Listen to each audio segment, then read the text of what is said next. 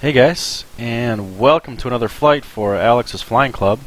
Actually, this will be a series of flights, hopefully, if all goes well, around Vancouver Island. We're going to be continuing our adventure in this area. We're going to be taking off from Comox Airport. I showed you the map while I was getting ready here.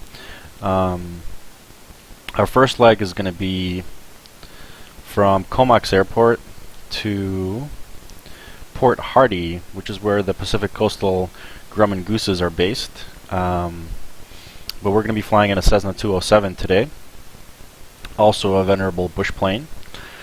And our route is going to take us around the northern part of Vancouver Island. We're going to pass through about half of Vancouver Island on this leg.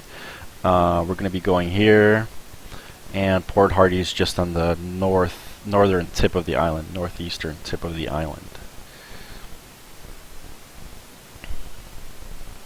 So we'll do our departure briefing once we get the engine started. Should be a short one as usual when we're flying this plane. I've got the flight plan filed. I got FlightSim economy running. Our passengers have boarded. Let's close the passenger door.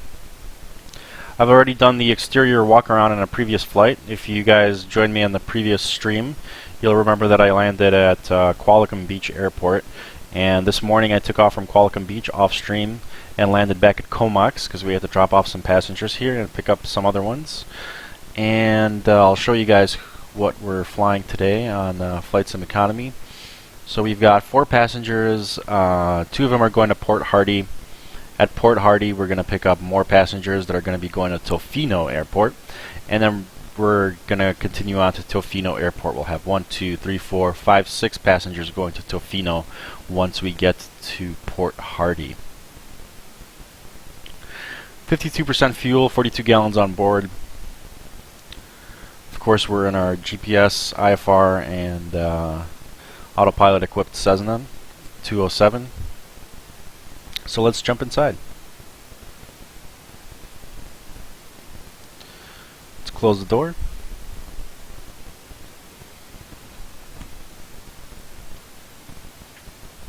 Open the window.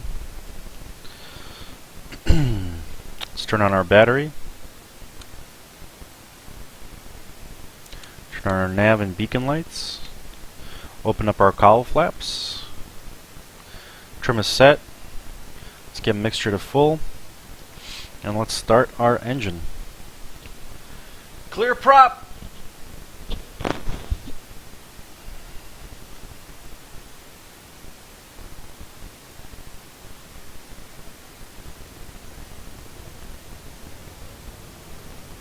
There we go, we have a good engine start.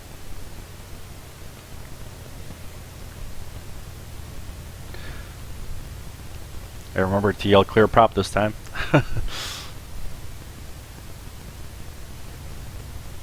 Alright, let's get our avionics on. We'll have our transponder to standby. Let's turn on some heat for our passengers, and the defroster is on as well.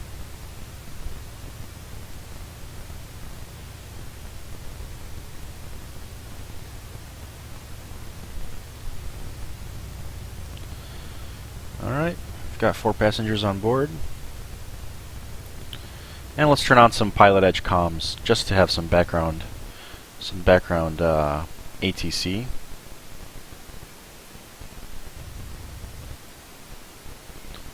Huh. It's saying Pilot Edge is not. Oh, there we go. Now it's working. Alright, if anybody called in the last 30 seconds, I lost my voice connection there. I had to reset the board. Want to tower up to someone? Tower up. Oh, it's a reset the box. 2,800, 4,000. Everybody's calling at once. 014, contact Ontario Tower 120.6. Cessna 113, Papa Foxtrot, SoCal approach, ident. Okay, here's your ident, 3 Papa Foxtrot. All right, so we're going to be departing from Comox, and Oh, it's there. It's 24, I parked where I parked yesterday. Level 210.5 or 230. I think we're ready for taxi. Let's note our fuel. 350. Okay, 30 feet contact Oakland Center 127.45. 20 gallons in the left tank, 24 in the right tank. Okay, 303. It's 44 gallons total. And our departure time is 9:56. Contact Oakland Center 127.45. Good day. Let's release our parking brake and start our taxi. We're going to be taxiing on Alpha, if I remember correctly from yesterday. At 314 Pop Ontario Tower, only 26 left, put land 1050 at 4. 26 left, 4. So that's 3 Pop Foxtrot, ready to contact over Paradise VR, Clementine 9,000. Up to 9,000. I do have custom scenery here for Comox Airport, and that can be found on my channel page. Radar contact lost. If you search Vancouver Island Airports, you'll see a link to this scenery, if you're interested.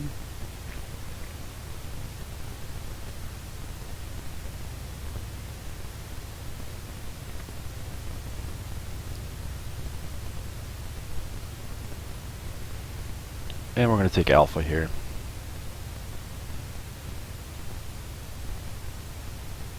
Voice Center, good morning. Southwest 1193, checking on flight level 320. Southwest 1193, Los Angeles Center, good morning. After 29 Palms, descend, maintain level 240. Flight level 240 after 29 Palm, Southwest 1193. Sorry, I tapped. At 314 Papa, Roger, contact departure.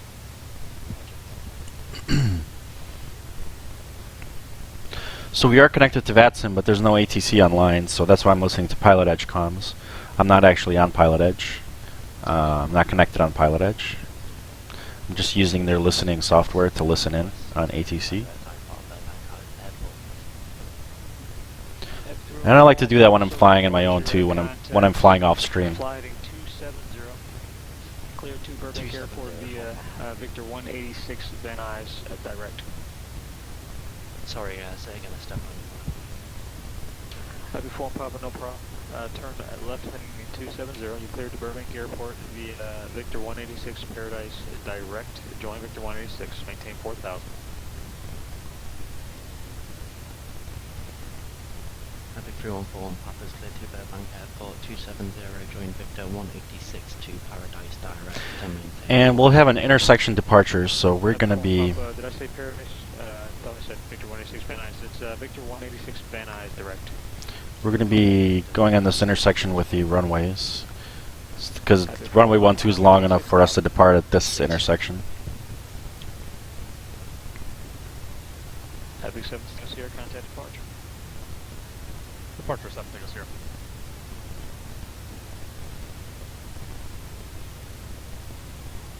And let's slow our speed down a little bit. Ah, 7 Tango Sierra is 5,000. got that FSX brake bug with my rudder pedals, which I don't know how to get rid of. My right brake gets stuck on full deflection mode. 25 right at Juliet. Intersection departure shortened. Clear for takeoff. Wind 0507. Hey, Brad messaging me again. Welcome to the stream. And let's turn on our strobe and our landing lights. I think Brad's a controller as well. Yeah, he's going to be signing on as a center controller. So we'll have some ATC. Didn't realize that he was a controller because he was signed on as an aircraft yesterday. So that should be nice. We won't have to listen to Pilot Edge comms. We can talk to the center controller.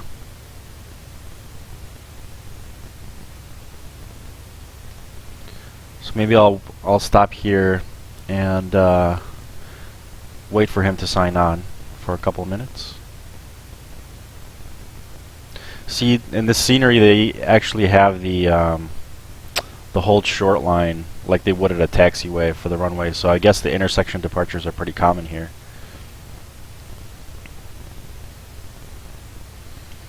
241 Papa. We got that wind blowing north again. Flighting 250 to join.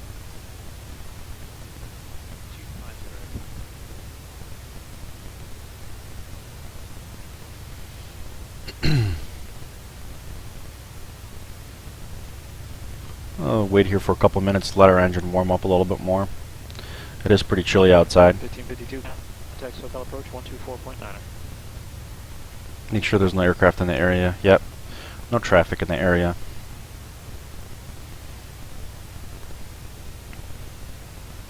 Let's double check the ATIS again. The ATIS is kind of wonky in the flight simulator, that is, for this airport. The frequency is 118.6. Sir, do you want to go higher? They're not going to be able to get you higher until about after Paradise.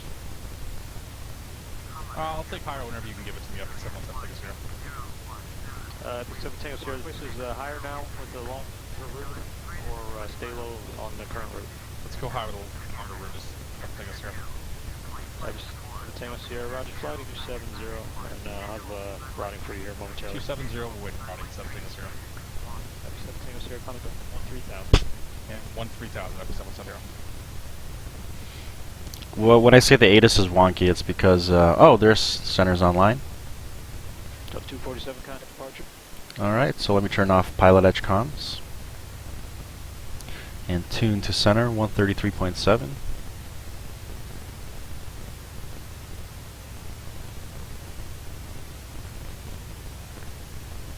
Oh, 133.7.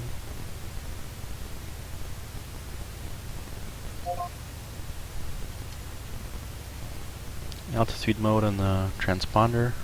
We'll probably get a different transponder code in a second here. Let me actually look up the airport chart so that I can tell them where we are. QQ charts.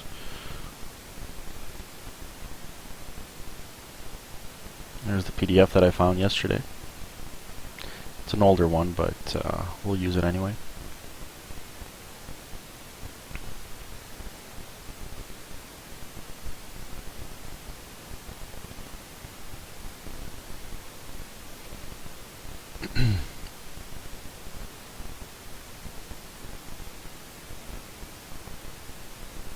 Okay, so we're located right over here, the intersection.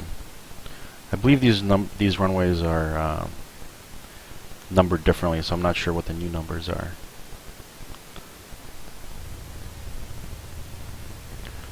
Vancouver Center, good morning.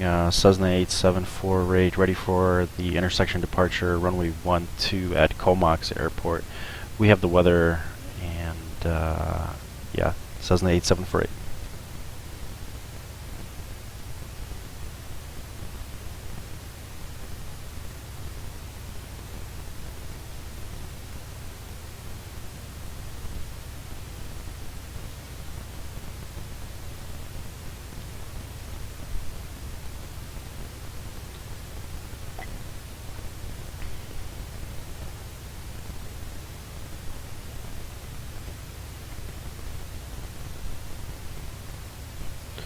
Just waiting to get our Cessna 874, Sam.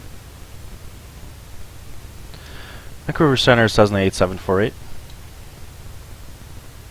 Cessna 8748, Comox winds 140 at 6, altimeter 2901, runway 12, taxi via Alpha, hold short 12. We're currently at the intersection. We can take an intersection departure if that is available. Otherwise, we can taxi all the way to the end of the runway via Alpha. Please advise Cessna 8748. Cessna 8748, runway intersection, departure approved, the intersection of runway 18. Remain with me on this frequency. Squawk 4000, clear takeoff 12.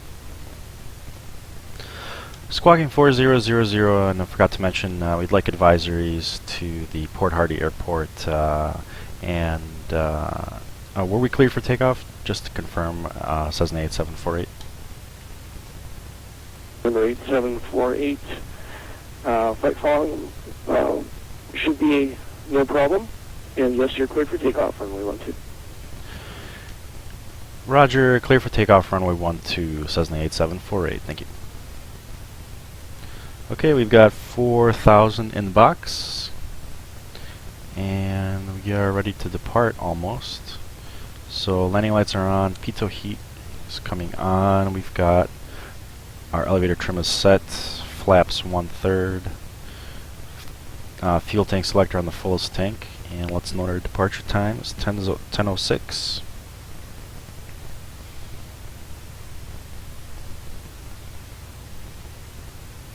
Had a decent takeoff for once at Qualicum Beach Airport, and the trick is to push my yoke forward during takeoff roll, so that the aircraft doesn't start to rise prematurely and kind of start swerving on the runway. And I'm going to try that here as well.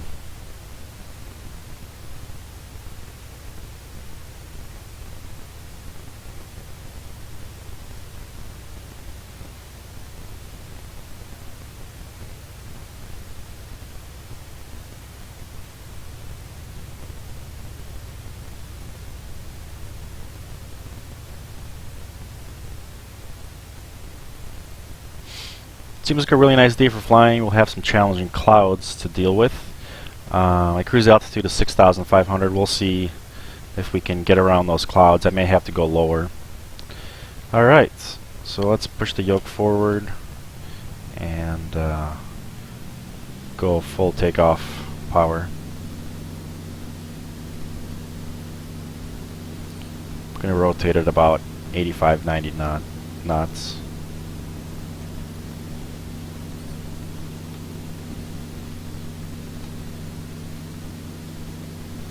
That was okay. I still felt the aircraft swerving a little bit. Maybe I pushed the yoke too far forward.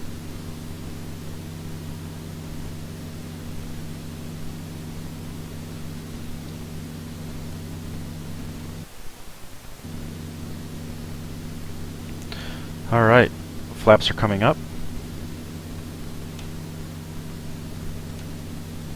Clear of the obstacles, so I'm going to lower my power.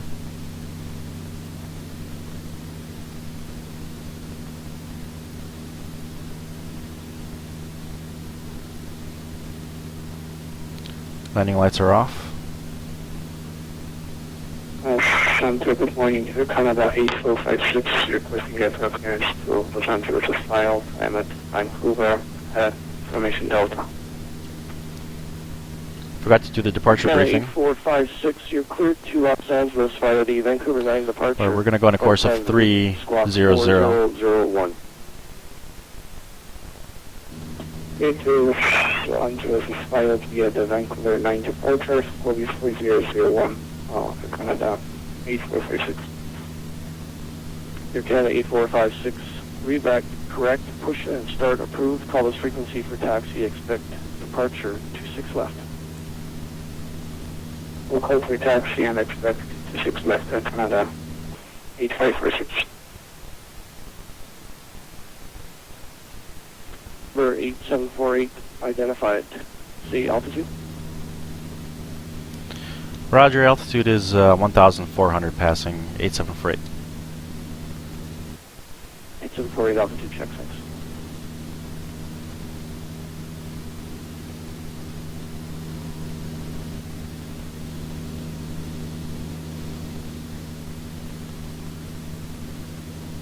Nice little boat below us, little sailboat.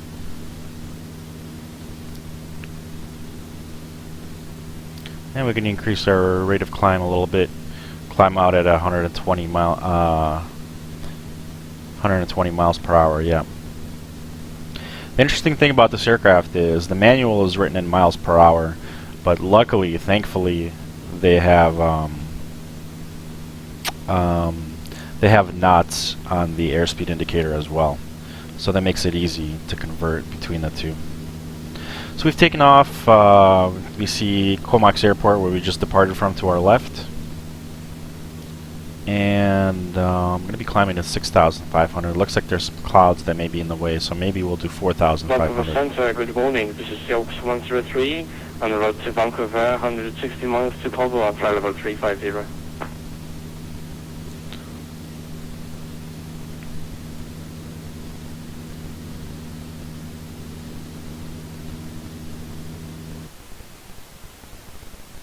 Aircraft calling Vancouver, is that Alpha Sierra X-ray 103? Yes, that's correct, and the call sign is Silks 103.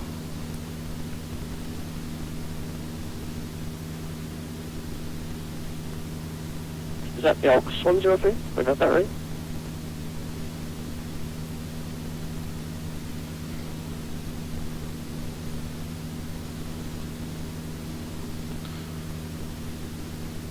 So we got everything as it should be. Fuel tank selector is okay. Cowl flaps are open for the climb. We'll close them for cruise. Center Air Canada 8456 ready to taxi runway 6 left. Air Canada 8456. And let's actually level out at 3,000 feet. Winds calm, altimeter 2991, taxi via Mike Juliet Hotel Delta. Let's level it out here because I'm worried about this cloud up ahead. Taxi to 26 right via Mike Juliet Hotel Delta. I'm worried about that cloud. 8456. Let's close our cowl flaps. Actually, let's leave them open just a little bit since we're Alpha Sierra X-ray 103. Sorry, I haven't got your call sign since yet. we're on a fast cruise Squawk setting. 4002 and ident.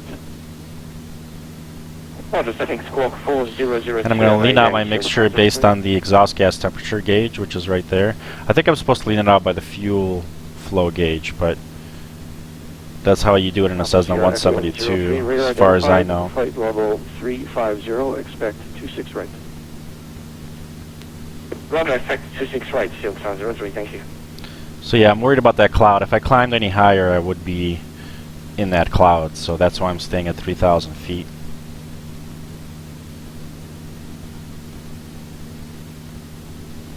And if you're just joining us, we're flying from Comox Airport. We just departed there. And we're going to Port Hardy. This is Vancouver Island that we're flying around. So our first waypoint is going to be this airport coming up, Campbell River Airport. And we'll be looking for that. Should be pretty prominent because there's an island that begins right next to it. So I'm going to be looking for the island. And I think I may see it in the distance already, and yeah, the airport should be right there.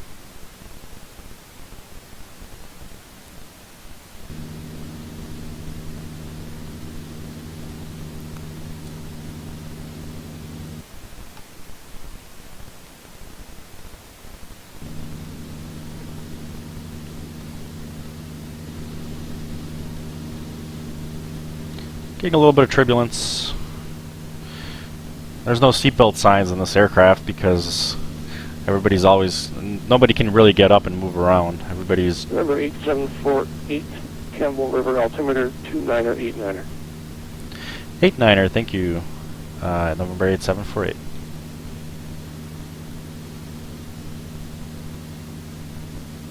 Alright. Got the local altimeter.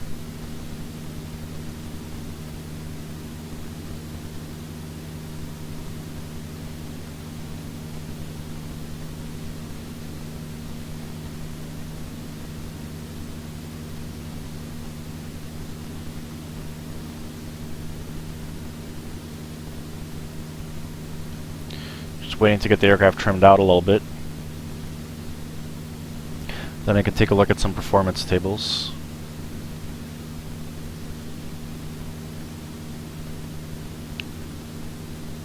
So let's take a look at the performance tables for the aircraft. So at 5,000 to 2,500 feet, let's go 2550 RPMs, 24 inches of manifold pressure. That should give us a true airspeed of 153 miles per hour. We can cross-check that. So fuel flow should be 15.5. So let's set fuel flow to be 15.5. It's currently at 13.4. So let's bump up our mixture a little bit.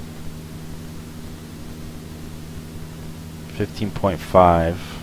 And let's see if we get, what was it, 153 miles per hour? With 8745. Yeah, that should give us 153 miles per hour. Johnny 745 Vancouver Center. Your strength 4, readability 2. You're breaking up quite badly.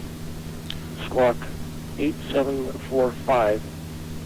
Correction, squawk 4003 and ident. So we're currently getting a little bit higher than 153. Oh, actually, you know, 4003 and ident. 8745. no, we've got manifold pressure set to 2400. 8745. Radar identified, flight level 370. Somebody with a similar call sign to us, I believe, on the frequency. And there's the airport that we're looking for. That's our next landmark. That's our first landmark. Air Canada 8456. Fly heading 210. Winds calm. Cleared takeoff 26 left. We're going to take a course of 290 after. Fly heading 210 and clear for takeoff 26 left. Air Canada 8456. Course of 290 after we pass Abeam the airport.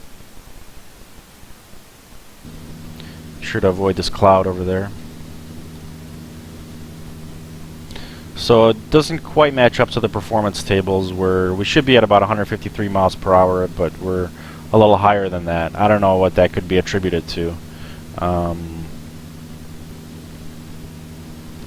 But yeah, let's push up our RPMs just a tad to 2550.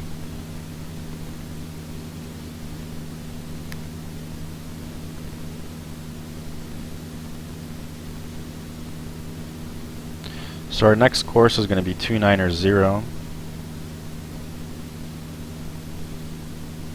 We have that set.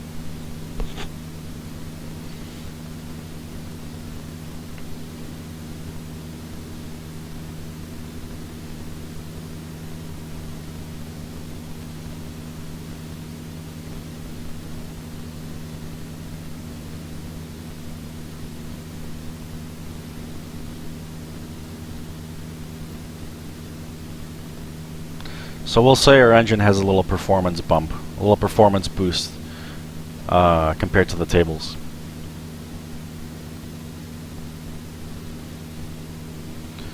I'm just seeing. Oh, look! You can switch whether the autopilot follows the GPS or the VOR lock mode, V-lock mode. That's pretty cool. But we're not using the GPS today, we're flying by visual landmarks. That's why I have the flight plan page up so we don't see the map.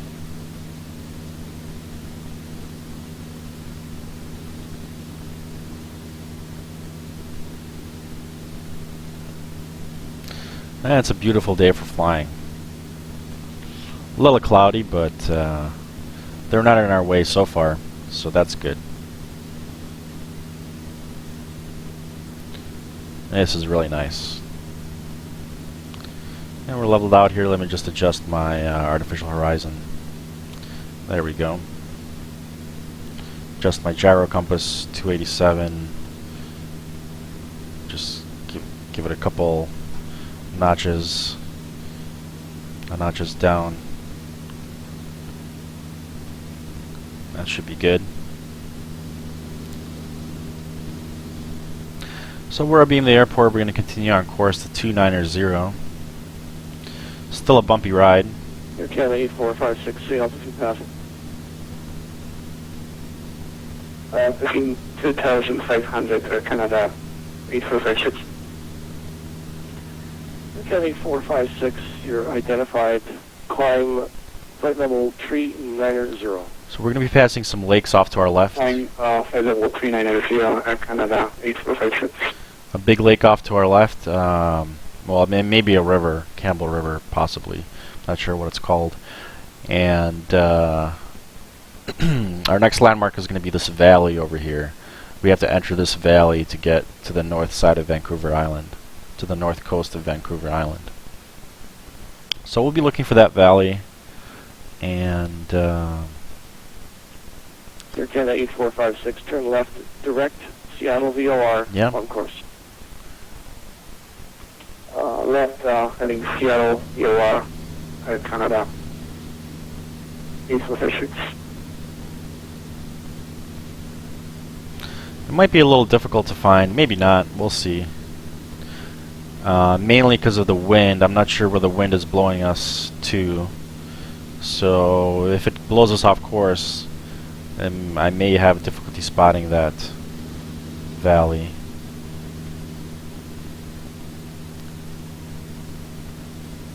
So I see the lake on the left-hand side.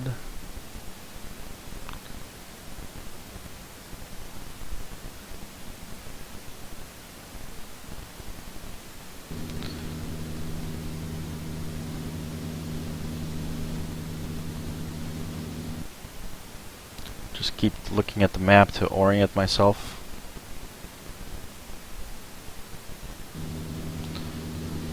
So there are the series of lakes that we're seeing, and there's the big one.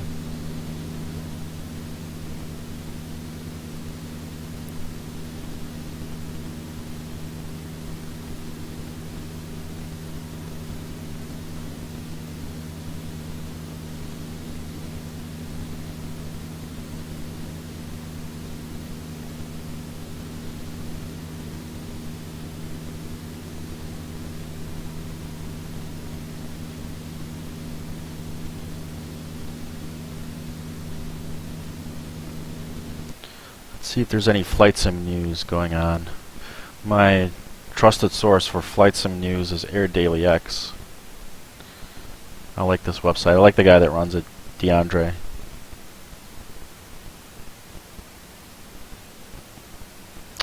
So they're having a group flight, a new scenery release, Flight SimCon 2017. I'm actually considering going. I've got a lot of events going on, and I've got a bachelor party that I need to, well, my bachelor party going on in early 2017. I've got a wedding, my wedding in July, so maybe I can squeeze Flight SimCon in there, but yeah, there's a lot of buzz around this, and it seems like a really fun event, and if you're really into the hobby, then this is very tempting to go to. Let's see. EasyDock version 2 came out on the heels of the competitor. I forget what it's called. Forget the competitor name.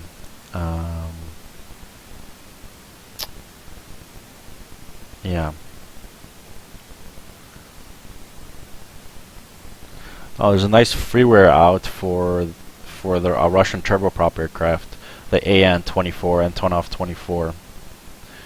2103, are you able the Worcester 4 arrival?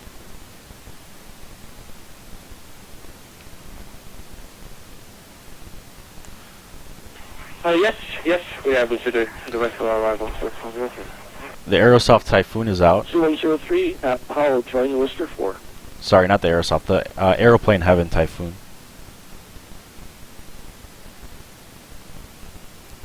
So a lot of interesting flight sim news going on.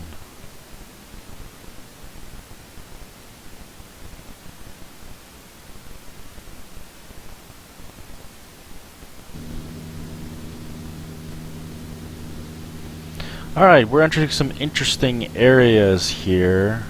The clouds appear to be right at my level.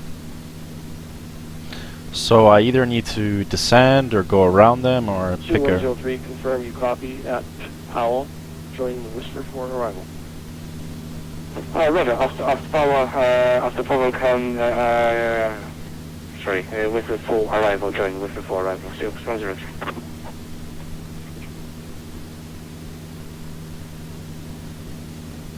So I'm having trouble finding this valley. Here's another lake. I've flown in this area before recently, and I didn't have trouble finding the valley. I'm not sure why. I don't know if these mountains that we're passing are these little hills over here, or whether they're already these mountains. Probably not these quite yet. I mean, this should be pretty prominent. When we pass this range right here, this should be pretty prominent. I should be able to see that.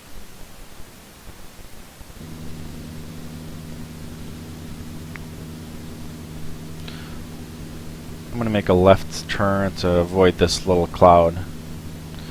This happy little cloud. As Bob Ross would say.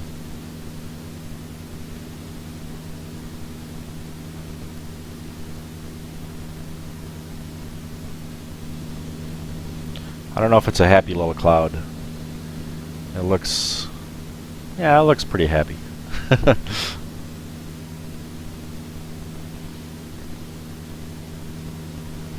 Some of them look a little menacing. A little too dark. With some potential rain and precipitation.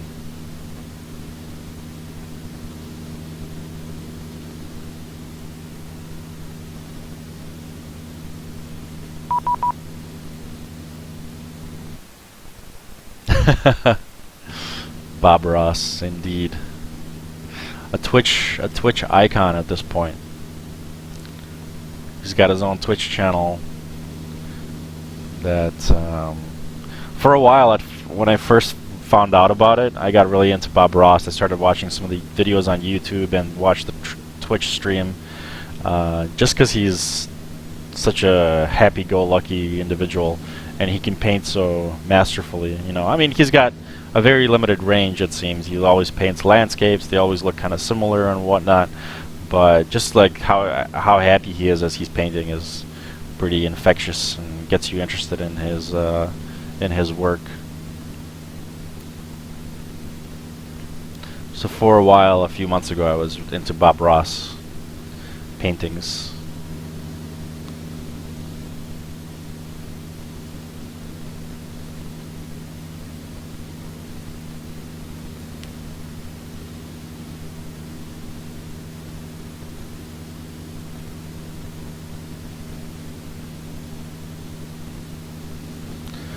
Alright, potentially that may be our valley up ahead. Right, this little U-shaped area.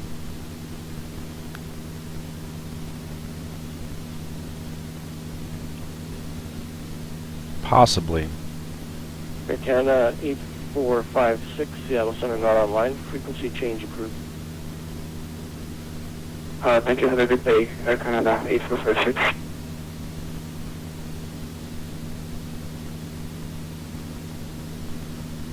Yeah, though, that's a good candidate. I'm gonna say that's our valley that we're looking for over there, and we may need to descend here because there's just a cloud right in our way. Right in our way at 3,000 feet. So let's go down to 2,500. See if that'll get us clear of the cloud.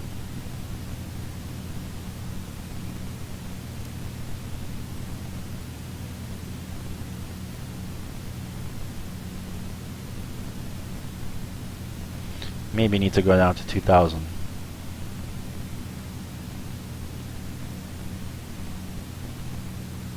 And since we're so near the clouds, it's a little bumpy. The air is a little turbulent. Sioux 103, when ready, descend 17,000. Report leaving flight level 350. Roger, when ready, descend 17,000 and we'll report when ready 350, Sioux 103.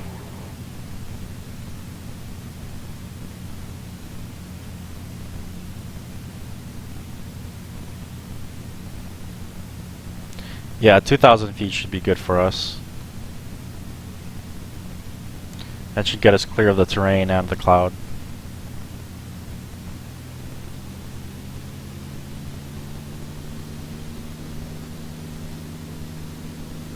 Oh, another thing is we were getting higher speed. We were also 500 feet above what the chart said, so we weren't quite at 2,500 feet. So that could be another reason why we were getting higher speed than the chart.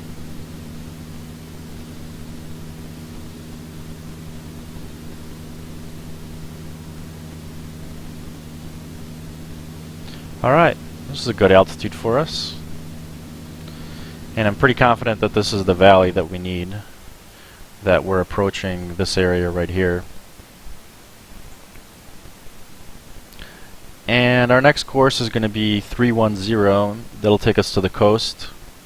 That'll take us to the coast, and then we're going to hug the coast for the rest of the trip until we get to Port Hardy. So I'm going to set 310 in our heading bug.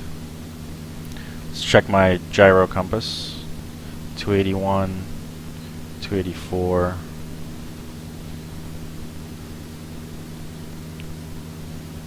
There we go, that should be synchronized. Or rather, yeah, synchronized, I guess.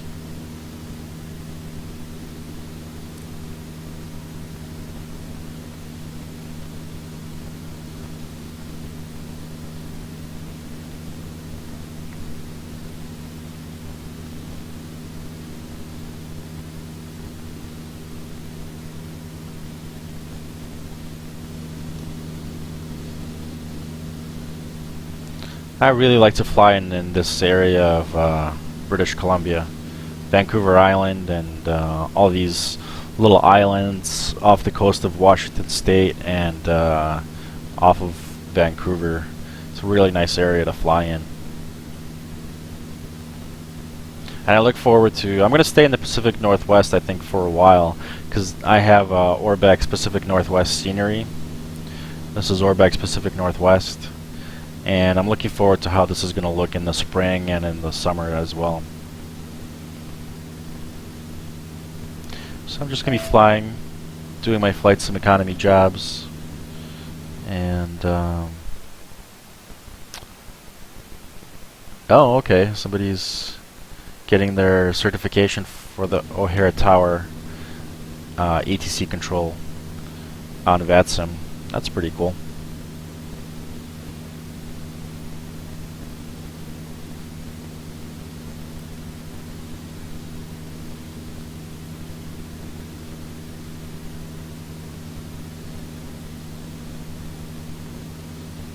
And I can see the coast up ahead, so that's good. That's what we need.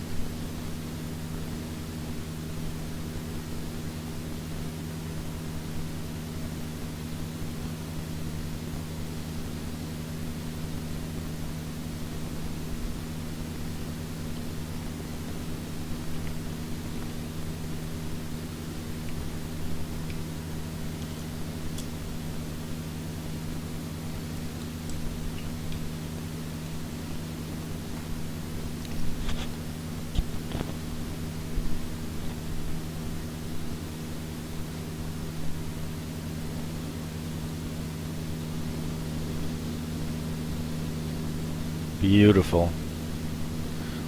All those Orbex trees. I do have the Orbex trees package too. So those look really nice, I think.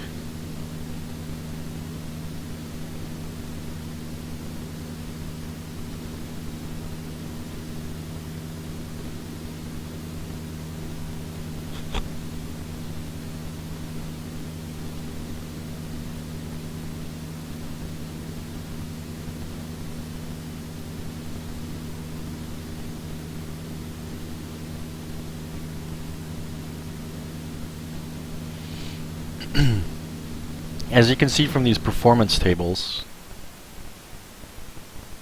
I could be cruising a lot more economically.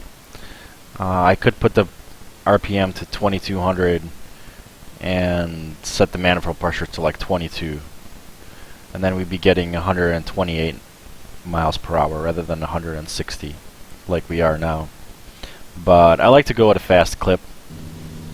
Truth be told, one of the things I don't like about the aircraft is I wish for it to be a little bit faster, and the that's it's fine as it is, but I like to keep it on the faster end. You know, in real world operations, they'd probably scale it back, run it at like 2200 RPM, 22 inches of manifold pressure. But I'm running it close to the yellow line right here, just because I want to get to the destination a little faster. Let's say it's a service that we're providing our customers, our passengers. Giant 8745, Seattle Center not online, frequency change approved.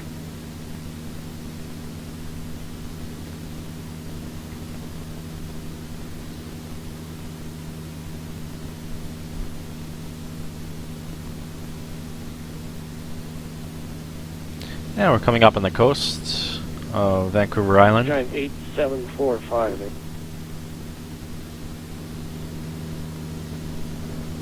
Good, Giant 8745. We start descending to 17,000 from 350 Silk 103. Alright, let's take a look at the map again. 2103, Vancouver altimeter 2991. So our next course is going to be 283. 283, and we're looking for this little tiny bay, I guess. In any case, our next true landmark are going to be these little airports and these islands, these smaller islands. So I'll have to. These ones right here are kind of hard to distinguish one from the other. But in any case, we'll do our best here. They just have to follow this channel all the way until we get to these airports over here. So 283, is that 263? Yeah, 263, sorry. 263 is our next course.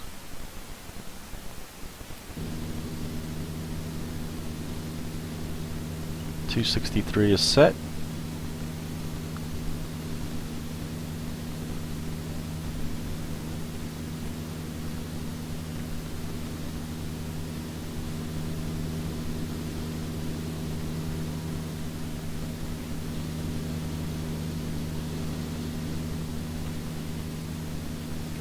Man, I could do this all day. If all goes well, this is going to be a pretty long stream. And I'm just having so much fun. Number 8748. Vancouver Center, November 8748. 8748, I have the Port Hardy altimeter. Would you like full weather? Affirmative, thank you. November 8748. Number 8748, observations were taken 1800 Zulu. Winds 090 at 23, gusting 35, visibility 20. Sky conditions, view at 2000, ceiling 7,200 broken. Temperature 4, dew point -2, altimeter 2975. And thank you very much for that, 75 in the altimeter, and it says 8748. Alright, so we got the full weather. That was nice of him that we didn't have to go to the ATIS. Winds are 090, 23, gusting 35. That is going to be a challenging landing. And let's set our altimeter as 2975. So that means we have to climb a little bit to get back to cruising altitude.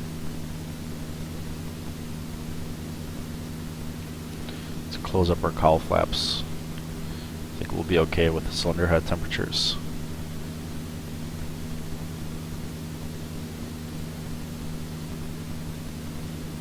Let's see if the cylinder head temperature will rise. 377 Fahrenheit. Yeah, it's rising a little bit, 378.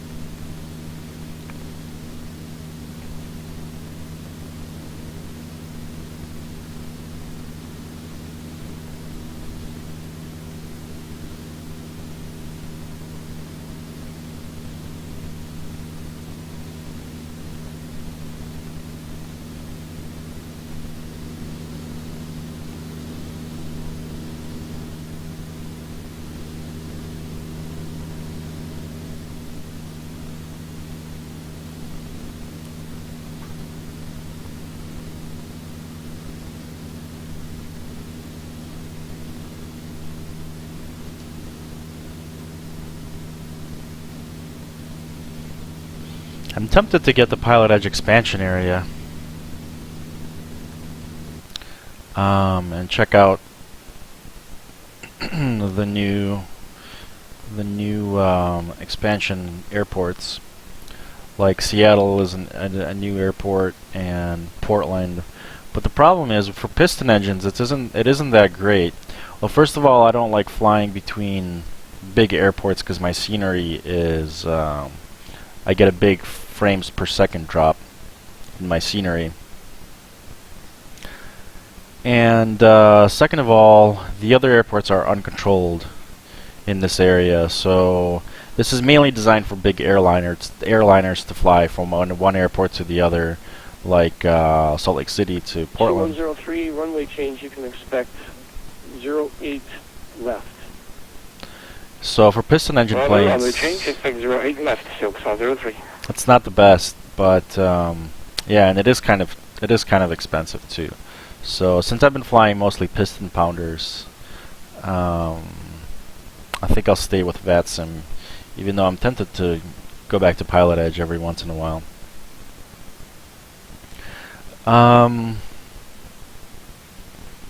Yeah, so we're cruising along over here somewhere. Let's see, Port Hardy is uncontrolled.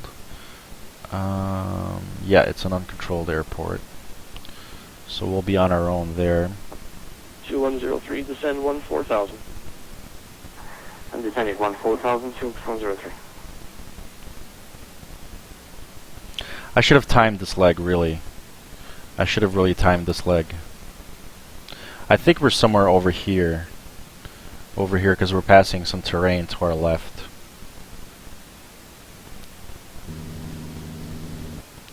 As you can see, we're passing some terrain. I'm going to go a little bit lower. I'm going to go 1,500 feet.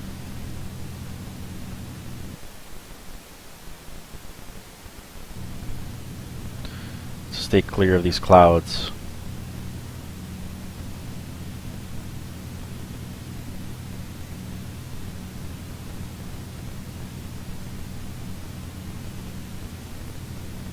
Actually, I think once we pass this one, we'll be okay. So maybe I'll go back up. Oh, never mind. Scenery just loaded. 1,500 feet it is. 1,500 feet it is. Okay, so this is the terrain that we're passing.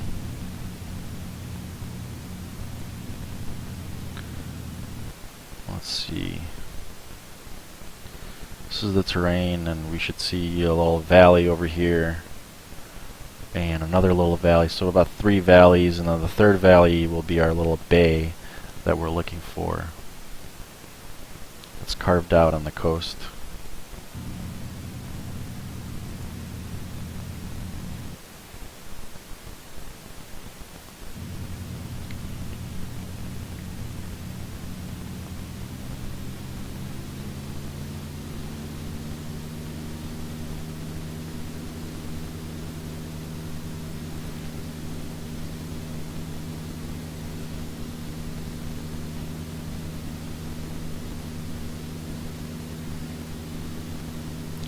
Enrich the mixture a little bit. Via the arrival, descend 3,000. Roger, descend 3,000, Silk 103.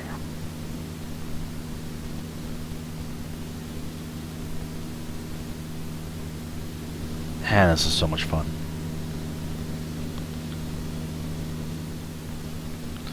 If you like hand flying, if you like piston engine aircraft, this is the thing. General aviation flying, and if you like navigation too, flying with a map and a compass, this is the thing to do.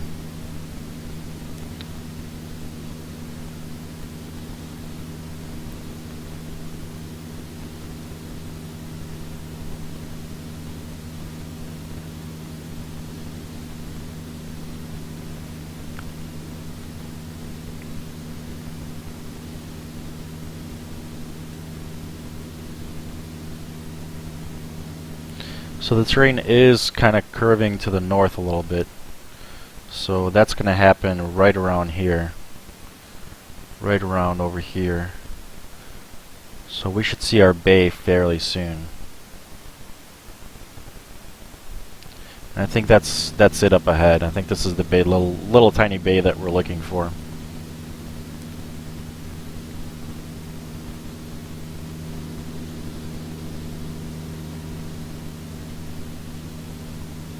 Oh, another scenery change. These clouds kind of keep coming back and forth.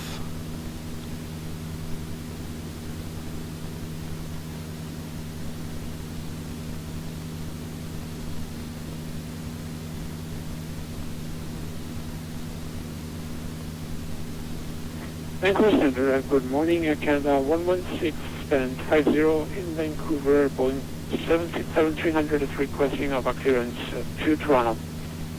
Let's see if we need to switch our fuel Canada tank. 116, you are cleared to 14 gallons and 20 Waterloo, gallons. Vancouver 9 departure. Let's switch our fuel Plan tank. route, squawk 4004. Auxiliary fuel pump on.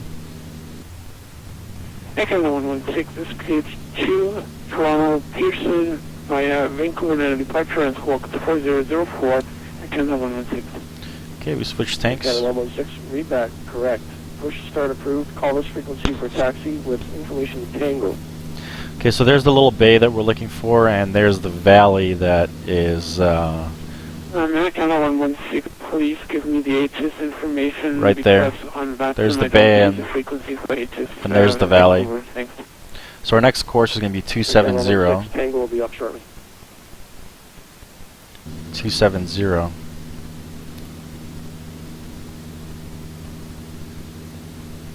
And I'm going to time this leg, so it's 10:47 now. So 47. I'm going to make a note of that, so that we should be looking out for the airports that will be coming up.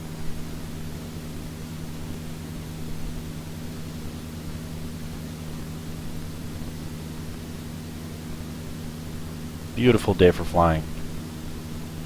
Just wonderful.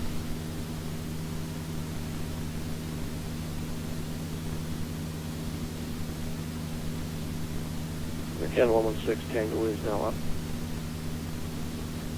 up. Thanks so much for Canada 116.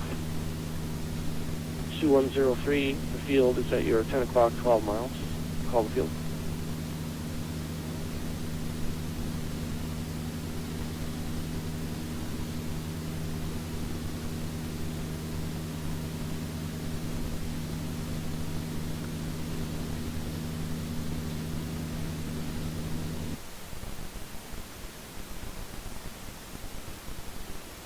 Two 103, Vancouver. 2103, go ahead. 2103, the field is at your 10 o'clock. Call the field in sight. Okay, at the moment, no traffic in sight. 2103.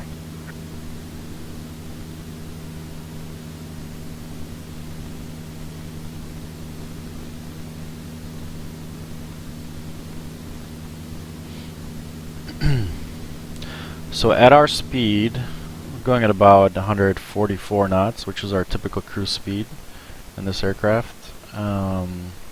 14 nautical miles, so let's say at about 120 knots, that'll be 7 minutes of flying. So let's say about 5 minutes because we're going a little faster, or 6 minutes because we're going a little faster. So we've flown about 3 minutes, so at 2103, expect vectors visual 08 left. about 3 more minutes until Expect visual 08 left, 200. until we're overhead the airports. So about 3 more minutes.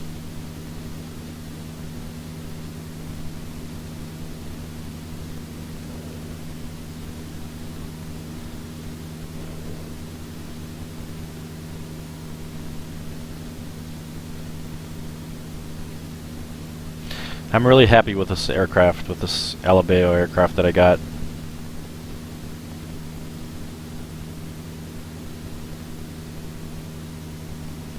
It's really fun to hand fly. Trims out really nicely. November 8748, Vancouver. November 8748, go ahead. 8748, Port Hardy has an MF, frequency change approved. Over to Uticom. Thank you for the great service, Cessna 8748. Have a great afternoon. Thanks, you too. Thank you.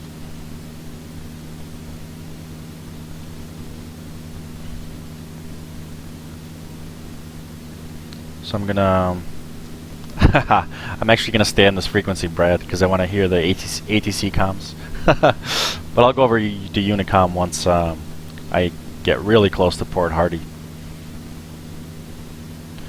I don't think there's any. Yeah, there's no traffic currently. So actually, sometimes you fly on VATSIM so often, and you land at these smaller airports, and you think there's going to be nobody there, so you don't send out a Unicom message. But the last time I flew into Port Hardy, and I was on final approach, I landed just as I was about to land. I noticed the Cessna 172 was also landing at Port Hardy, and coming right at me. So he had to do a go around. He actually landed at another runway. So he did a go around as I landed. And yeah, he did a go around as I landed, and yeah, so I think I just have one.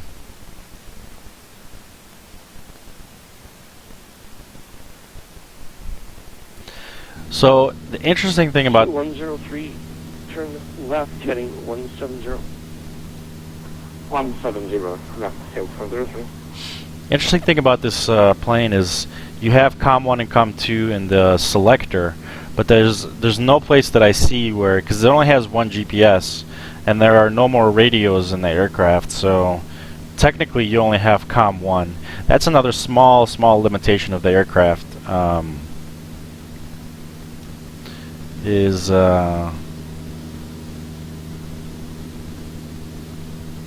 You have just one radio set. Passing a series of islands, let's take a look at what those are. So I think we've passed 1, 2, 3 small islands, and the third one should have the airports that we're looking for. So let's take a look. There's 1, 2, off to a right. 103, turn left, heading 110. 3, and there's the airport. Haha. We found it. There's the airport. Left, heading 110. That's not where we're landing, but that's our landmark.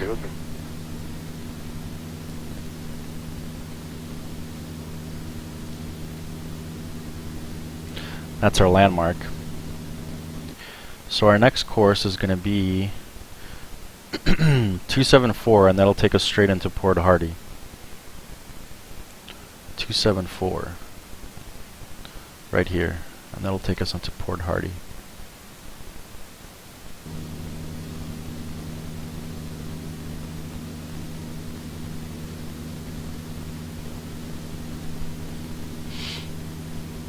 Let's plan our approach.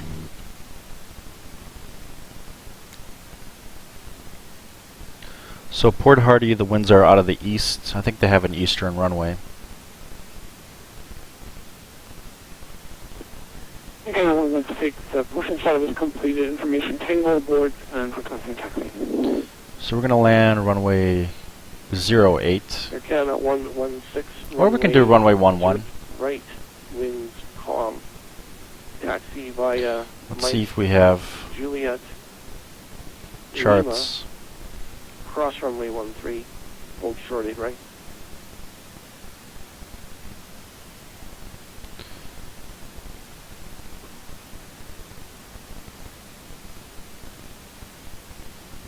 Here's a basic diagram for the airport. Center, I'm actually parking on Juliet Charlie. I pushed from gate Charlie 50. So would it be okay, Juliet Charlie, Juliet Lima, to the right? Camera 16, yes, Juliet Charlie is fine, thanks. Okay, thanks so much for again.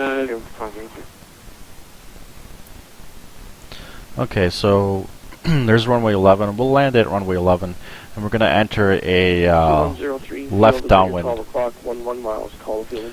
We're going to enter a left downwind for runway 11. Here we go, runway high, ready, 203, the right left. So approach briefing. 2103 cleared straight in visual approach 0 Lima. This will be a Visual approach 0 Lima. This will be a visual approach into Port Hardy Airport, runway 11. We're going to enter a left downwind. Airport elevation is 71 feet, so we'll do a pattern at 1100 feet. And the altimeter is 29075. That is set. And that is the approach briefing complete. Actually, this will be a flaps 2/3 approach because of the heavy winds.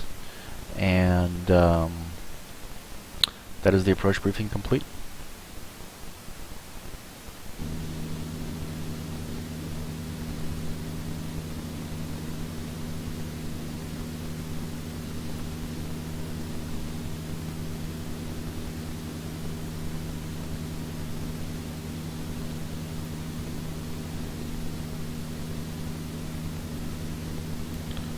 So we're passing an island to our right.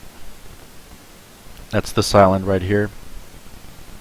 So Port Hardy Airport should be up ahead. Very close. Let's see if we can see it from here. I do have scenery at Port Hardy, I believe.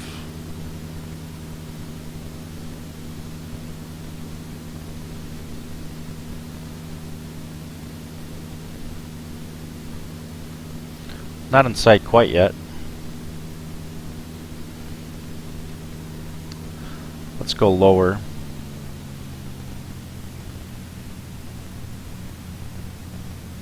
Let's go to our pattern altitude of 1100 feet.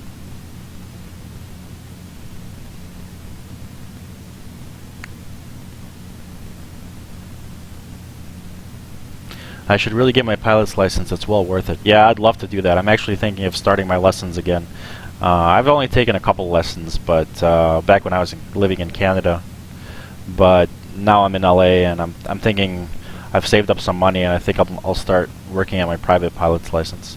Do you have yours, Brad?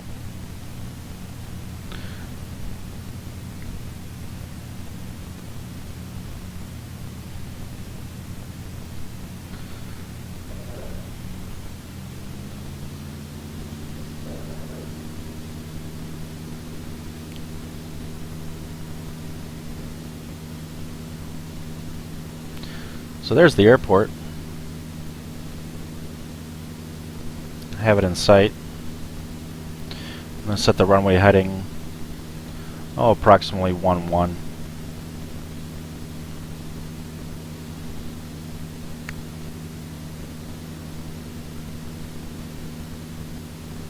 You got it in 2011. Oh, that's awesome, man. That's really cool. 2103, winds 120 at 4, clear to land, Lima. Just go clear to land, runway 0, left, 2103, thank you.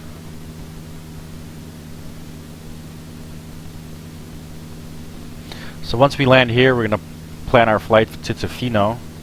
We're going to keep going with our passengers. We're going to go all over Vancouver Island today. It's going to be a lot of fun. Now Tofino should be interesting because there are a lot of clouds, so we may have to do an IFR flight to Tofino because we have to cross some mountains, and we have to stay pretty low. So that one's going to be an interesting one to plan. I mean, we could get around through some of these valleys and stuff. In fact, yeah, we can go pretty low over the water, find a route through the valleys, and make our way that way to Tofino. But we do have to cross the mountains somehow, either IFR or VFR through the valleys. So that should be fun to plan. So there's the airport. I'm going to start slowing down here. Here's the runway that we need. Runway 11. I'm going to go over to Unicom now. Since last time I did see some traffic here. in case somebody loads up on the ground or something. I'm going to turn on Pilot Edge ATC while we're on Unicom.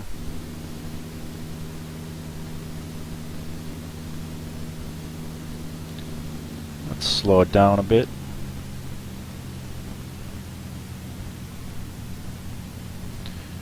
We don't want to descend, we just want to get slower.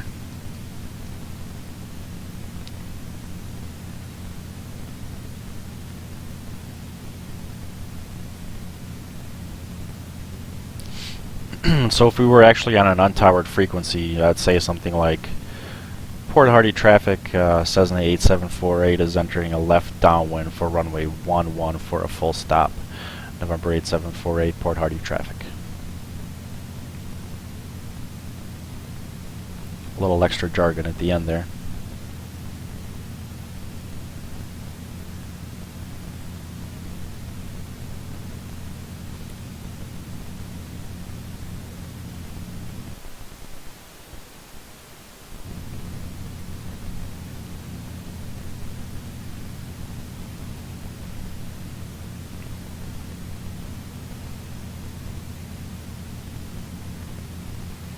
Oh, I thought we were landing on the wide runway.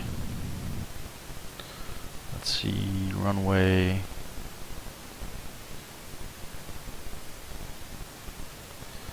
Runway 11 is 1,500 feet. Center departure, Cessna 122 Kilo Sierra. In the simulator, it's smaller width, 2 Kilo Sierra, go ahead.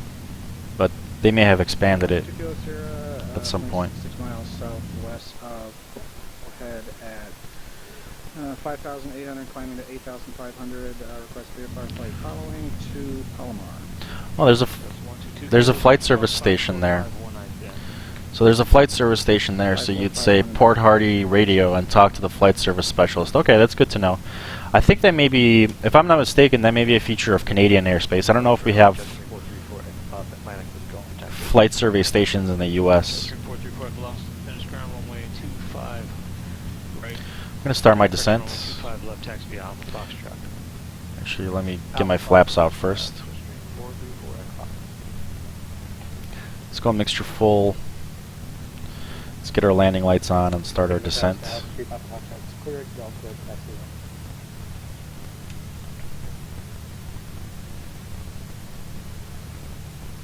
113 Delta Foxtrot, runway, correction taxi parking via Echo Charlie, cross runway 21 at Echo. Echo Charlie, cross runway 21 at Echo Foxtrot. 108 Hotel Tango, we are short runway 11, ready for departure. I'll start my base turn. 6 Pop Alpha. I'd like to do the whole GPS approach on the 30. First, 3 Papa Foxtrot, it's passed for the cattle, for the, actually, you're not doing a test, are you? Yeah, 3 Papa Foxtrot is the I-11. 3 Papa Foxtrot's passed for the I-11. Great. It's okay with you. I'm shutting down out here if it's okay. That's fine. Great, thanks. So it's a little different than Flight Watch. I have to look that up. I don't know what Flight Watch is. Say again? No, 108 Hotel Tango, we are holding short of runway 11, ready for departure to Denver Mine. 108 Bravo Tango, San Luis Tower, wind 13010, runway 11, clear for takeoff, straight out departure. Clear for takeoff. Let's open up our call flaps halfway. 108 Tango. Our 56 Pop Alpha, say again, request. 56 Pop Alpha would like to go direct for G and fly a course reversal for the GPS 28. Overshot the runway a little bit. A lot, actually. Air 56 Alpha Alpha. Let's go flaps 2. As requested. Maintain at or above 5,000 until established on a published segment of the approach. And we're going to have a slight crosswind from the left. As requested at or above 5,000 until established. I'll report inbound.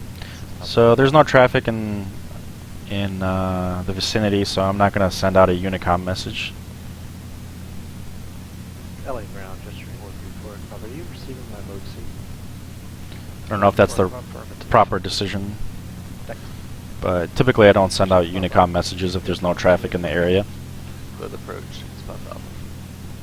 2 Kilo Sierra, contact 1 miles southwest. And we're going to taxi, once we leave, we're going to taxi via runway, via the runway over there, back to the parking area.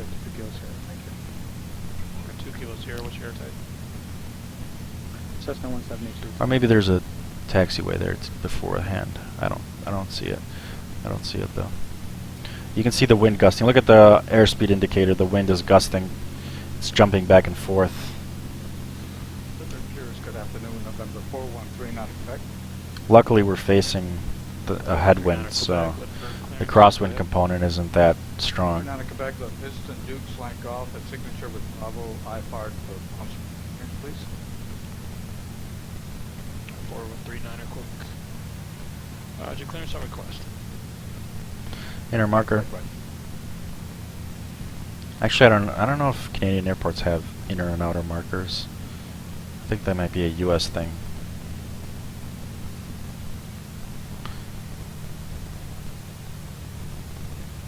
Whoa, got picked up by the wind.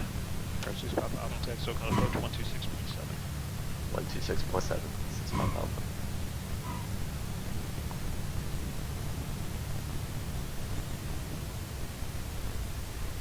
SoCal approach. All right. Centurion 56 Pop Flaps Alpha. up. Descending through 7,000.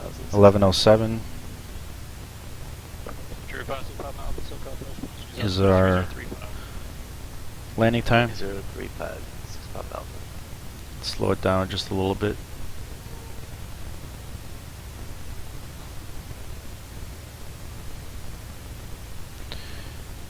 Turn off pitot heat. Hey, White Wolf Spirit. Welcome to the stream. I realize I called you White Wolf Sport before. And if I'm not mistaken, your nickname is White Wolf Spirit, if I'm not mistaken. Is that correct? Because you don't have the vowels there, so was kind of guessing.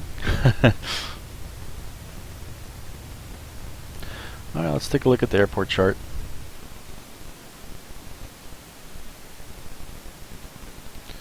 Very limited here. So we landed at runway 11 and we're turning here, and we're turning it over here on this. We turn on this runway, and then we should taxi off that runway to the parking area, and then we'll take off from runway 11 again. So that'll be convenient.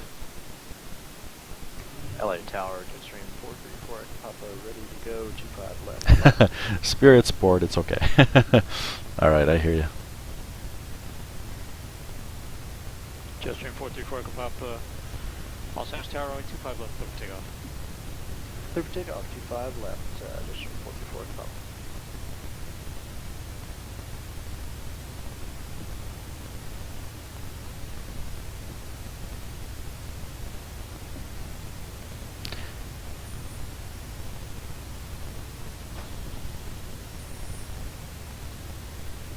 So taxiway Alpha will exit here.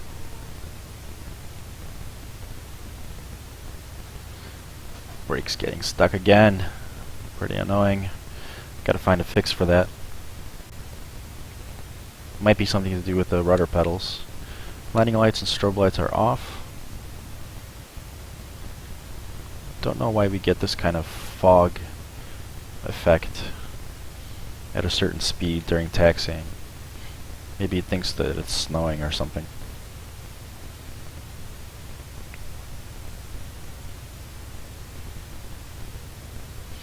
So this is custom scenery for Port Hardy.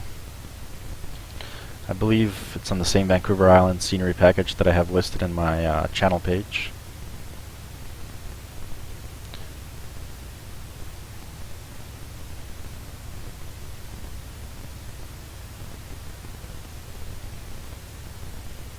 Ah, come on, I can't see.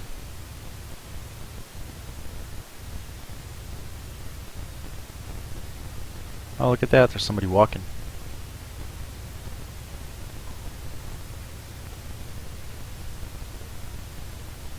And we'll We'll pull up to this area, let our passengers out. That's pretty cool, that little animation. Except he disappears.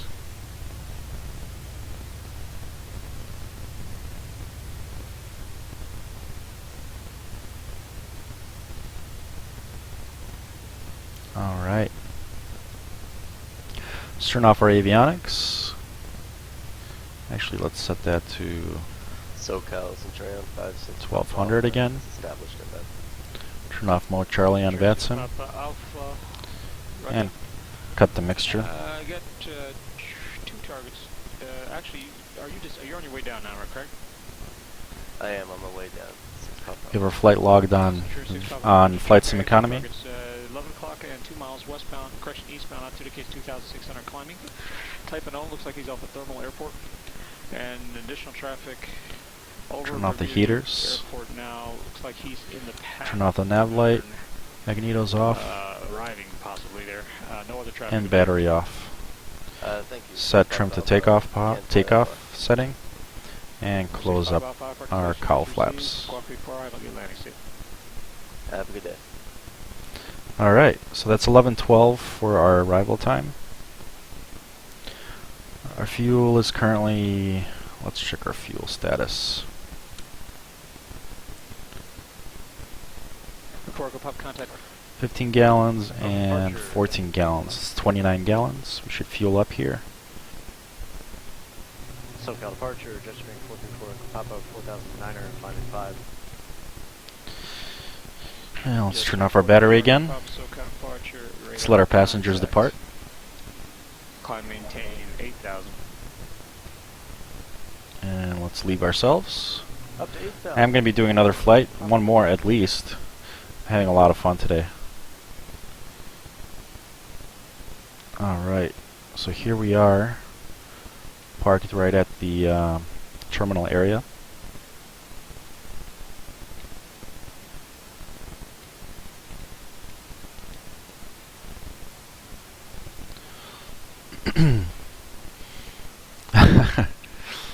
Those are some angular looking breasts. That's funny. And look at that wind, it's moving our aircraft it's moving our aircraft around. 164. Air 988 Juliet Flow, Burbank clearance, clear to Las Vegas for the I-5. Correction, clear to Las Vegas Airport for the I-5. Van Nuys 3 departure, Dagger transition as followed. Maintain 4,000, Alright. 15,000. Let's take a look at Flight Sim Economy. Departure frequency 134.2, squawk 3771. Can I have that departure frequency taken, please? HUD Bravo. Let's take a look at Flight Sim Economy. 1342 and a squawk 4365. So let's select these passengers, let's load them up as well. Let's refuel our aircraft. Juliet Bravo, clear to Las Vegas, Van Nuys 3 departure to Daggett. Let's go with Pac West Aviation, it's got the cheapest fuel price. After 5, 134.2, 4365 on a squawk. 60 gallons. Baron Juliet Bravo, read back correct, accept squawk code 3771. That's refueled. Comes close. 3771, Juliet Bravo. So we're ready to go. 1, 2, 3, 4, 5, 6 passengers. Before flighting 110, text SoCal approach 128.1. 110 and 28.1.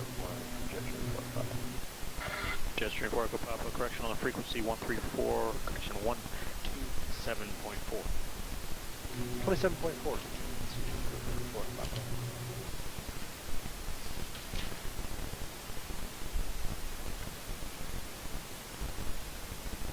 One, two. Good morning, Lundberg. Airbus 1 Juliet Golf. Phoenix, please. No, that's Josh on Pilot Edge. Josh J. Gibbs. He's got a good Twitch channel. I wonder if he's streaming. Airbus 1 Juliet Golf Lindbergh, Airbus 1 Juliet Golf Heavy, Lindbergh clearance on request. He is not streaming. Oh yeah, he is streaming at the moment.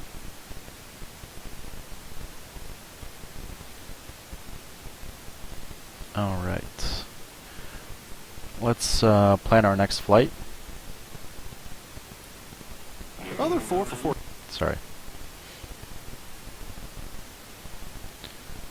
I'm just refreshing chat. Give me a second here, guys. Santa Maria Tower, Cessna 108 Bravo Tofino. It's approximately 8 miles northwest with information Oscar requesting a lane. SoCal approach, Jetstream 434, Echo Papa. Okay, I'm gonna pause Pilot Edge for a second. Pilot Edge comms. Alright, so our next flight is gonna take us from Port Hardy to Tofino Airport. Have scenery there as well.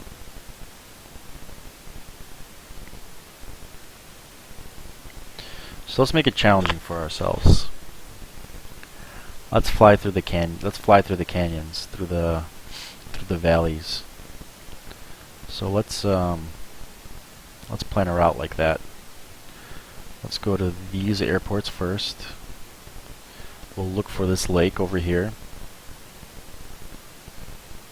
And we're gonna fly like that.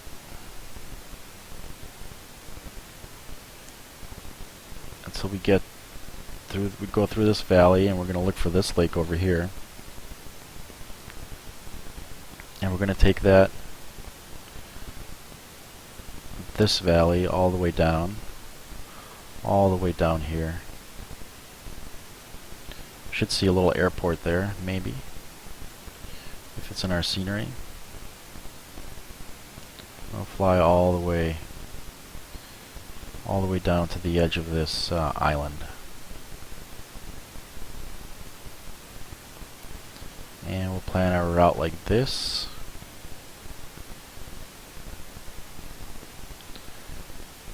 And do something like that. The edge of this island. We'll look for this smaller island. And then we're going to be at Tofino Harbor. We should see the airport from there. Cruise speed is going to be 144. Altitude is going to be... I'm going to try to stay below the clouds. See what the weather's like. Excuse me. Broken 7600. So clouds are a little higher by Tofino, but around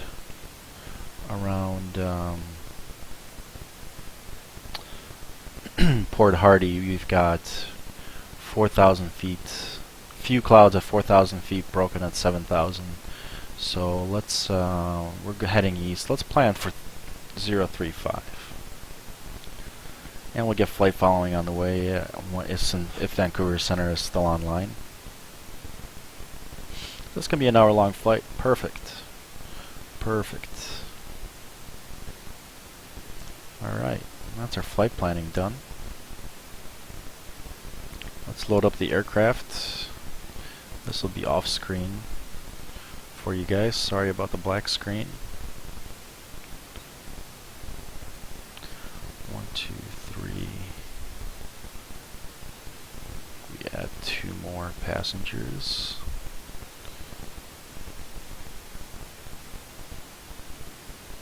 Let's see if that's good for Flight Sim Economy.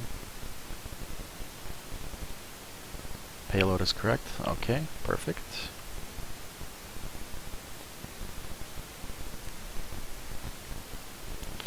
Alright, let's get back in the airplane. Passengers have boarded, so let's close the passenger door.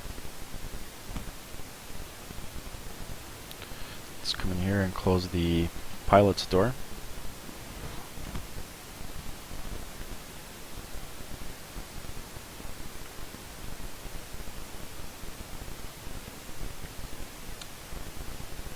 Still getting shaken around by the wind a little bit. Nav lights on, beacon lights on. Cowl flaps full open. Mixture to full. Alternator on. Clear prop!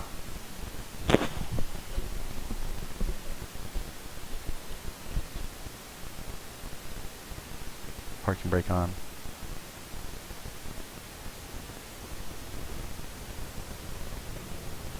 And there's our engine start.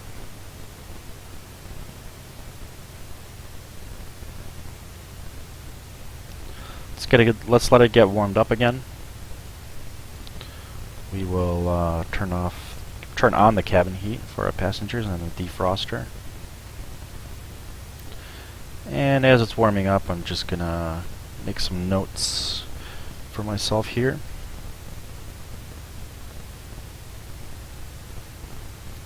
Flying a Cessna 207 slant Alpha, going from Port Hardy to Tofino Airport.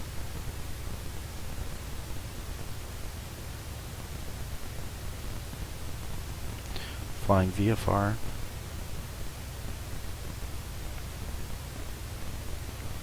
FSE, VATSIM, and Twitch. November 8748 is our call sign. Today is the 7th. This will be our third flight for today. Departure, takeoff, landing, arrival. Fuel at departure, fuel at arrival, incidents. That's my little template for my logbook. Let's turn on our avionics. This is already on. Stand by for the transponder. Lead out the mixture for ground operations. Let's close up the window.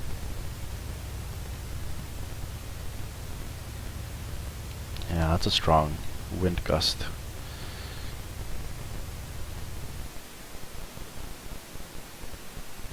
Let's go back to Vancouver Center, 133.7.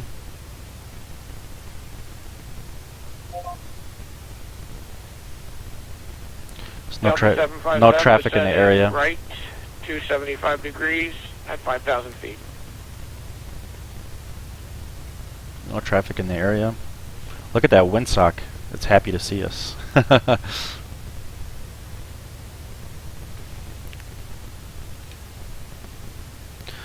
Check our gyro compass, 94 and 94. Going to be departing runway 11. Our first course is going to be 105.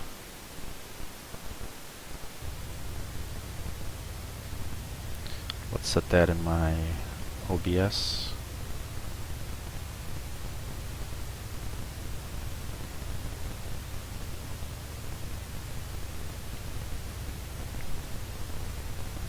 We've got the left tank selected. I think that's the fuller tank. 31 oh no, they're equal now. Left heading 260. 32 and 31. That's 63. At your 2 o'clock, 11 miles. Let me know if you get the field in sight. Sorry, could you repeat that again, please? Delta 757 out. Delta 757, turn left heading 260. Left 260 for Delta 757. Yeah, Delta 757, the field is at your 3 o'clock now, 10 miles. And we're going to taxi. We're currently right over here at the terminal. We're going to taxi to the 11 runway via this taxiway over here.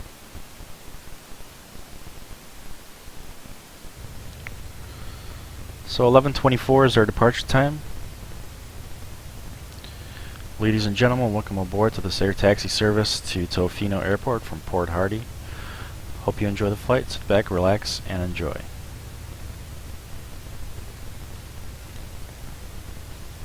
That's my little passenger announcement.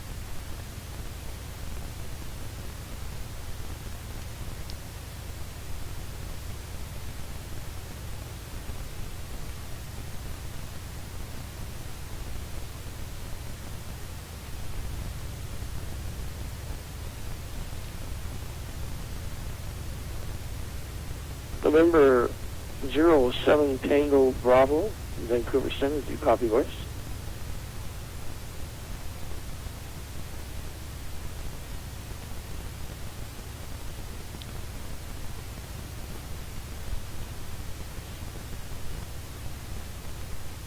Now there's a proper procedure to taxi with When there's a November 07 Tango Bravo Squawk 4006, and say your aircraft type. proper procedure when there's a crosswind and you're taxiing. I think you're supposed to put the ailerons into, point the ailerons into the wind, in the direction of the wind. 757, turn right, heading 350. If I'm not mistaken. Sorry, say that again. Delta 757, turn right, heading 350. Right, 350 for Delta 757.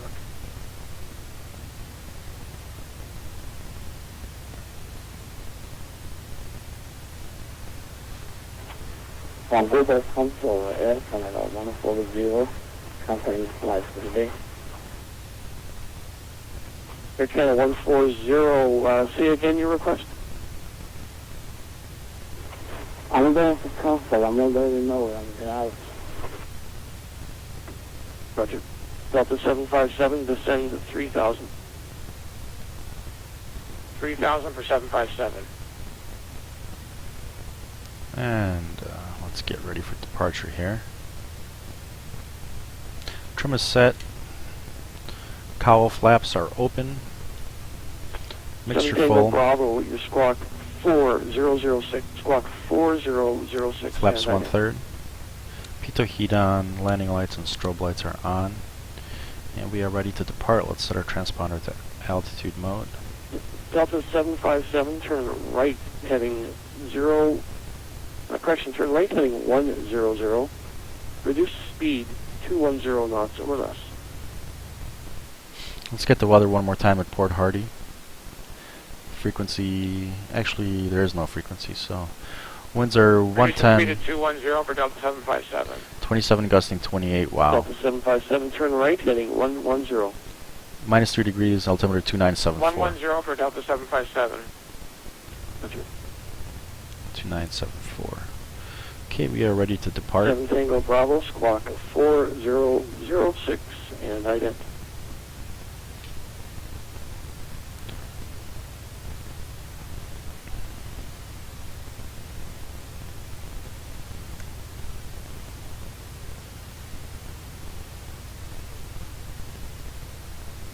All right.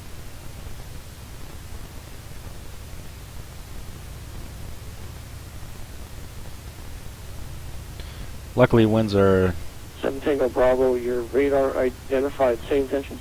winds are strong, but we have no crosswind component, or a very, very minor one. It's good for us. Delta 757, the field is at your 1130, 14 miles. Call the field in sight. And we'll pick up advisories once we're in the air. 7 Tango Bravo, roger. Thanks very much. Thanks very much. How far am I out?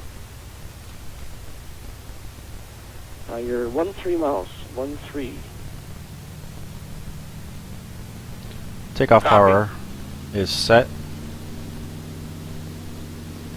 Delta 757, descend 2,000, reduce your speed, and turn left, heading 100. That's a decent takeoff given conditions.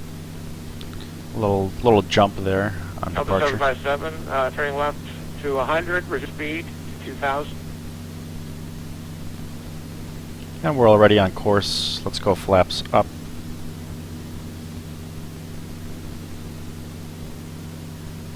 Delta 757, turn left, heading 090. Left 090. And landing lights off. Continue our climb. Delta 757, the field is at your 12 o'clock, 5 miles. Thank you very much. Let's time this leg. It's 11:30. 757, do you have the field in sight? Copy, yes I do. Delta 757, clear straight in visual, 08 left, number 1. So we're looking for this lake over here. Flying 105 on the course. 105 is set. Sorry, I blocked the view there. I set 105 in the heading bug. Delta 757, winds calm, clear to land, 8 left.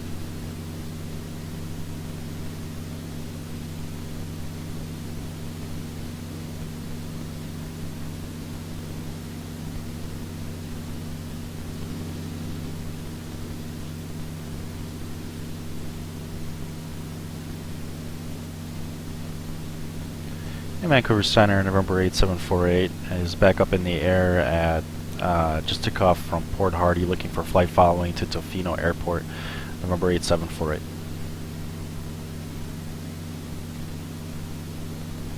November 8748, squawk 4007 and ident.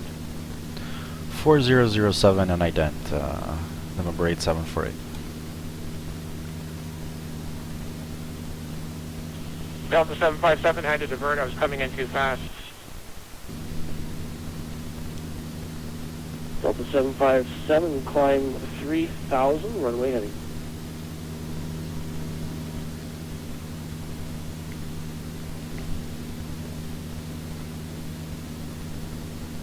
Delta 757, climbing to 3000. Delta 757, this will be vectors, visual 08 left, through, or when you get level to 3000, turn right, heading 170. So no problem, I just crashed it. Oh no. This is my first time on 57. November 8748, say altitude passing. Altitude 2,500, November 8748. 748, radar identified, altitude checks. Roger. Say your destination. Destination is Tofino Airport, November 8748. 748, roger. We can provide you flight following. Roger, thank you, Cessna 748.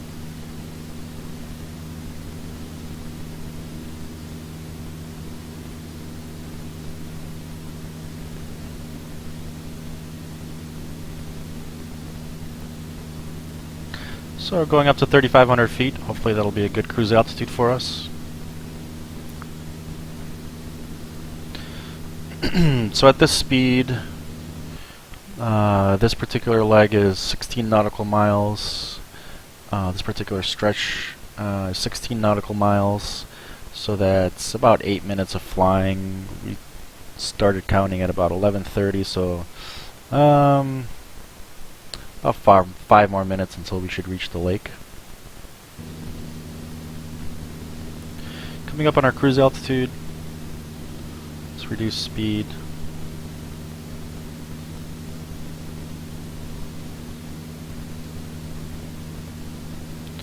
Let's close up our cowl flaps. Tango Bravo, see your departure aerodrome. Where did you leave from?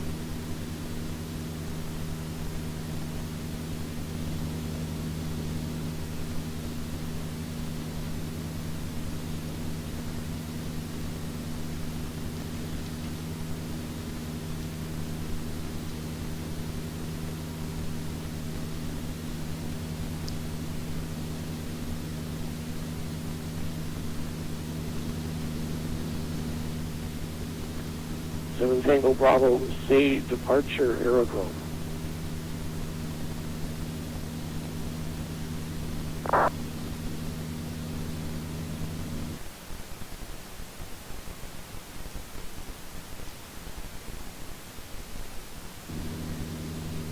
Thanks.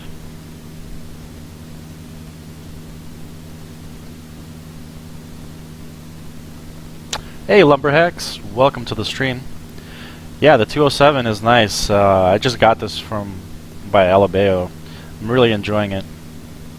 It's good for flight sim economy. We've got 6 seats back here, but in flight sim economy you can get a 7th. Actually, you know what? Somebody can sit back there. There's a little. It looks like a little seat back there. So maybe this one even has 8 seats. 1, 2, 3, 4, 5, 6, 7, 8. Didn't realize those ones back there were seats as well. So yeah, this one has 8 seats, but in flight sim economy, there you get only 7. But nevertheless, it's still good for.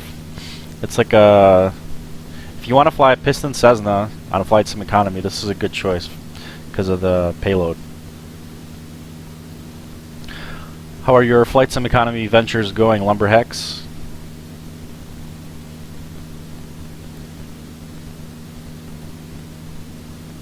And we're coming up on the lake that we're looking for. You can see it over here. Our next course is going to be, we're going to follow it. Our next course is going to be 144. We're going to follow the lake all the way down into this valley. So I'm going to set 144 into our heading bug.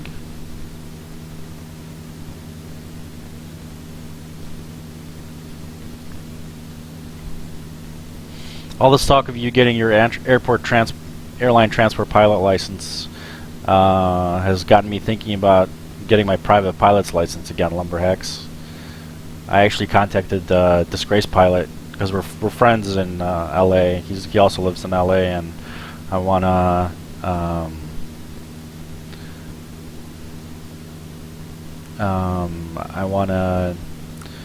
talk to him about flight schools and whatnot in the area, and yeah, maybe get my my Papa Lima license. Do it. You binned the DC-6 in Greenland. Stealth Up had to redo the flight. What does it mean to bin the DC-6? Does it mean you accidentally canceled the flight, or had a disconnect, or accidentally refueled at your destination? Oh no, you don't fly FSX, so you don't have that bug. That little glitch.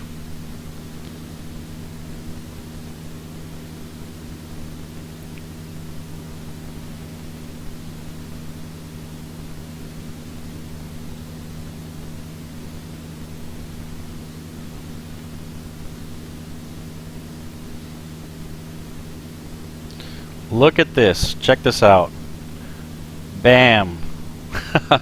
Block the sun. Been waiting for a chance to use that. Oh, you crashed it. I see. Ah, it happens. It happens. Happens to the best of us.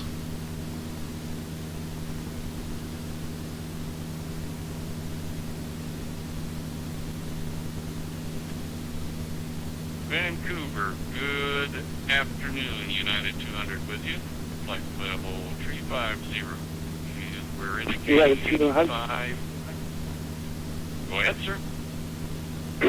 Sorry, I thought you were done. United 200, Vancouver Center. Good afternoon. Squawk it in. Squawk it in.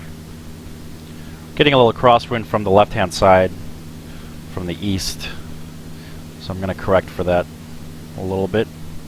United 200, radar identified, flight level 350.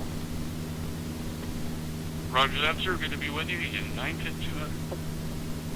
Pitch black, freezing fog, absurd winds, circling approach. Whoops. That sounds like a haiku.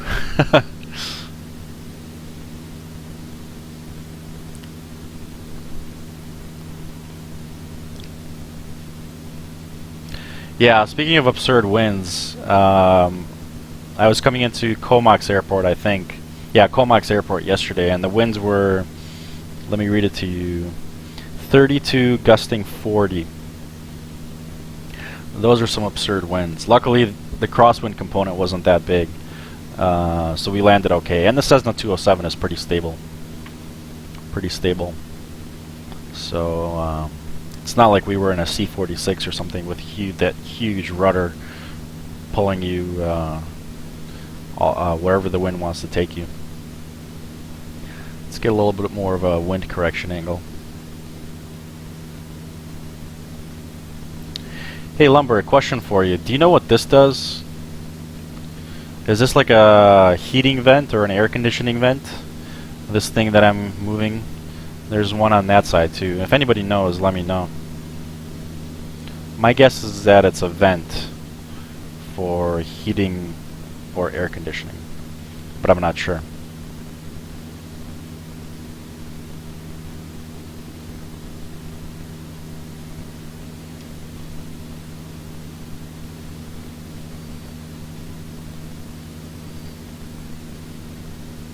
I've been having so much fun flying, I may do a marathon stream today. That is the outside air. Okay, I see. So I guess this is open position and this is closed. Outside air open and closed. So let's close these up because the outside air is cold.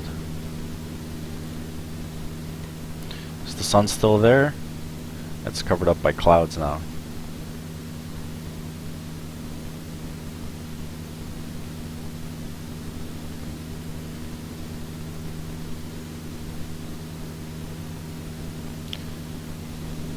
Aircaft 116, Edmonton Center is not online. Frequency change approved.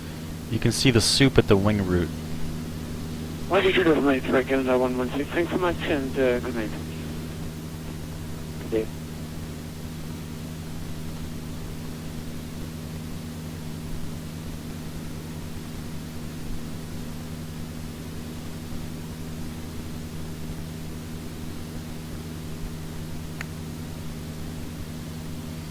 It's also the outside air temperature gauge. Yeah, thanks, Brad. Vancouver Center, good afternoon. WestJet 78. I'm just in Calgary. I want to fly to Winnipeg. Yep, here's the outside air temperature. A little bit above freezing. That's good. WestJet 278. Hello, Vancouver Center. I'm sorry I can't provide service at Calgary. Edmonton Center is being not online. Alright, so at the end of this lake, we're going to go on a course But, can you give me just a of transponder now? 089. WestJet 278, sure. Squawk 4010. 4010. Roger, sending. So set that course in our heading bug.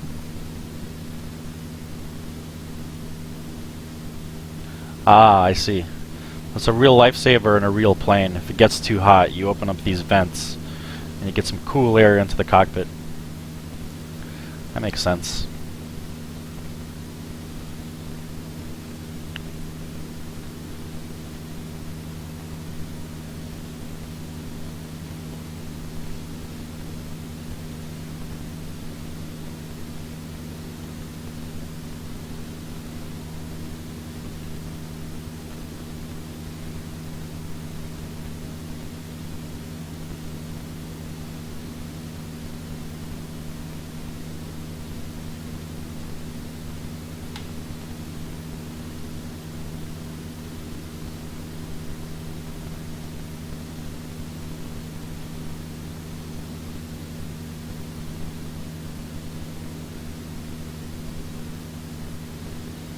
Let's lean out our mixture.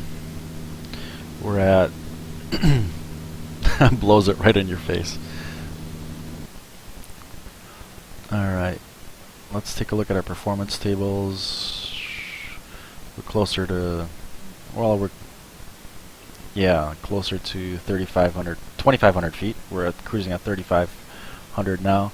So we've got 2550 on the RPM set. Let's do 24 inches of manifold pressure. That is set. And again, that's going to be 15.5 on the fuel flow. We should get 153 miles per hour.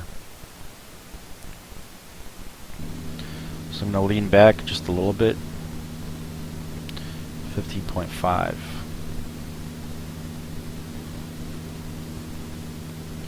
And we're getting 157 miles, so very close to the tables. 158, 160. No, it's going up, so tables are a little bit off.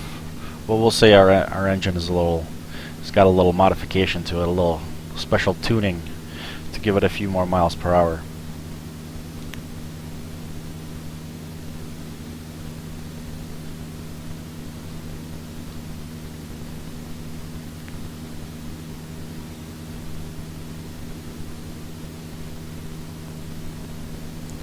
Now we're turning on course to 089, and this stretch is going to take us 10 nautical miles, so about 4 minutes, 3 or 4 minutes of flying over here, and we should be looking for the next lake off to our right.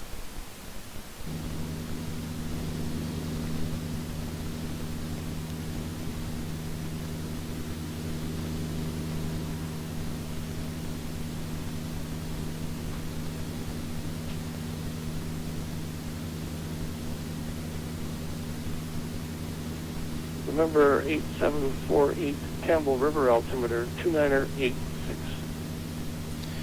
86, thank you. November 8748. Adjust our altimeter.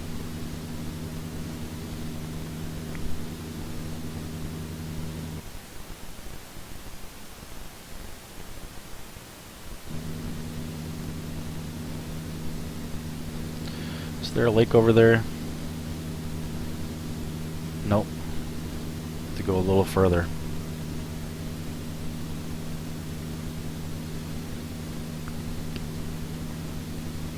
I can see why you like the Centurion 210 though, Lumber. With that cruise speed, it doesn't have as much capacity as the Cessna 207. But the fact that it's got retractable gear and that really fast cruise speed, it's a good plane for flight sim economy. Fun to fly. And I think you got a modification for it for X-Plane. Some add-on that modifies the Coronado, if I'm not mistaken. The Coronado 210.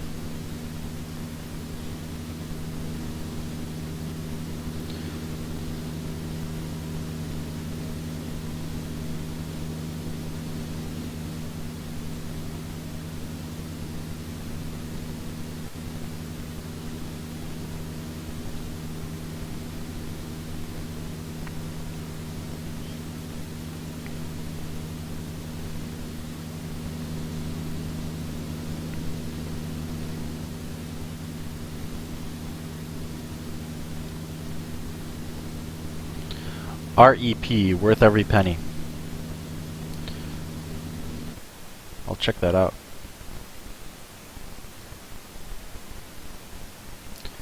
Coronado REP X-Plane. Reality expansion pack. I'll check that out.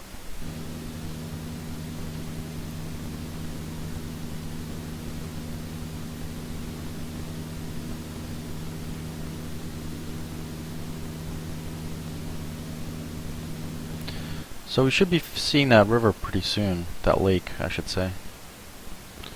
I think we passed a few of these little mini valleys. And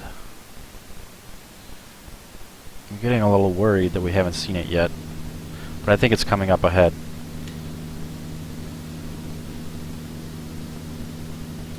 I think this big valley right here is going to be the lake.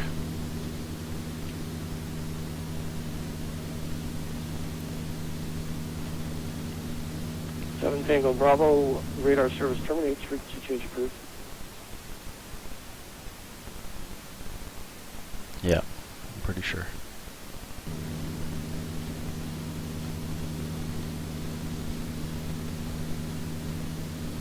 There we go. I see the lake. So now we're going to go on a course of 152 and then 174 after the lake turns.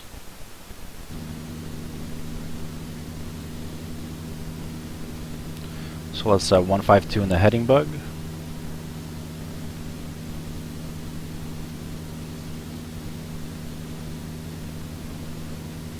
They recently finished the Baron Reality XP, Reality Expansion Pack. That's cool. Yeah, I like the Baron.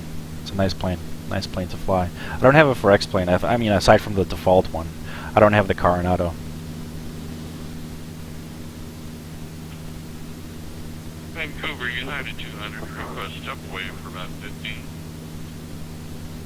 We have a 215 minutes approved. Thank you, sir. United 200.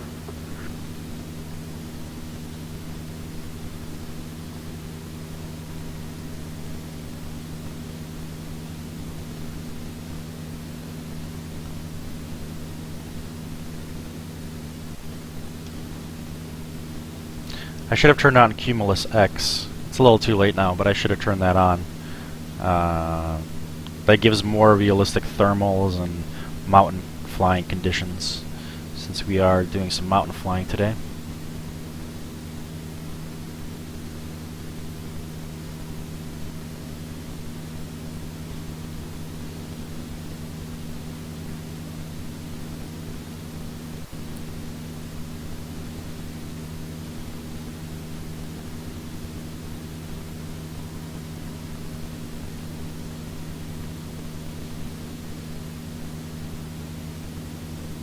I'm going to descend to 3,000 feet because we're going to be entering a cloud layer at 3,500.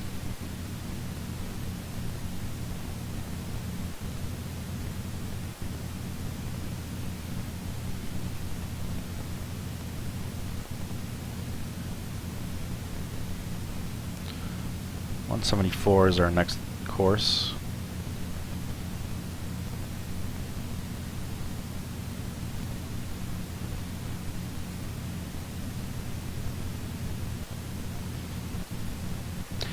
Hey, Ben Hadaway.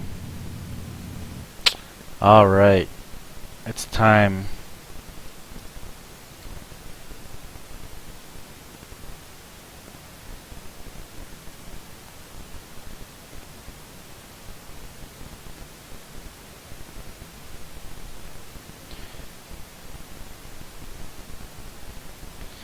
Alright, it's time to assign some mods.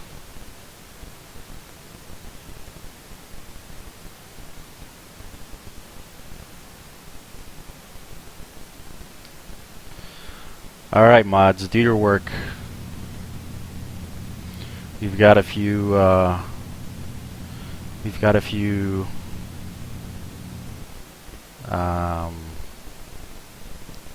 trolls in the chat.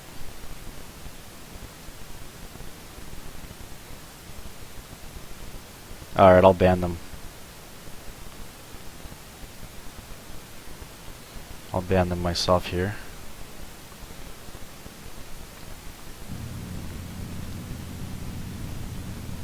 Alright, I assigned Lumberhacks to be a moderator and White Wolf Sport to be a moderator too.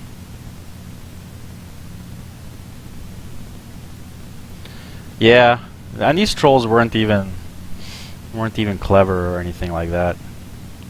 They just came in with their spam.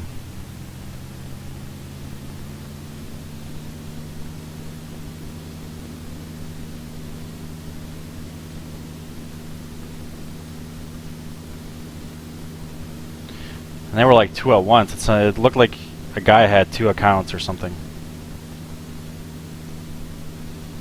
Hey, no worries, Lumber. No worries.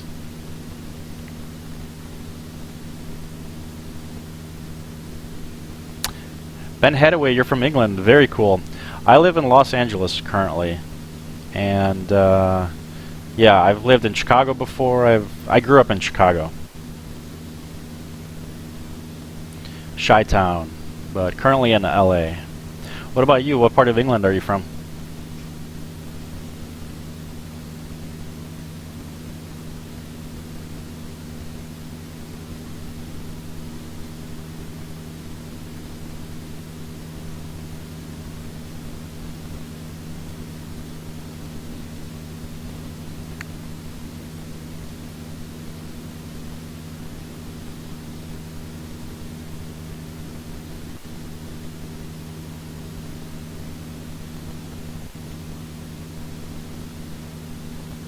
Tofino. Okay. Thank you for that message, Brad. That's good information to know. So you're saying when I get into Tofino, I'll be entering a mandatory frequency area served by an RCO or remote communication outlet.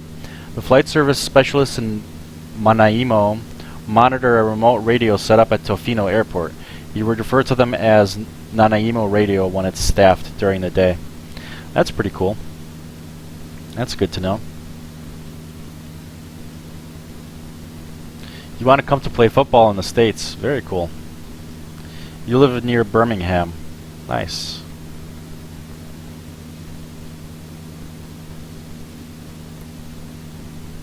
Do you also do flight simulation? It seems like flight simulators are popular in England, and aviation in general is popular in England.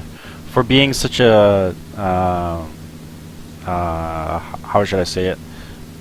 Not a small country, but well, you know what I mean. Population-wise, compared to the United States, I think aviation is more popular per capita in England. It seems like maybe because it's so expensive to fly, people do a lot of flight sims.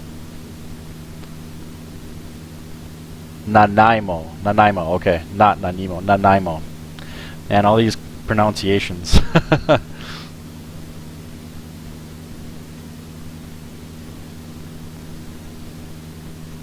Oh, okay, because I thought you wanted to come and play American football. Okay, that would be pretty unique. But you want to play soccer in the States. That's pretty cool.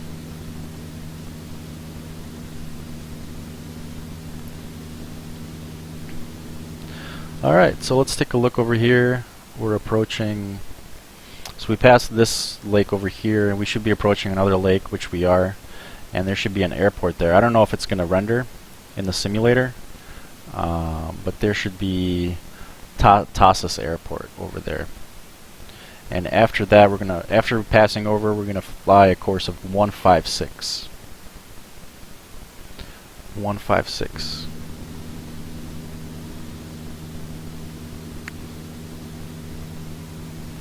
Thank you for the follows, guys. Jenks and Zmaymix. Thank you for the follows. If you guys like the content, feel free to follow. And if you're watching this on YouTube, you can also subscribe, as I'm sure you know. So feel free to do that. I'd appreciate it. Of course, if you want to see more of this content, that is.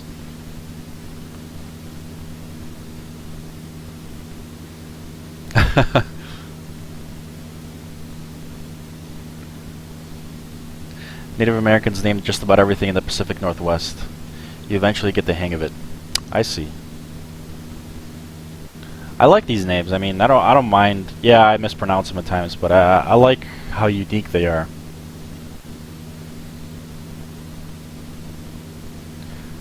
I do enjoy that.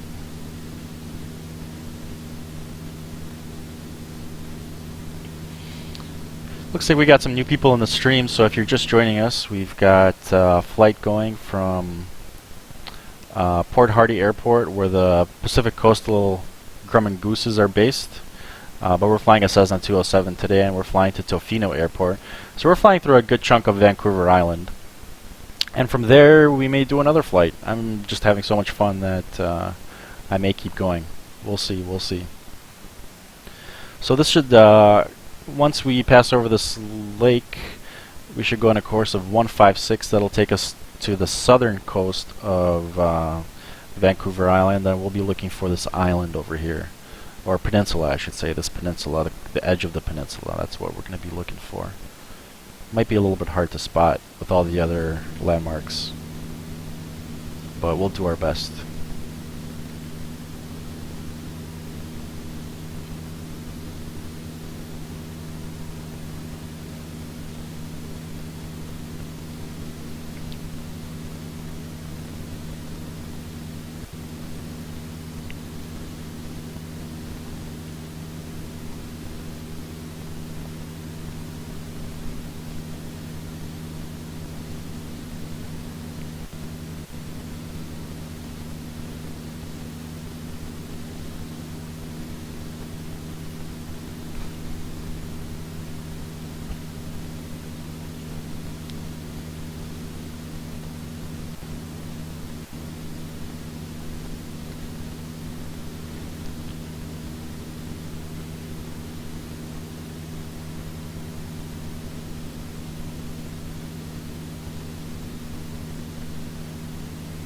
My nicotine lozenge just dissolved.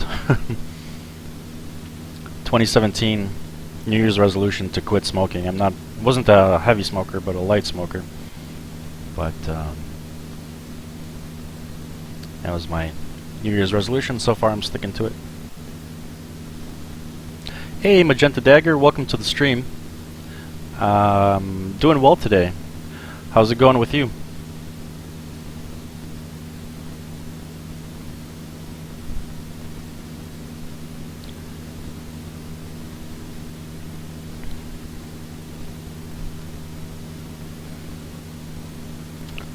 We're just doing a flight in the Pacific Northwest. What part of the Pacific Northwest are you from, Lumber? I forget. Were you near the Seattle area, or close to Vancouver Island somewhere?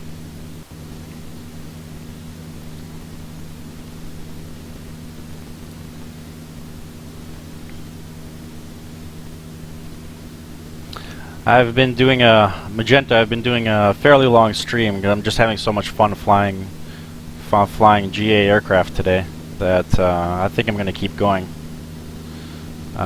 We've already done flights. We've already done a flight. We started at Comox Airport over here. Vancouver United 200 back with you. and we flew all United the 200, way thanks. to Port Hardy, and then now we're flying to Tofino. And this is Vancouver Island is a fairly large island, right to the north of the border with the United States to the northwest. This is on the west coast, and it's part of Canada, but it's a very popular vacation destination for Canadians. And it's a very beautiful island, very, very scenic, and of course we're flying in the winter, so we're not seeing all the foliage and whatnot, but it's still looking pretty nice in the simulator. So now we're passing over some of these islands over here, the smaller islands, and we're looking for the edge of this large island. That's going to be our next landmark.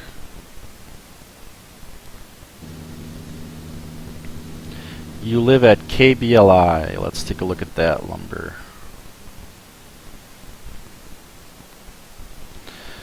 I love it when you ask aviation people where they're from, and they give you an airport designator. KBLI. Right over here. Oh, okay, so yeah, you're really close to Vancouver Island. You're just north of Seattle, so we're almost right on the border. Pretty cool.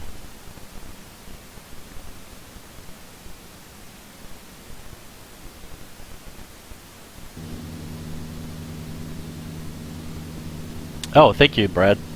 Brad says that scenery looks great. I descended a little bit, so let's get back to 3,000 feet. That should be enough altitude for us. Hey Magenta, I've been enjoying your videos on YouTube when you're not streaming. Sometimes it's hard for me to catch your streams because it's like around midnight my time when you stream sometimes, but I've caught some of them on YouTube. You do really good stuff.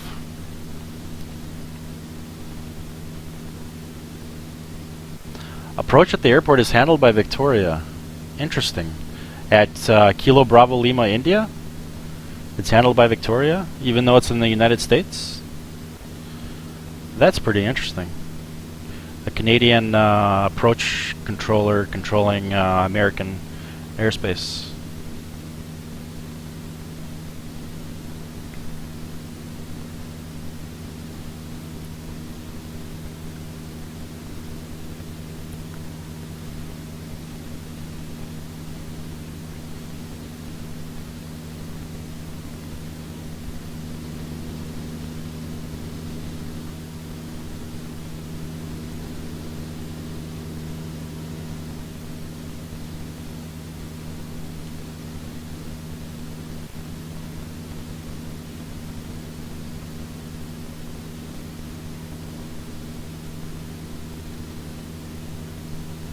They don't have a radar at that airport. I see.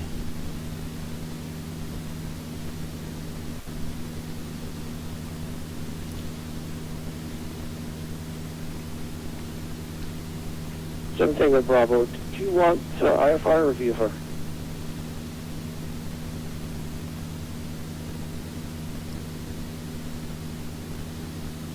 Let's check our gyro compass.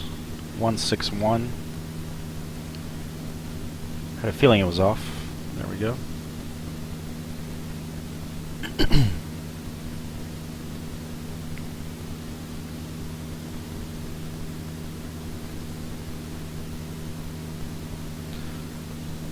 Tofino, Nanaimo radio. So if I would be flying into Tofino Airport, I would be talking to Nanaimo radio.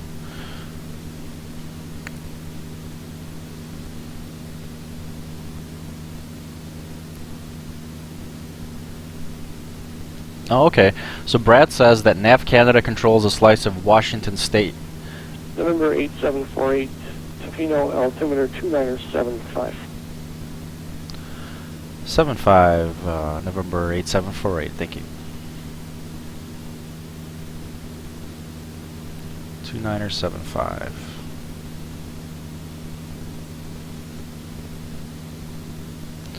So Brad says NAV Canada controls a slice of Washington State, where we are right now, and the FAA controls a slice in Windsor, Ontario. Interesting.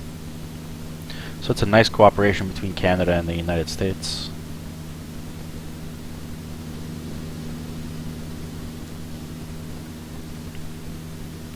So we're just coming up on the point of the on the point of this peninsula over here, on the edge of it. And after that, we are going to go to a course of 150 and looking for this next peninsula. So 150 is going to be our course.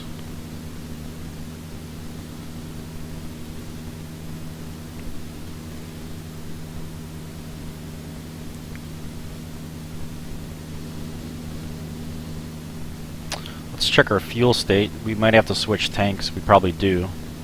The left tank has 22 gallons, the right tank has 32 gallons, so I should have switched a while ago. So let me turn on the auxiliary fuel pump. This is the proper procedure according to the placard over here. There we go. We switch tanks. Because the aircraft is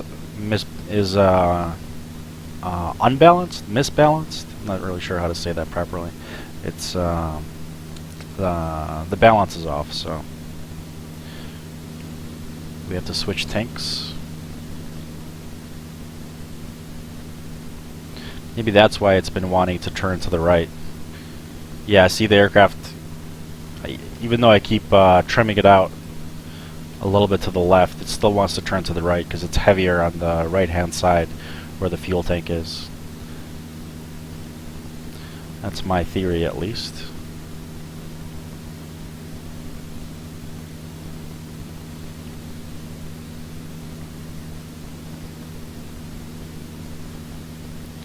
And there's the edge of that peninsula that we're looking for, so we're going to go on course of 150 to get there.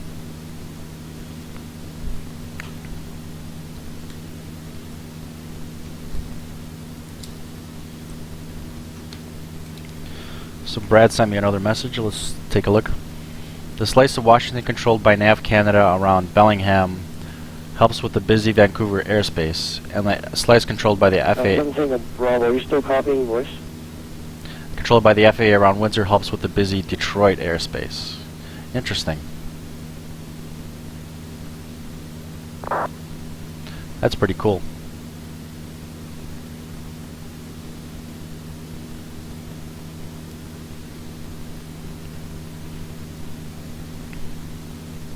So Windsor, Ontario is 7 Tango Bravo, Vancouver, radio check. Windsor is over. It's Toronto. This is Detroit. So Windsor is somewhere over here. Yeah, Windsor Airport. So the FAA helps, or rather Canada helps with the Detroit airspace by controlling some of the American airspace over here in this area, as Brad said. That's interesting. Did not know that.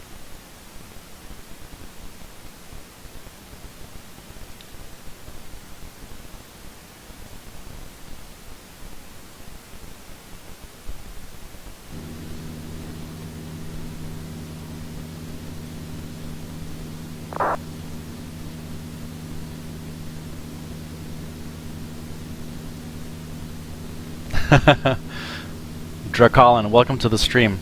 We use full terminology in aviation. Tanks are not balanced. Yes, that's correct. And lumber, we got asymmetric balance right now. But we'll help correct that. I switched to the correct tank, so.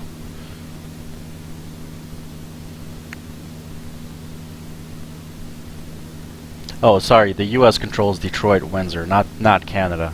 The U.S. helps with the busy. The U.S. helps with the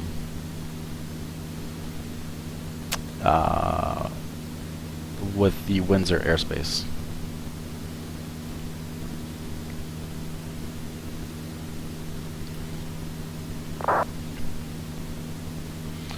Dracolin, are you a real-world pilot, or are you involved in aviation in any way?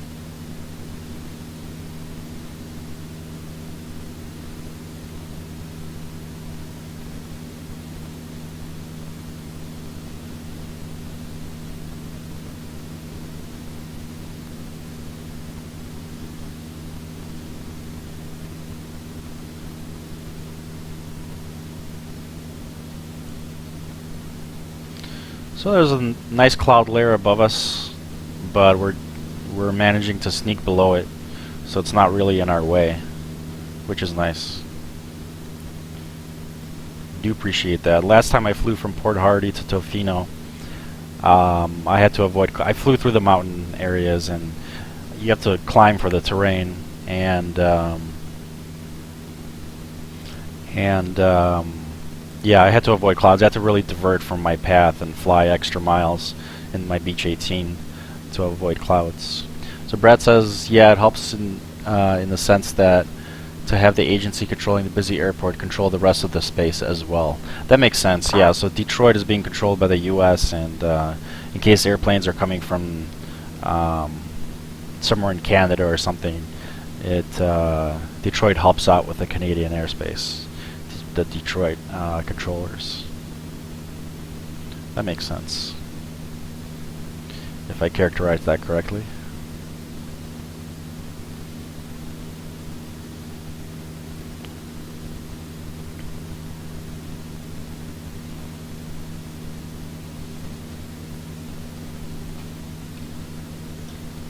And Brad, feel free to type in the Twitch chat as well so that other people can see, if you want, that is. I can still read it from the VATSIM client as well. Brad, the guy that's telling me about the airspace in Canada and the US, he's chatting with me on my VATSIM client. And he's also controlling the Vancouver Center airspace right now on VATSIM. So that's pretty cool. Thank you for being online and providing ATC services. Alright, so we're coming up on this peninsula. We're currently over here. We're going to go on a course of 104 and look for this island. Or is it an island? Yeah, it's just barely an island. Almost a peninsula, but yeah, so 104. And that stretch is going to be 16 nautical miles.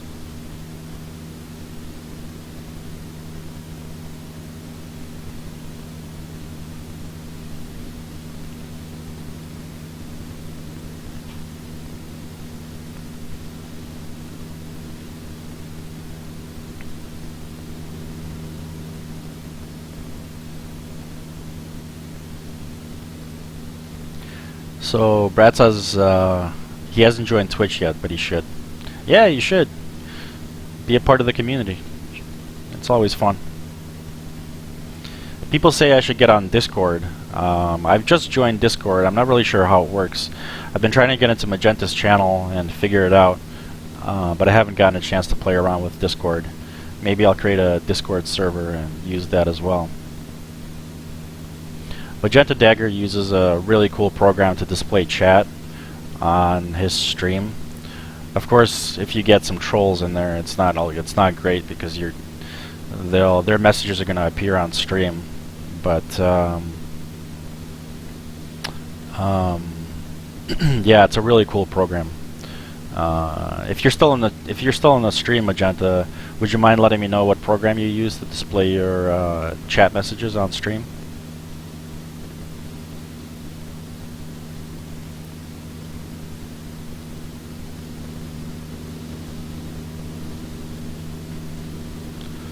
Let's check our map again. So we're seeing off to our left, we're seeing these we're seeing this peninsula over here, and just beyond that is going to be the island that we need.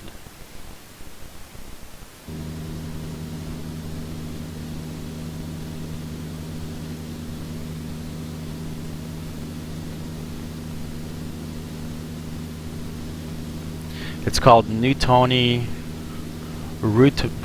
Chat, available on Steam. Routoni chat.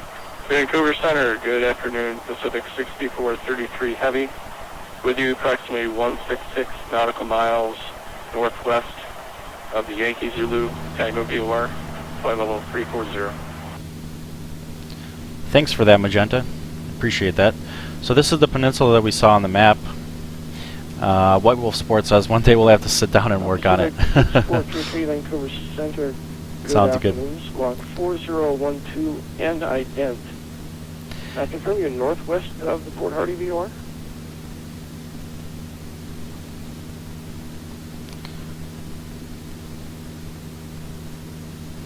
And this is the island that's coming up. Affirm, looks like I'm northwest of the Yankee Zulu Tango. Say the squawk code one more time. 4012.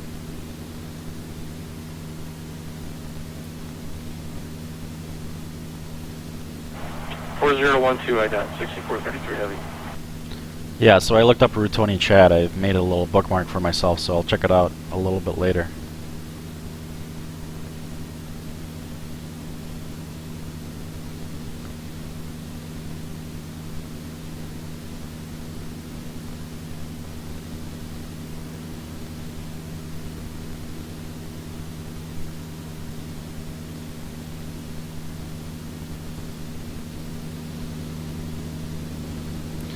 You can see it looks like a... 6422, your radar identified flight level 340, 162 nautical miles southwest of the Port Hardy VOR on the 232 radial.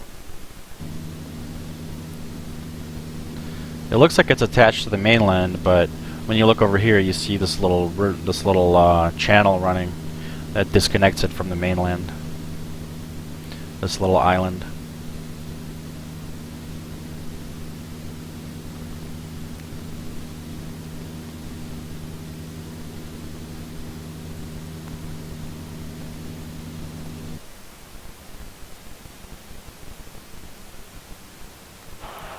Uh, 6433 Heavy, roger. But I show Yankee Zulu Tango behind me and to my right. So our next course is going to be 114, and we're looking for the next island. And I should start my descent fairly soon. And the next island should be 10 nautical miles away. What was that course? 114. 6433 Heavy, Port Hardy VOR, Yankee Zulu Tango is at your 3 o'clock.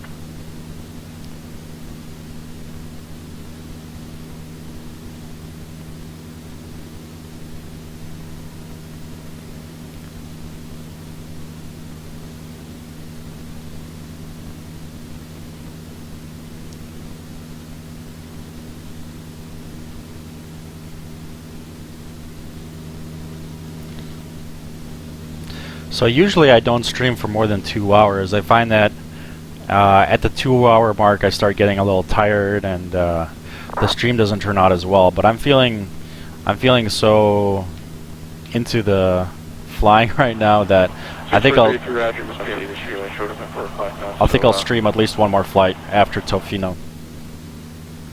Yeah, I think I'll stream at least one more flight.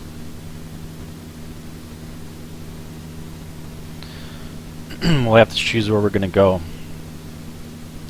We may go to Hokum Airport. I'm fine. Your radar identified. If you need any assistance, just let me know. So Magenta Dagger saying... Roger, thank you, sir. It's very useful to stream on different platforms like Twitch, YouTube. It allows you to read messages in a single window and display them as a stream overlay in OBS. Yeah, it's a nice program.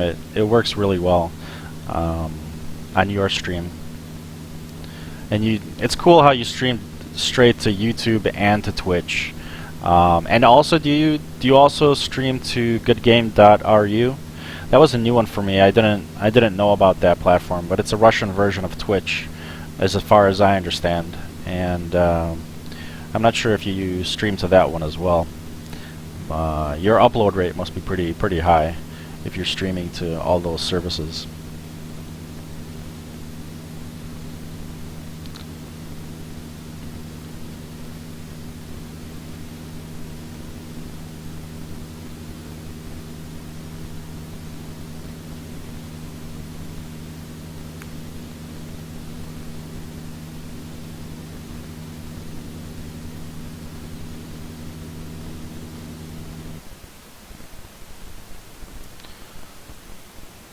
So we want to pass just to the right of this island. And I'm going to start my descent, I think. And we just had a scenery load, which put us like 400 feet below where we thought we were going to be. So I'm going to start my descent to Tofino.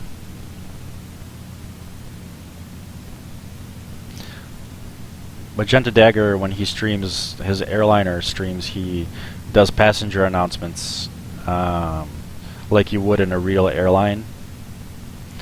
But I don't know if during air taxi operations, like in a Cessna 207, whether somebody would just shout at the passengers back there, "Hey, we're descending! Get ready for descent!" I don't think they do passenger announcements in Cessna 207. The passengers are probably wearing earplugs. I was wondering what they, on my other stream, I was wondering what they wear, whether they wear headphones or something because of the noise. But they probably just give them earplugs, as far as I understand. That's my guess, at least.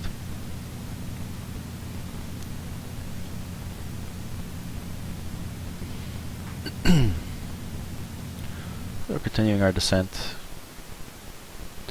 and we're going to go on a heading of 097, on a course of 097 to get to the Tofino airport.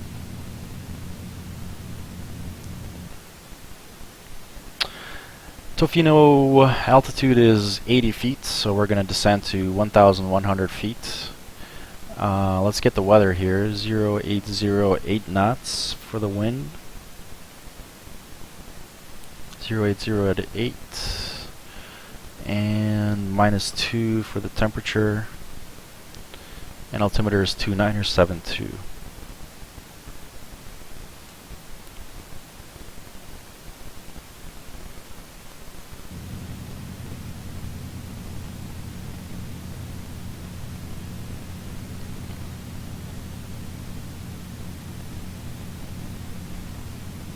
Make sure our compass is correct. 127, 129. So let's kick it back a couple notches.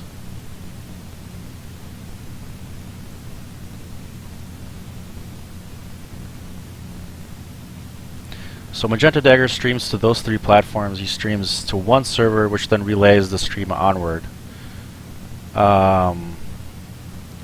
Good Game does it for me, but there are similar free services like Restream.io. Oh, that's interesting. I'll check that out. Thank you. I've bookmarked that for myself. I'll give that a go.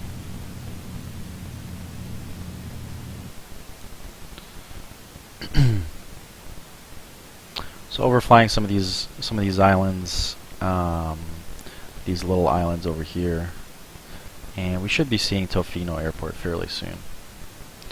We're gonna let's see if there are charts for Tofino.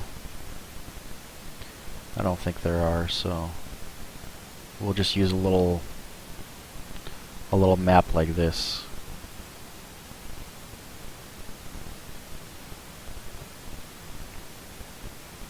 There's a ditch. That's noted. That's funny. So as we descend here, let's take a look at the different runways available to us. Winds are out of 080, and let's choose runway 07. It is the widest runway as well, and 5,000 feet should be enough for us, more than enough.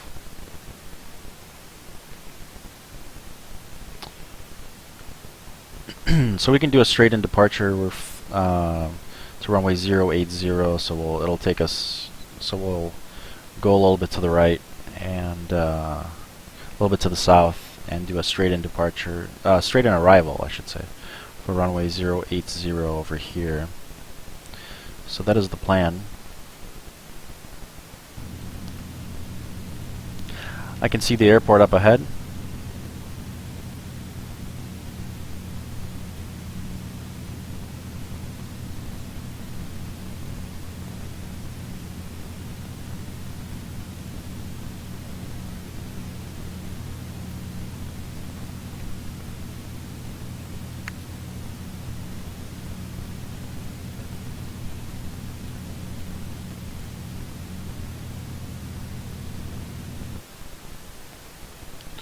want to make sure I land on the right runway.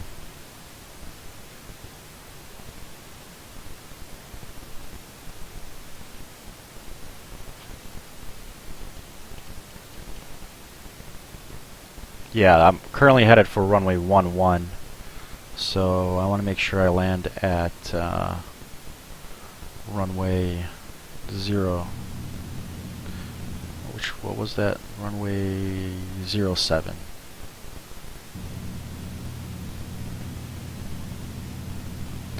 So Brad says, Tofino Airport was built after the Pearl Harbor attack to defend against a predicted Japanese invasion. That's really interesting. That's why it's way bigger than the population warrants. Huh. And you know what? That's really interesting because as Magenta was saying on his stream, they used to build airports in this A configuration.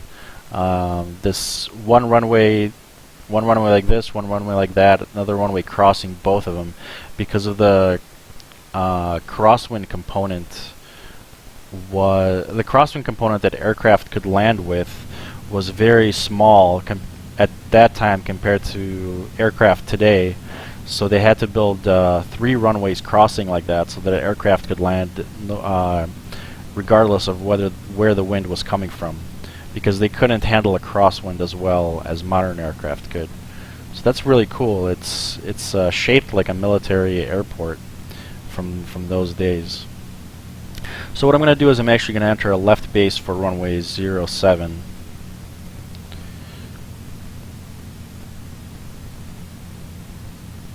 I'm going to slow down over here so I can lower my flaps. Same thing with Port Hardy. Okay, yeah, Port Hardy was shaped in the same way. So that makes sense that it was a military airport from World War II. So you got flaps 1/3, landing lights on, cowl flaps, open nose to about halfway.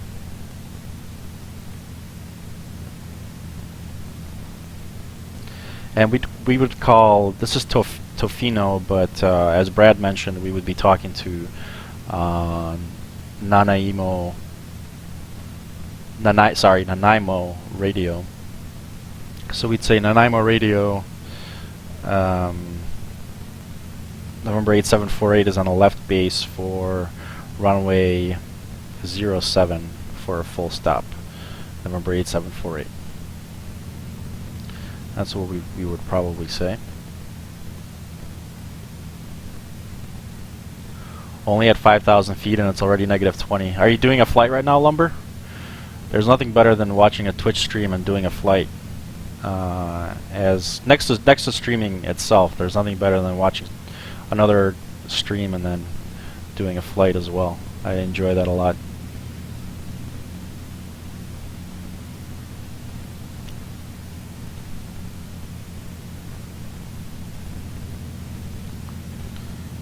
Can't really see the runway too well. This dang bar is in the way. Should have used my track IR.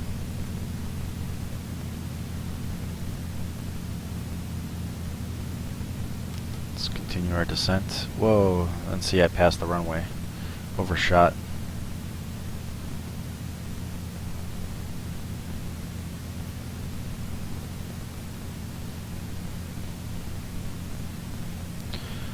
Go flaps 2/3. Winds are 8 knots, so we can do full. We can do full flaps.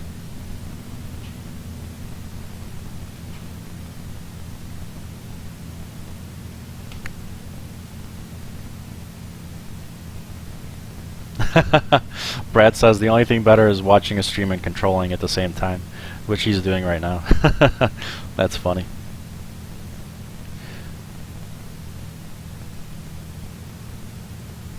Real Cessnas aren't any better.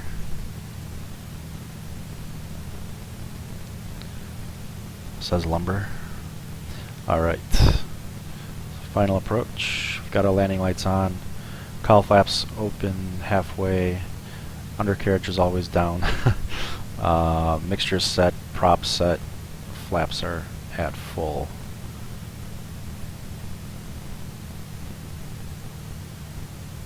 Of course, we have a weather load. right at landing.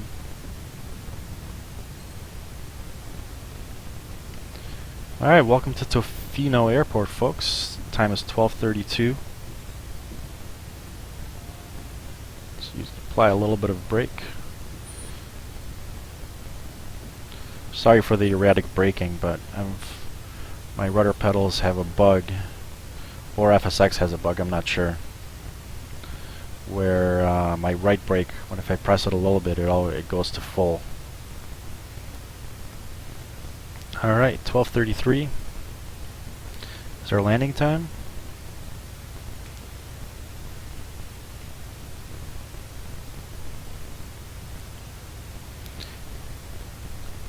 Two windsocks over here. Must be a little scenery bug. I do have custom scenery for this airport. Oh, look at that! What do we have there? We've got a DC-3. I think we'll park right next to it. That's really cool.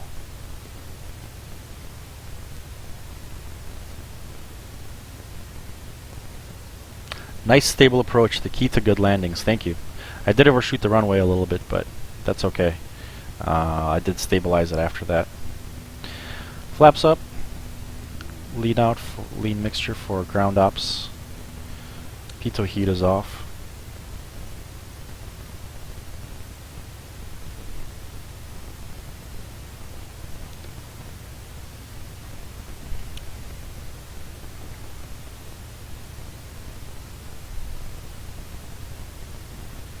I need to get myself a DC-3 and head up to Canada to make beaucoup bucks. I sold my DC-3, I did, because I wasn't flying it that often. I was flying the Beech 18 and now the Cessna 208. And I like to only own one airplane at a time on flight sim economy. So I'm making beaucoup bucks in my Cessna 207. Trying to, at least. Oh, look at that, there's a couple bears.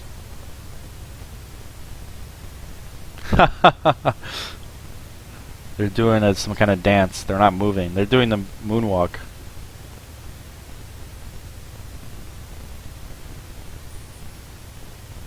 The moonwalking bears. Oh, come on, FSX. Don't give me that fog.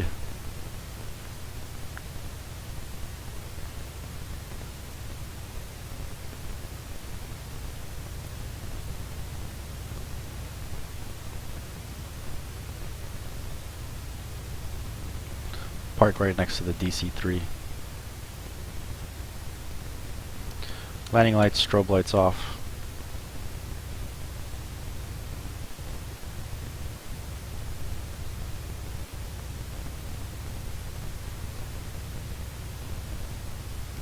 I should have sold it to you guys at StealthWorks so I could still fly it.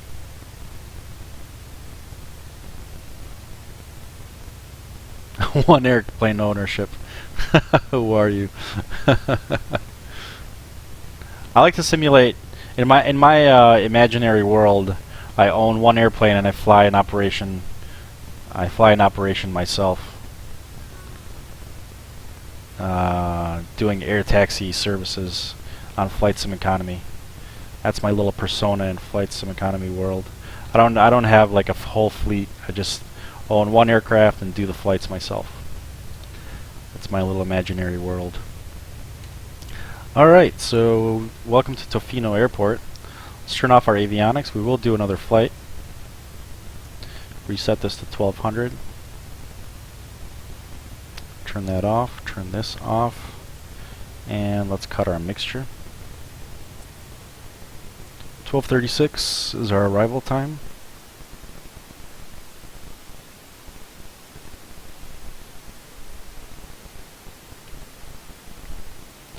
Close the cowl flaps. Beacon light is off. Turn off the heaters. Turn off the magnetos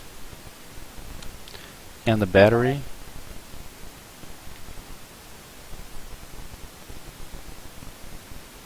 I think I would love REP. Yeah, I'll check it out. Reality expansion pack for the Cessna 210. Cessna 210 is a cool aircraft, I gotta admit. Alright, let's open up the doors, let our passengers out. Did I forget to log into FlightSim Economy? That would be a bummer.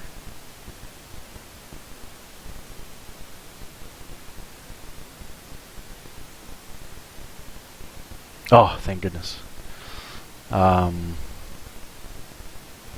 so I did log that flight. And we're currently at Tofino Airport. I did log that flight and we are at Tofino.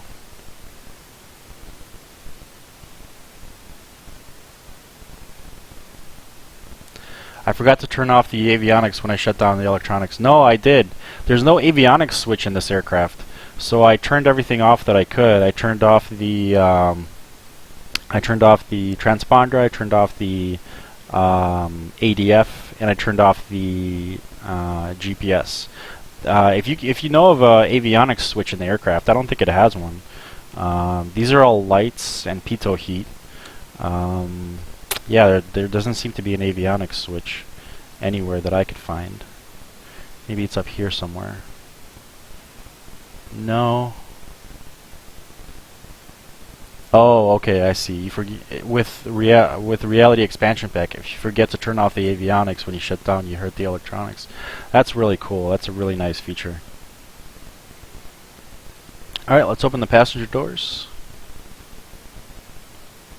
Let our passengers out. Let's let ourselves out.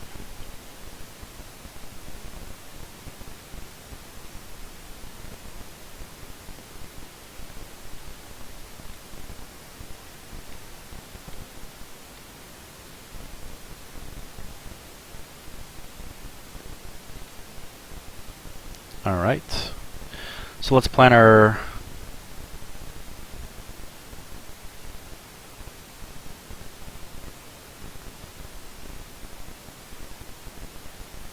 you mailed them about it and they said the one they modeled it after didn't have one.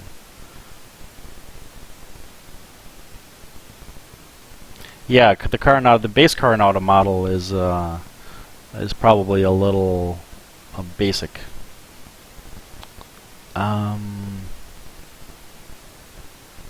Oh, I see. You're saying you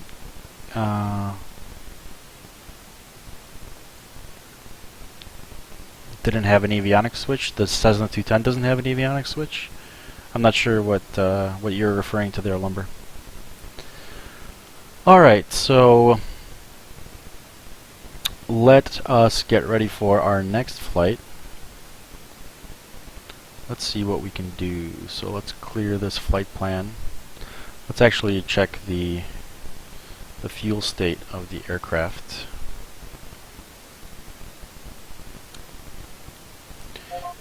We have 21 gallons and 26 gallons. So that's 47 gallons of fuel.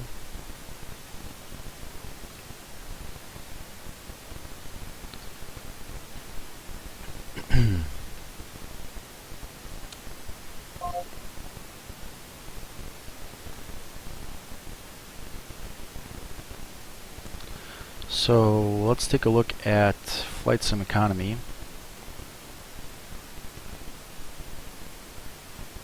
I don't think there are any jobs that we can take from Tofino Airport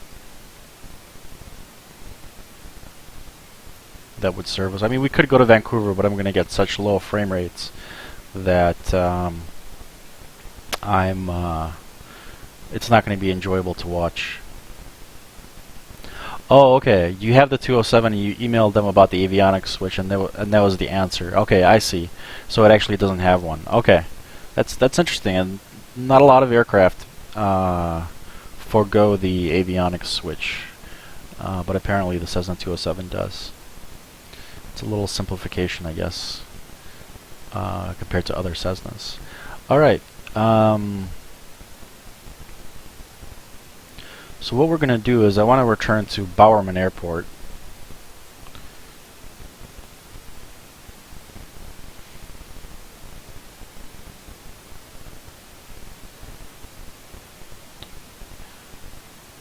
What we're going to do is go to Roach Harbor. We're gonna go to Roach Harbor and 1, 2, 3, 4, 5, 6, and then fly to Bowerman Airport.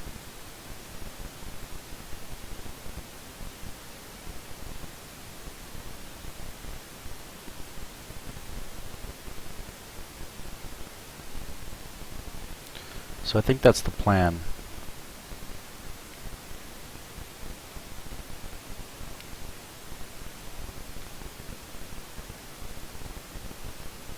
So from Tofino,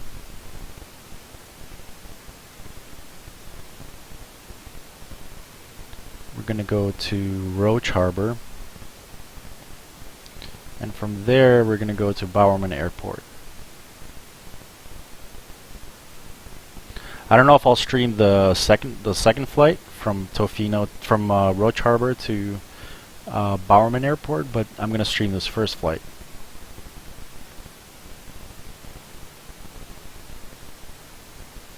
Speed is going to be 144.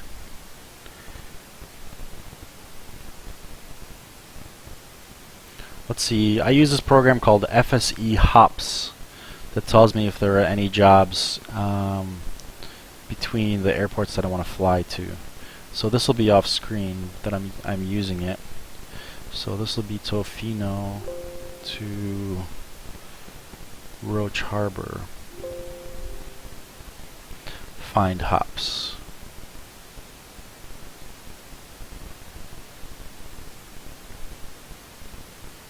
Just okay, just Tofino to Vancouver. That's what it's giving me as another option. But I don't want to fly to Vancouver, so we're gonna fly this. We're gonna fly a ferry flight from Tofino Harbor to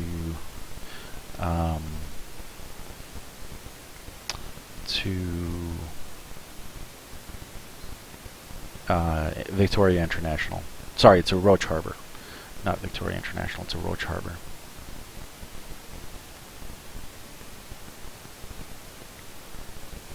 So I'm going to create a flight plan here.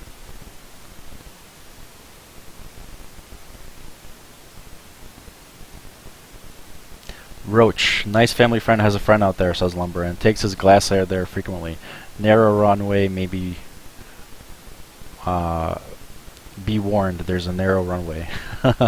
I've been to. It does have a narrow runway. You're right. I've been there before already in the flight sim. This is my usual route from Roach Harbor to Bowerman Airport. I do that run. I've done that run several times. It's definitely a challenging airport to land in. Alright, so let's plan our flight. We're going to depart from Tofino Airport, look for the edge of this peninsula, then continue on to these series of lakes over here.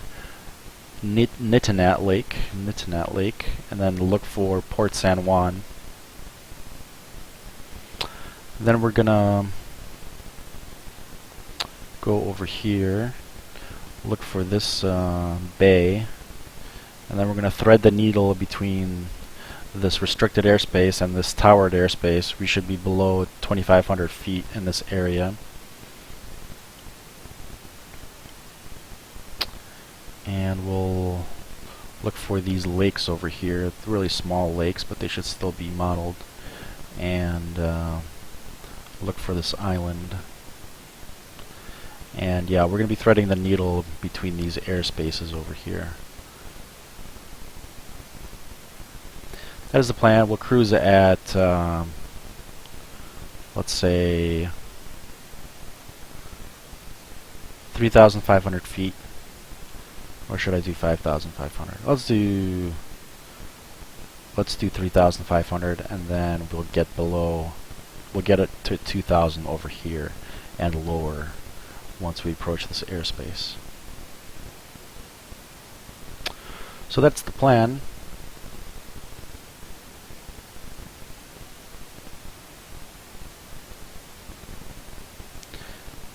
Did most of your flight training over the San Juan's runway? Is that also a narrow runway as well? All right. Do you have your private pilot's license, Lumber? Or did you just do part of the training? Huh, you can see the feet of the bears moving over there behind the DC-3. Alright, so let's file our flight plan on VATSIM. We're gonna from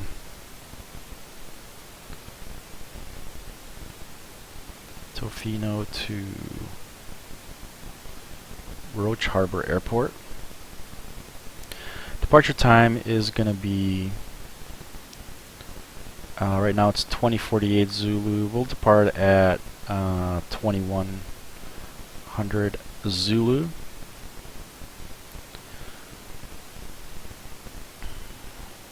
Approximately 45 minutes of flying to Roach Harbor. Do we need extra fuel? Is the question. We've got 57%, 46 gallons. I think we're okay. Let's see what the fuel at Roach Harbor costs. $4.15. So what about where we are right now? $4.10. Oh, okay, it's about the same. It's okay.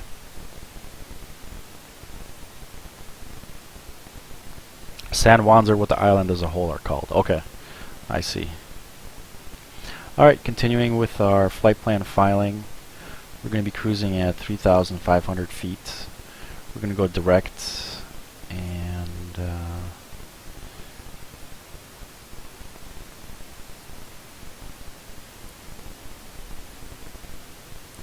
you have 20 hours and you need another 23 hours. I see. So when you do your ATP program, Lumber, are you going to have to... Are they going to take that into account that you already have 20 hours, or are they going to train you from the beginning? So you plan to do the 23 hours when you move back in February. Oh, are you going to complete your pilot's license before you go to the ATP program? Okay, that's our flight plan filed. Let's start, oh actually I gotta adjust my payload, because we don't have any passengers. Sorry about the black screen.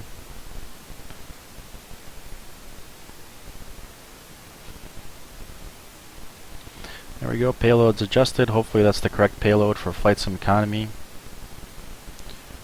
Please remove 163 pounds. I can only remove 148.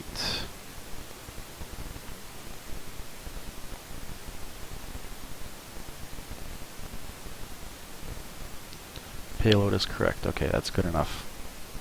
Good enough for jazz. Alright, our passengers are on board. Let's close the passenger door. Let's get inside the aircraft again. Close our door. You're getting your private pilot's license separately to make ATP school cheaper, and for a reason I would care to discuss, and for other reason I would care to discuss openly. You would care or would not care to discuss openly?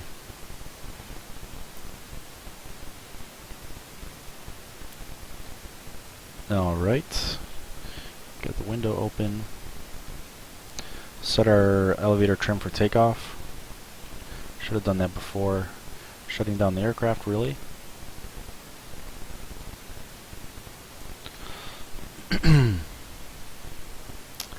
What else do we need to do? We've got Flight Sim Economy started. VATSIM is going. No worries, Lumber. And let's make my little template for my logbook. We're going from Tofino to Roach Harbor. We're flying VFR, flying Flight Sim Economy, flying VATSIM, flying with Twitch. November 8748 is our registration. Fourth flight of the day, departure, takeoff, landing, arrival. Fuel at destination, fuel at arrival, incidents. That is my little logbook template made. Let's start the engine and get going. Batteries on, alternators on. Nav light, beacon light are on. Fuel to full. Clear prop! Gotta shout that. Oh. Parking brake is on.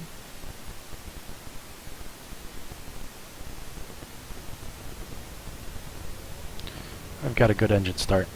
Let's turn the heaters on.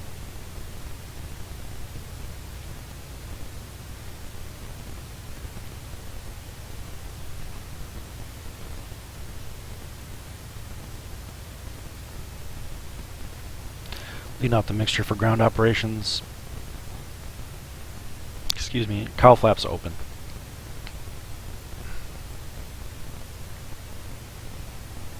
Pacific 6433, leaving the airspace to the northwest, frequency change approved.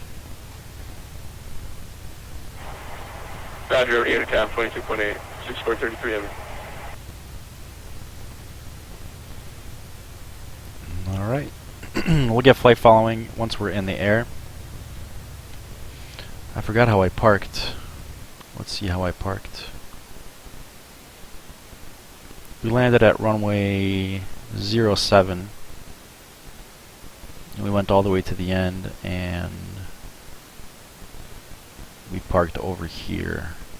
So winds are 080. So we'll need to continue taxiing. We could just do a back taxi since we have to use a runway to taxi anyway. Well, let's see the rest of the scenery. Let's continue taxiing here, make a left, and back, and then taxi on runway 16 for a intersection departure. And that's the plan.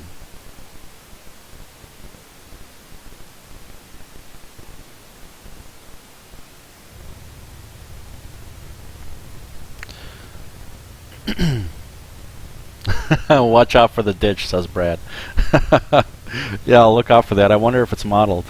We'll have to take a look. Okay. So 12:55 is our departure time. Our fuel is currently... Come on. Come on, tooltip.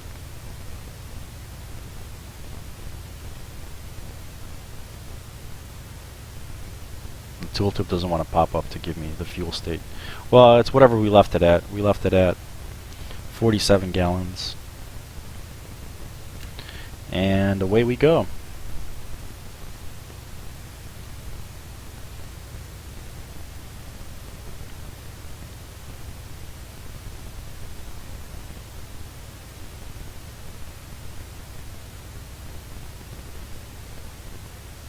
Do I have Discord? I just signed up for Discord. My username is Alex's Flying Club. I don't know how to use the... I don't know how to make a channel or anything like that. Well, I think I already had to make... I think I had to make a channel to use it, like a server or something. But I'm still figuring out how to use it and what it's for and whatnot. But I am on there.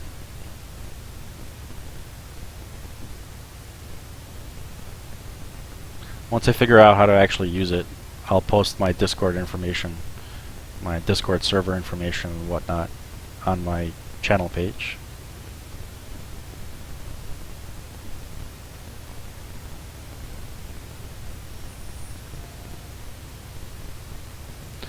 So this is, we're on Foxtrot currently.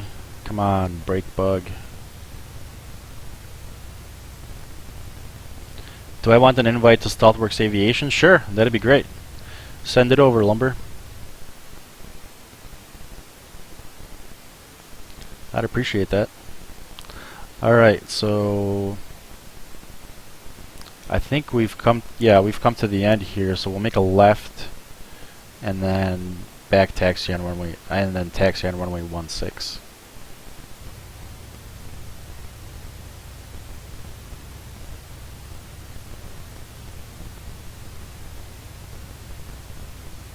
Yeah, if you guys want to send me invites for Discord and like to be my friend on Discord, that'd be good. I'd accept your friend requests.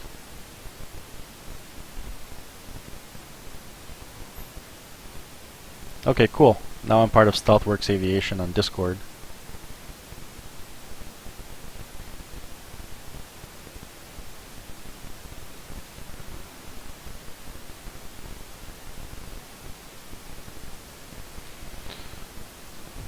All right.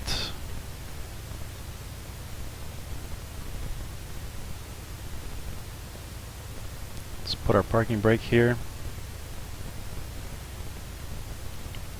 We've got our heat on, cowl flaps are open, the mixture's to full. Landing lights, strobe lights, pitot heat are on. I'm not going to do a run-up. I should have done it at the very first flight. I'm not sure what the procedure is. If you do multiple flights and you just land and take off again right away, do you have to do a run-up a second time and a third time? I'm not sure what the proper procedure is for that. So that's a question, an open question to the community. Let's close our window. Flaps are set to 1/3. Actually, I should have. Yeah, we'll do a rolling takeoff. We'll do a rolling departure. So it's okay that I got everything ready here. We still have to taxi on this runway.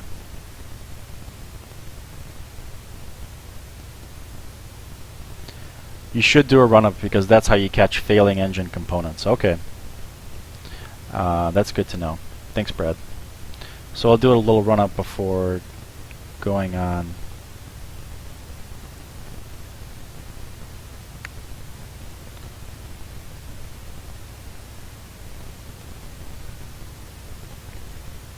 Am I on runway 11 or am I?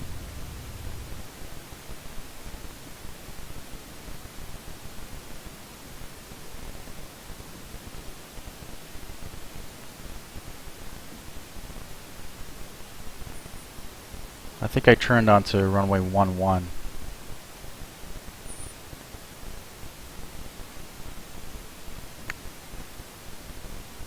I turned onto runway 07. How is that possible? I came off of 07. Oh, I turned here. I turned here. Okay. So what I'm going to do is I'm going to back taxi on runway 07. That was my mistake.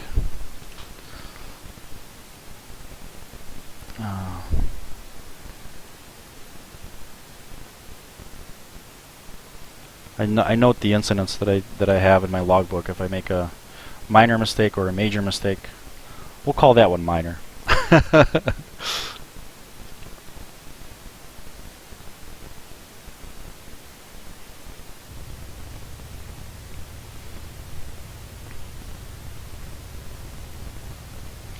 So Magenta Dagger says he doesn't think you have to do run-ups every flight of the day. So a little disagreement, a little discord between the two explanations.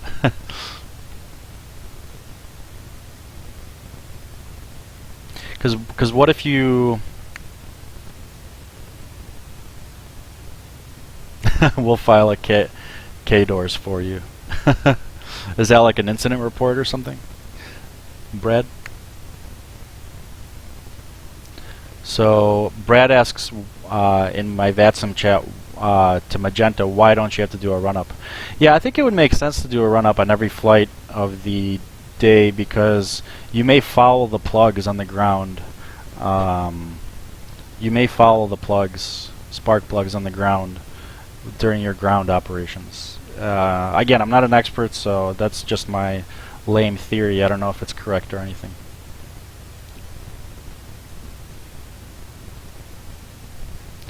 Lumber says it's a comfort thing. San Juan Airlines does a thorough run-up in the morning and they are often kicking the rest of the day.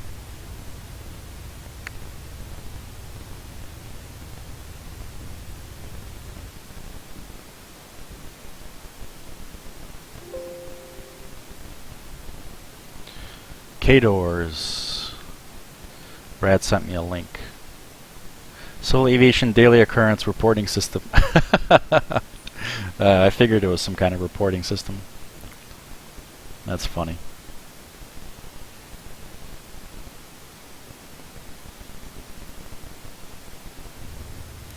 So we're back taxiing here.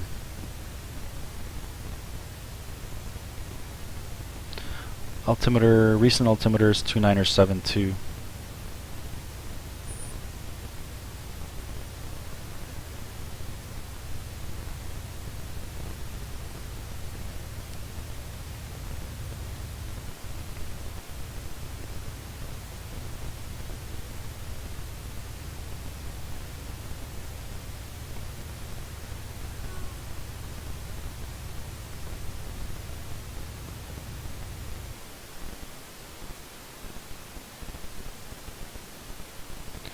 Lumber sent me a link. Let's open it up.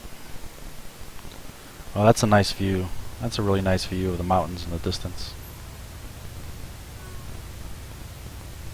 So I would do a run-up, but we're already on the runway and we've been taking our sweet time. So let's do a departure. Let me first open the link Lumber sent. Magenta says he flies GA planes in real life occasionally. Nobody does it in every flight. I know what Lumber's gonna say. You fly them in Russia, so that doesn't count. That's funny.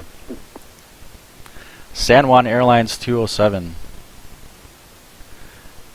Hey, that's cool, man. Thank you for that. I'll have to look into San Juan Airlines. I'll do some research on them. That's a cool photo. Thanks for sending that.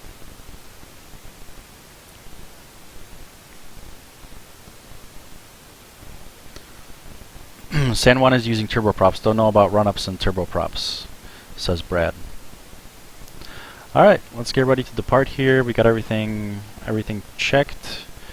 After departure, we're going to fly a course of 119er and climb to 3,500 feet. And this is going to be a Flaps 1 departure. Departure briefing complete. You believe that's at Friday Harbor. Okay, that's cool. White Wolf Sports says, I believe I'll keep my 2 cents to myself. He's got some real world aviation experience as well. Alright. Our departure time is 1:05 local. Let's pull the parking brake.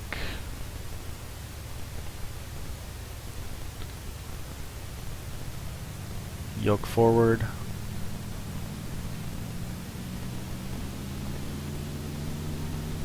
It kicks to the left when you put in the throttle. This aircraft kicks to the left from the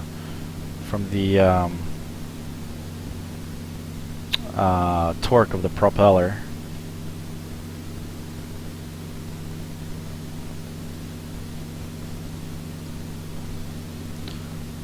To clear the obstacles, let's go flaps up. Flaps are confirmed up, so let's lower our manifold pressure. Let's set it to 25 inches. Let's lower our prop RPM to 2550.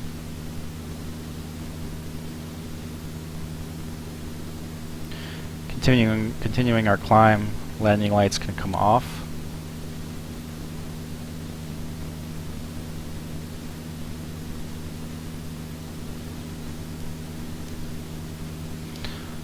Our course is going to be 119er. Let's turn on course. Skies are clearing up to the east, so we should have a nice flight.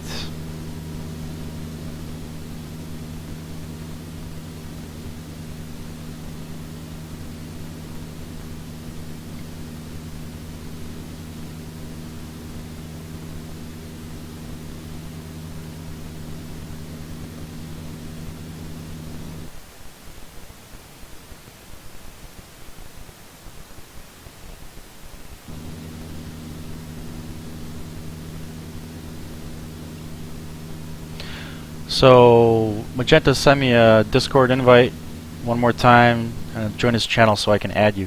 I keep adding channels, but then they disappear. So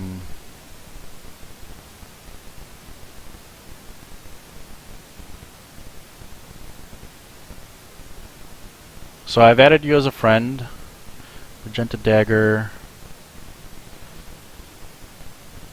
Need to be online to grant you permission. Alex, I need you to be online to grant you permission. So join new users. Okay, there we go. Now I joined Magenta's channel. There we go. Now I see general chat.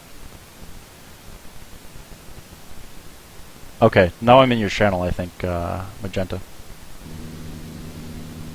Oh, I'm climbing. I have time now.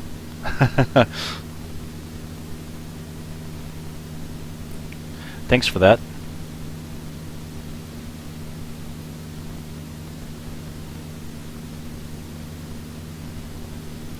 If you guys like to hear Russian or speak Russian, check out Magenta Dagger's channel. He does really nice flights. And also check out Lumberhax's channel. He flies DCS X-plane mostly, and he does really good streams as well. White Wolf Sport, do you stream currently? I'm not sure if I've seen any streams of yours. Let me see. I followed you, so if you do any streams, then I'll check them out.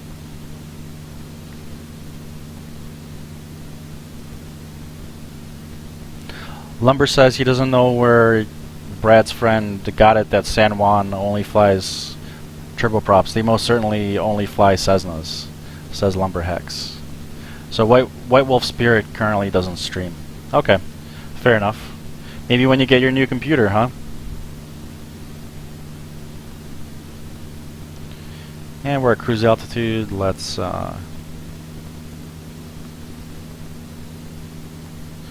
level out here.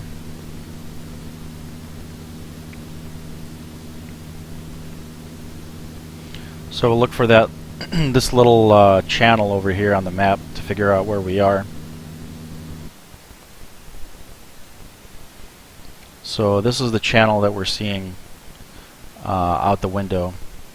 So I want to be a little bit out to sea, and our next course is going to be 106.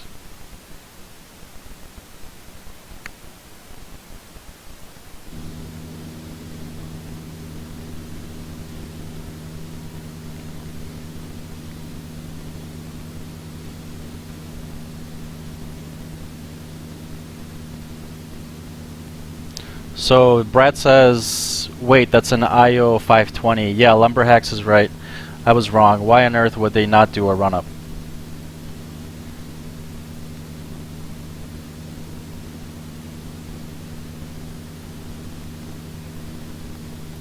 So White Wolf Spirit is almost done with his new rig. He just has to fund a monitor. Hey, get on Twitch and stream and ask for donations.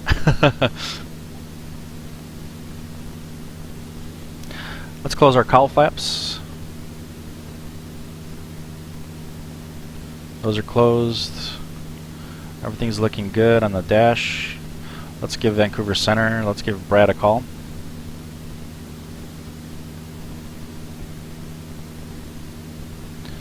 And Vancouver Center, November 8748, looking for flight following from Tofino to Roach Harbor Airport. We just took off from Tofino, November 8748.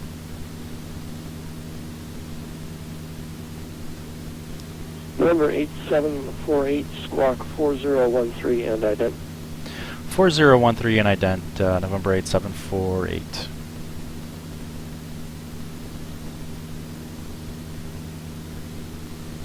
And ident.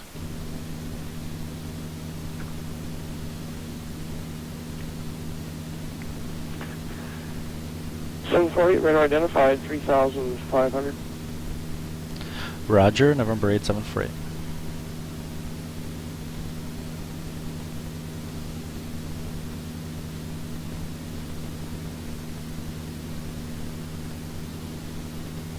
I forgot to say that if you guys want to join me on a flight,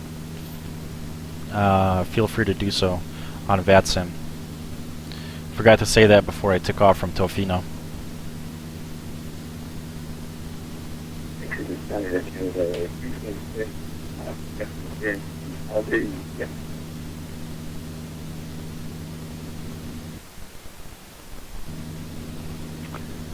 Canada 226, I think, Vancouver Center, your strength 3, readability 3. Say again. Lead out the mixture to 15.5. That should give us about 160 miles per hour.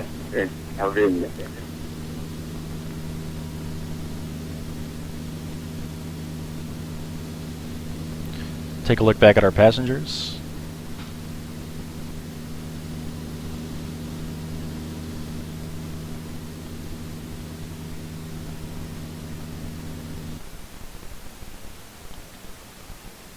Canada 226, it did not copy. And we're looking for this. You can try text, or maybe there's an adjustment you can make. We're looking for this point of land right here.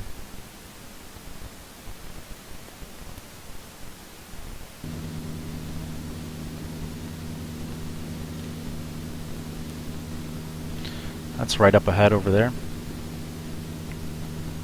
Check our compass, 116.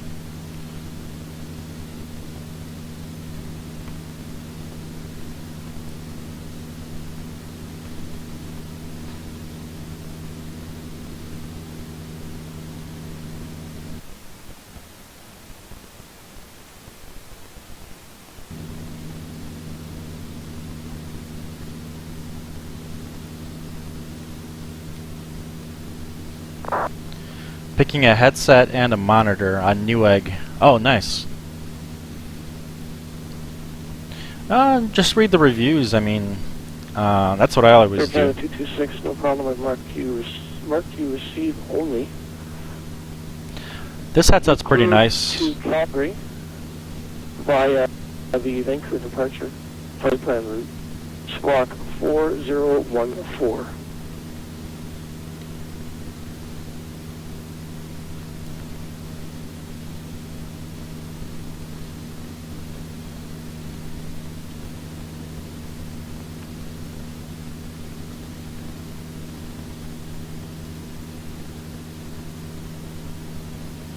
The aircraft trimmed out here.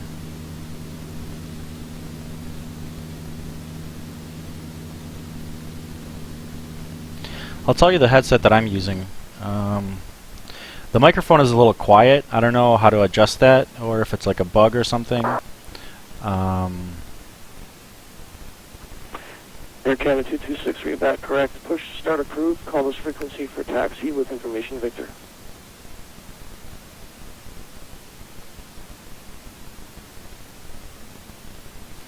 Actually, I don't have it in my orders. Let's see if I can find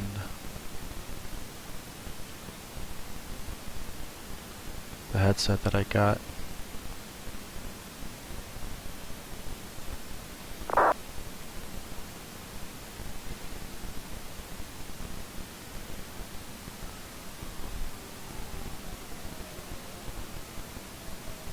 I think I have this one. It was on sale when I got it, but yeah, I don't know if you'll be happy with it. I don't know if it's good for everyone, but I like it so far. Again, the mic volume is a little low. That's the only thing. And it didn't come with a little it said it's supposed to come with a little adapter to fit into. It's not USB. It goes into your headphone jack and your microphone jack, and it didn't come with the adapter that connects to that, because it only has one output cable, and you're supposed to have an adapter that splits it into microphone and headset, and it didn't come with it, so I had to order that online as well. I didn't feel like contacting Kingston, but just for your information, this is the one that I use. It's a place to start. Maticus Keel says Logitech G230 is where it's at. Probably. There's probably a better one than mine. I don't doubt it.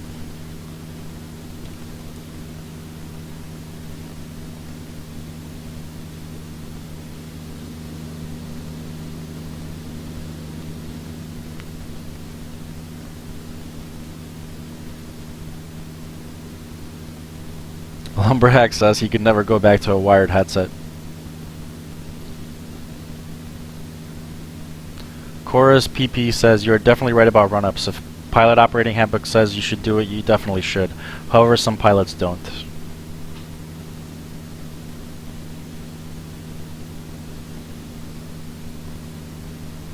Well, for instance, you're not supposed to do a exterior walk-around on every flight. It doesn't necessarily say you shouldn't. I guess the question is, if you're doing multiple flights a day, you land at an airport, shut down the engine for 2 minutes, and then want to take off again. You're not supposed to do an exterior walk-around before the next flight, even though it's in the checklist. But I guess the pilot operating handbook is a different thing from the checklist. Yeah, the question is whether you do a run-up on the second and the third flight of the day if you're just stopping at... Oh, okay. So, Brad says you should do an exterior walk-around after every flight. Okay, so technically you do it before the next flight. Okay, so I was wrong. Thanks for correcting me.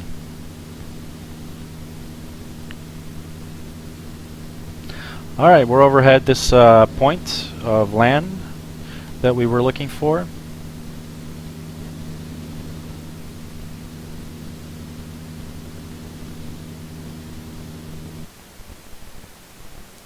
So we're overhead this point of land right here.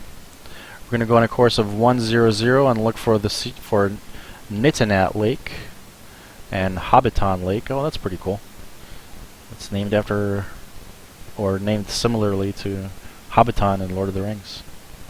So it's going to be a 17 nautical mile stretch. So I'm going to set I'm going to note the time.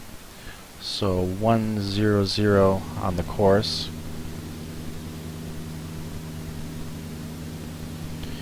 And I'll note the time is 1:20. November 8748, Fairchild altimeter 2977. 77, thank you. November 8748. Thank you, Brad.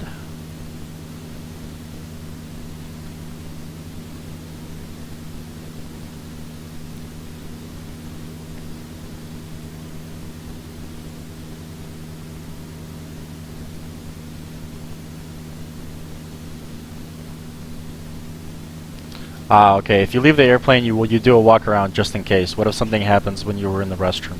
That's a good point. Walk-arounds are very important in general. As I mentioned previously in my stream, whoa, wind gust. Sorry. As I mentioned previously in my stream, I was doing a real-world flight with a friend, with Disgraced Pilot, who's also on Twitch. And he has a private pilot's license, and we did a walk around and noticed that one of the tires was pretty deflated, and we were taxiing to the air filling station so we could fill the tire up. And as we taxied there fine, but then we tried to move the aircraft with the T-bar, and it was just not moving. We couldn't move the aircraft. By that point, the tire had deflated so much, and the trucks at the airport weren't equipped with the air inflation devices, so they made us taxi to that location. They insisted that we taxi there, and so then they had to remove the wheel and tow the aircraft back to the hangar. So we couldn't fly on that aircraft that day, so we had to drive to another airport. That was in a Diamond Katana, I believe, or a Diamond Star, I forget which one. And we had to drive to another airport and fly a Piper Cherokee for that flight. Which we did, it was really nice. We flew to the coast of California, looked at some seals, And yeah, it was nice. Were they seals or walruses? I forget. I think maybe they might have been walruses.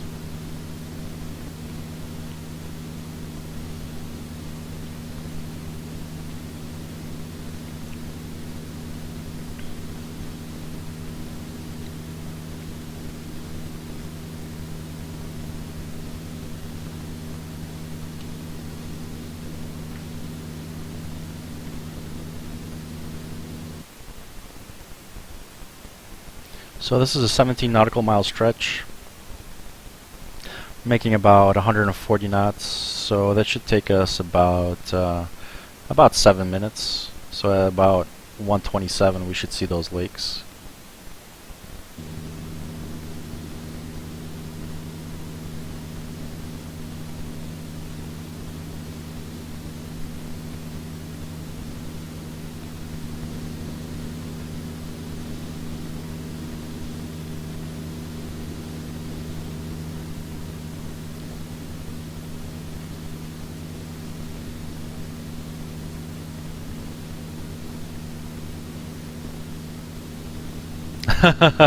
Magenta Dagger says, by the way, if you're in California, how's Prop 64 doing? Is that the that's the proposition to legalize marijuana, huh? Well, personally, before that, it it didn't stop me from trying out the medicinal herb. Yeah, I don't do it frequently at all, but it doesn't really have a big effect on me. It just makes me very tired. But I do have friends that I do have a friend that wouldn't try marijuana until they legalized it. And now that they legalized it, I'm going to hold it to him. I'm going to hold him to it.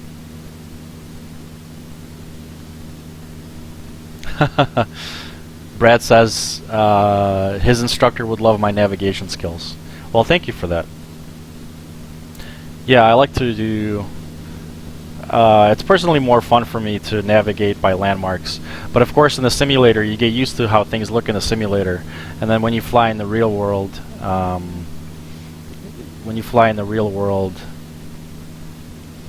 White Wolf Sports says that cities are passing laws against it. That's interesting.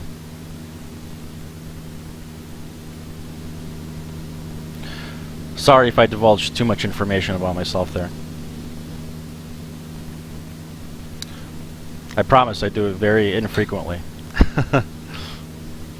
Anyways, we're passing these lakes over here, and yeah, I like to navigate with visual references. That's my favorite way of flying in a simulator.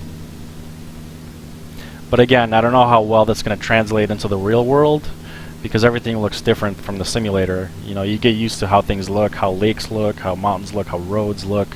And in the real world, when I've done flights, I've found that it's much harder to distinguish, especially airports, because the airports, they light up like Christmas trees in the in Flight Simulator X. X-Plane does a better job of making them blend into the scenery a little bit better. Brad says the Russians will use this knowledge against me.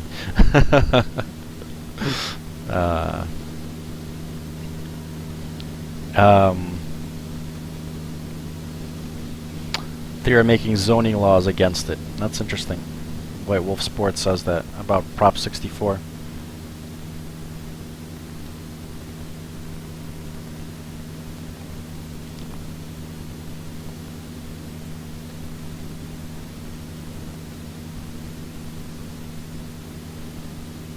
Yeah, society's changing, becoming more accepting of that stuff. It does land a lot of people in jail, or used to at least in the 90s. And that's a bad thing. Our jails are very overcrowded in the United States. Very overcrowded.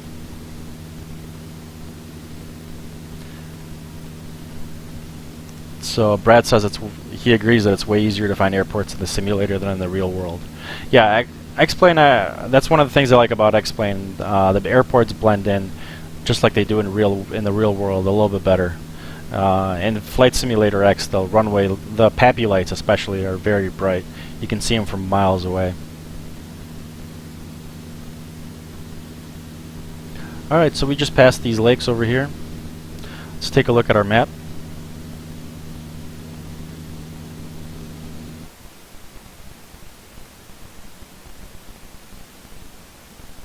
Come on. Uh-oh.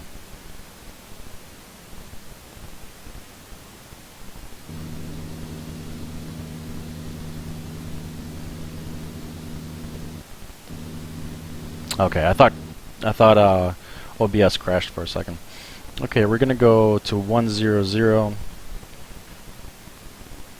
and next waypoint is gonna be Port San Juan. No pun intended. Port San Juan is gonna be next.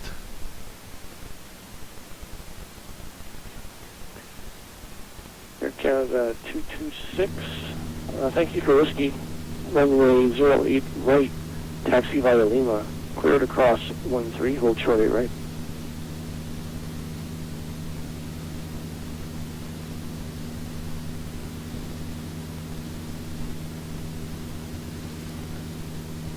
Yeah, Lumber says that most society never really cared, just the lawmakers. But now that Washington and Colorado are making millions off it, there's no reason to say no. Fair enough. And plus, I mean, compared to alcohol, it's a relatively harmless substance. I mean, again, let me do a disclaimer in case you're watching this and you're very young.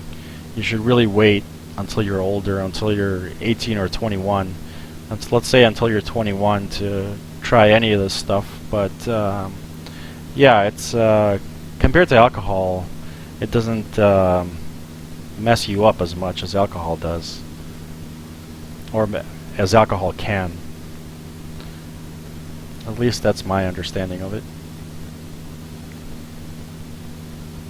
And there's no evidence that it's a gateway drug either, from what I've heard.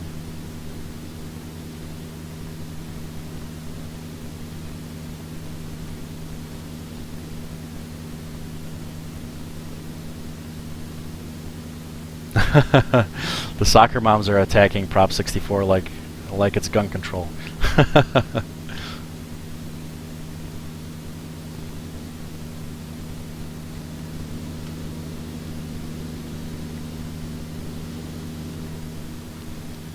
Magenta says he totally agrees.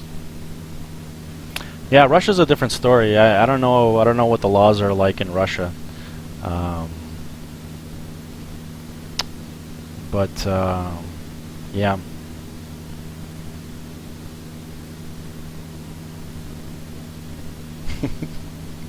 Soccer moms will hate everything. It's just their way, says Lumber.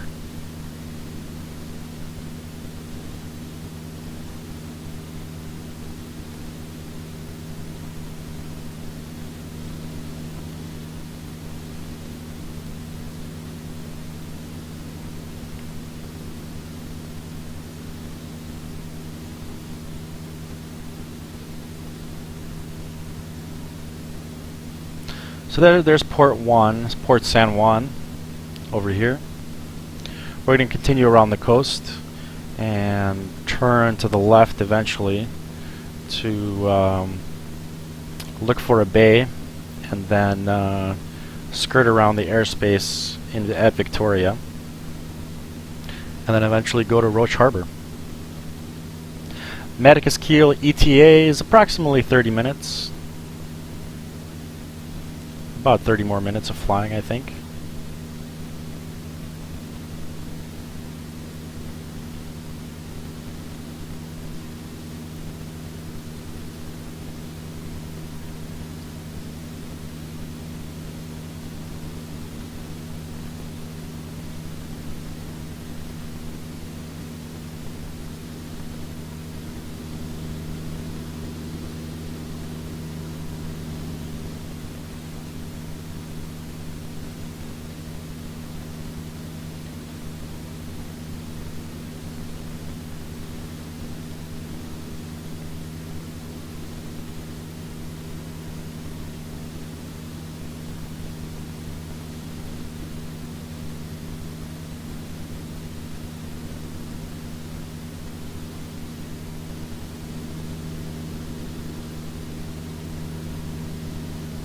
What's that landmass over there? Is that already the mainland?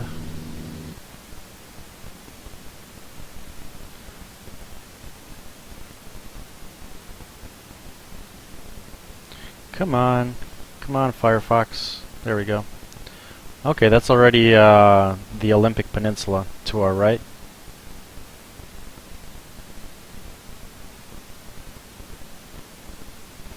So we just passed Port San Juan, and we're gonna head over to Otter Point on a course of 095. And I'm gonna note the time as well. Air Canada 226, departures with me this frequency, winds calm, clear takeoff, 8 right. Uh-oh. FSX is not responding. Oh, thank goodness. It's back. Sorry about that.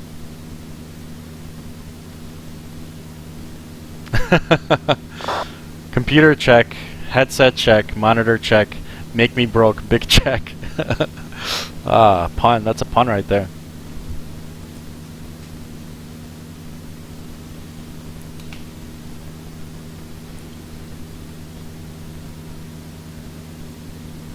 In Russia, it's not illegal to use it, but it's totally illegal to buy, sell, grow, or possess.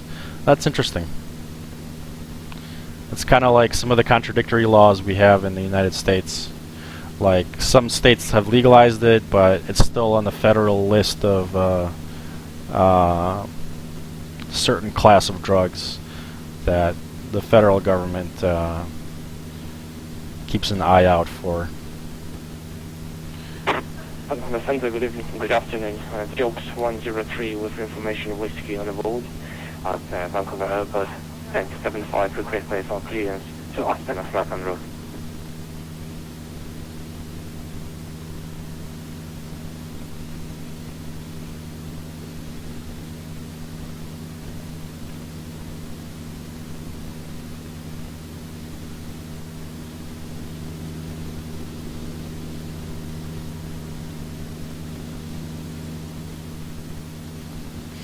Q103, you're cleared to Aspen by the Vancouver 9er departure.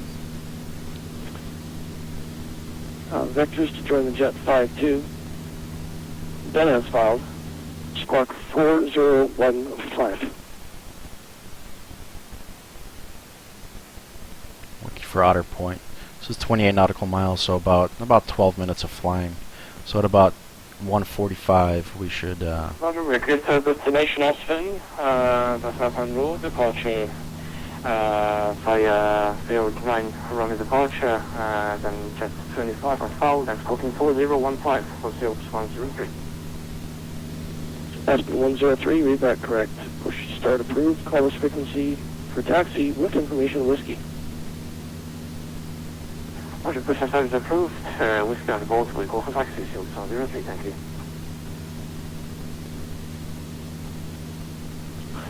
Air Canada 226, identified. Sea altitude passing.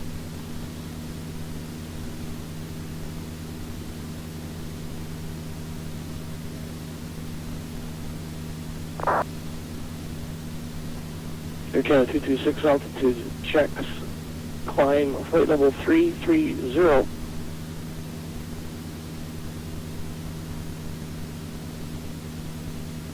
Maticus Keel says there's a difference between legalization and decriminalization. The feds will still lock you up for possession. While it's decriminalized, the state won't lock you And Air up. Canada 226 cleared to direct VATSIM. With the exception of the DUI and trafficking. I see. Yeah, but the laws still seem contradictory. If it's a federal crime but not a state crime, it doesn't really make a lot of sense. One of these days the Supreme Court will just legalize it. One of these days. If you guys want to see a good documentary about how the drug war has contributed to Vancouver Center, Delta 2259 kilometers XL. has contributed to the rise of the prison population. 59, squawk 4016 and ident. 4016, Delta 2259. If you want to see a good documentary about how the drug war has contributed to the rise in the prison population. Check out 13 on Netflix. It's a very good documentary.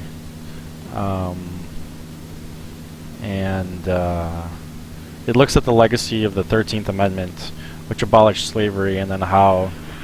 Vancouver, Southern Alaska, 2522 with you at flight level 37, just past Henry. Alaska 2522, Vic Center, squawk 4017 and ident. 4017, Alaska 2522. Metro 2259, radar identified, flight level 360. Correction, flight level 326.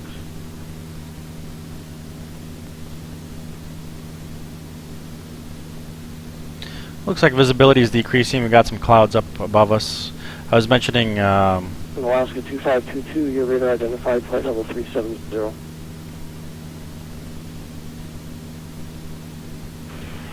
Copy, Alaska 2522. Yeah, I was mentioning about the documentary. So just follows how institutional racism has morphed over the years to contribute eventually in the modern era, in the 80s and 90s, to mass incarceration of the black population in the United States, and how the drug war was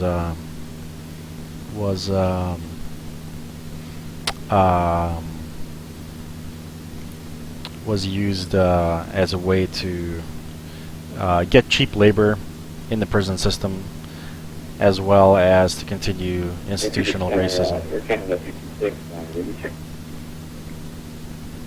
Canada 226, your strength 4, readability 4.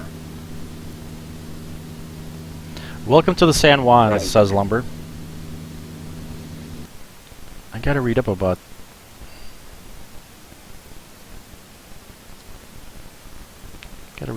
this.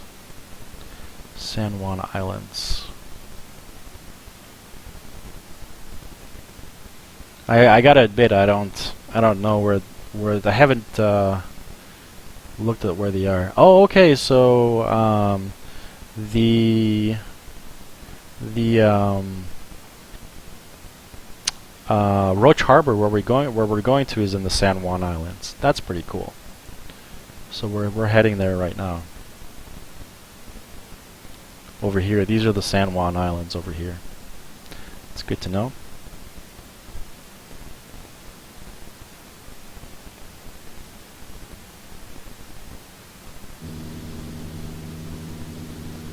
White Wolf Sports says, no money left for X-Plane. Lumber will be disappointed, but I'll say that, you can do without it. No, I'm just kidding. X-Plane is really good too.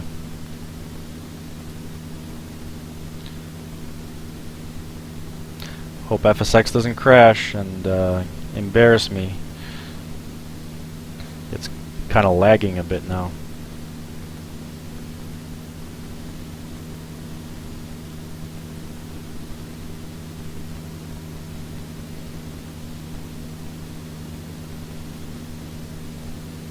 Good old VFR hops, indeed.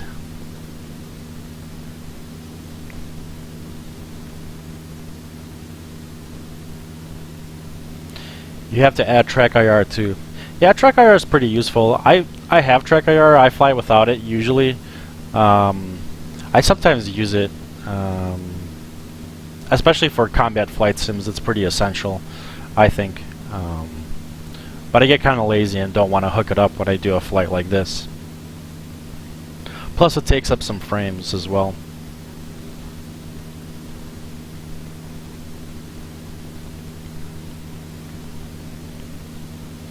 I'm going to descend to 2,000 feet. I want to stay out of these clouds and these icing conditions. This aircraft is really not equipped for de-icing.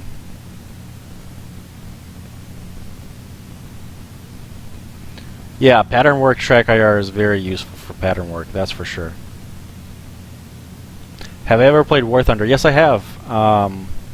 It's a nice sim, I mean, especially because it's free. It's a nice, like a starter sim. And there's always people online, there's always fights to get into. in that game.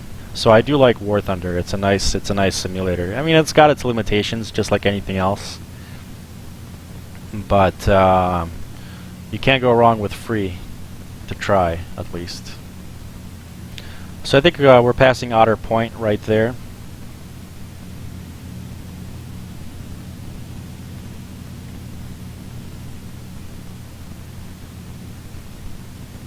Maticus Keel says he loves it so much. Yep. I know there are some really, really big fans of War Thunder. All the classic planes are amazing indeed. Indeed. Some people will have gripes with the flight models of those planes. They don't work out the flight models as well as they should. It's not like a DCS, for instance.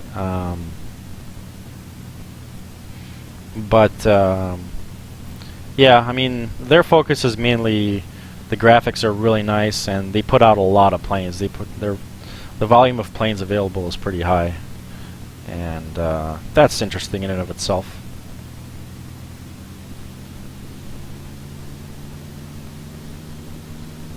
Back at our cruise altitude of 2,000.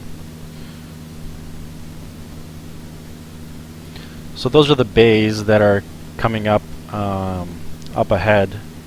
So this is Otter Point. I'll show you guys on the map. 748 Victoria Harbor altimeter 2980. 80, thank you, November 8748.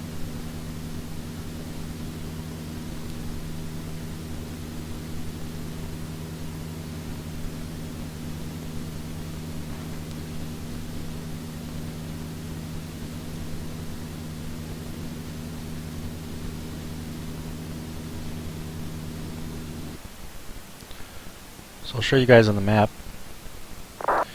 This is Otter Point that we're coming up on. Then there's going to be some bays and some small towns on the edge of those bays. And we're going to go on a course of 034 once we get to the mouth of this channel. So 034 on the course.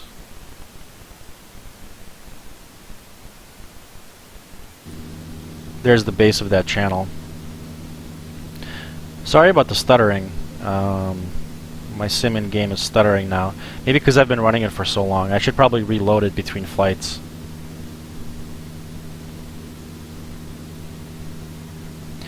So Maticus Keel says it's really cool to fly PBYs and P-51s and stuff like that. I agree with you. But you know, you can also fly those in FSX, and it'll be more realistic too. Okay, White Wolf Spirit, that sounds good. Not a problem. Send me a text, and we can talk.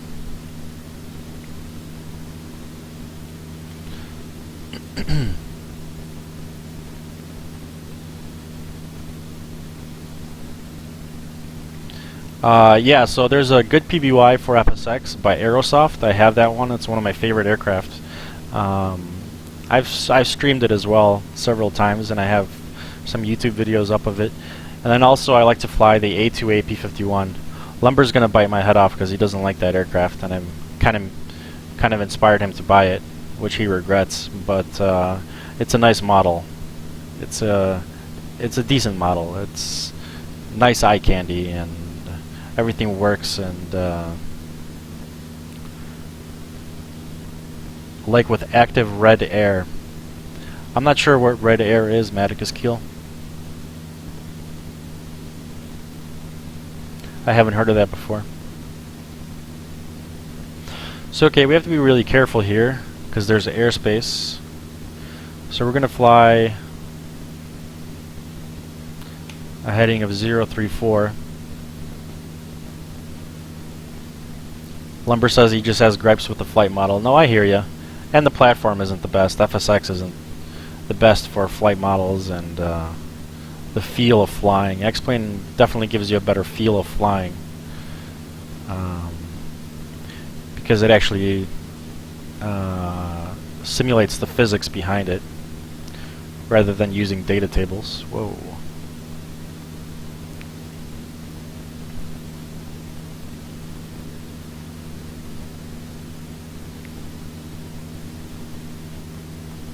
Ah, red air, pilots and jets that want to hurt you.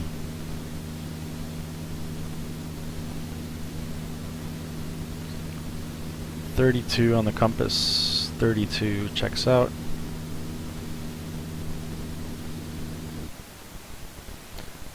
Alright. So we're heading here. And we're looking for a couple lakes. A couple small lakes over here. Gotta make sure to stay out of this airspace.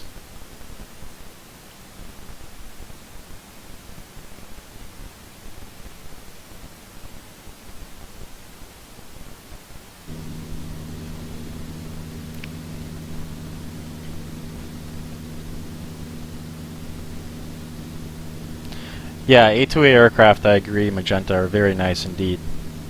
I know you have the Cessna 182. I've seen one of your streams with the 182. I've got the 172 A2A, and I also have the P-51 civilian version A2A. Those are some of my favorite aircraft.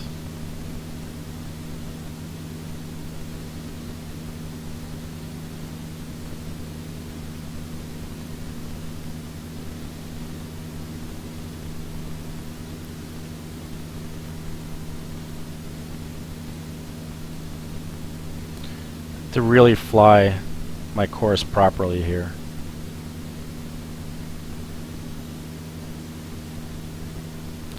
You know what, let's turn on the GPS so I don't, just for this part right here, so I don't have to enter the airspace by accident.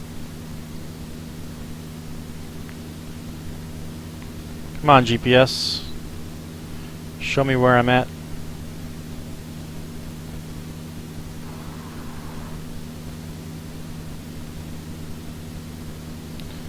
GPS doesn't want to show us where we are for some reason.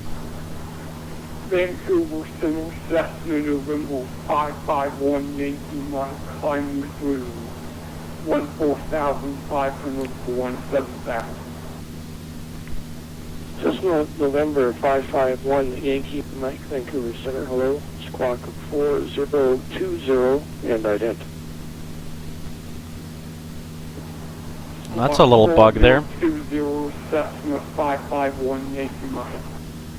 That's a little bug. I'm not sure why it's not showing us the...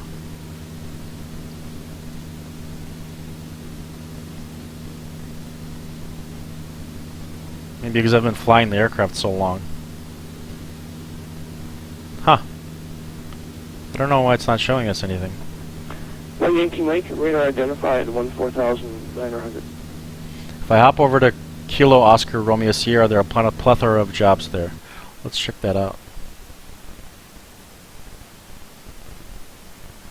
Oscar Romeo Sierra.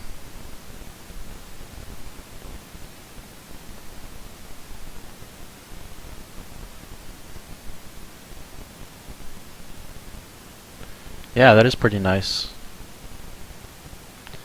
But I want to go back to Bowerman Airport. I like going between Roach Harbor and Bowerman, but I'll keep that in mind. I might go there next after Bowerman.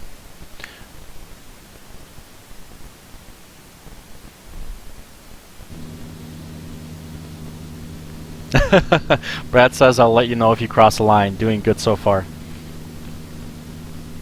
Sounds good.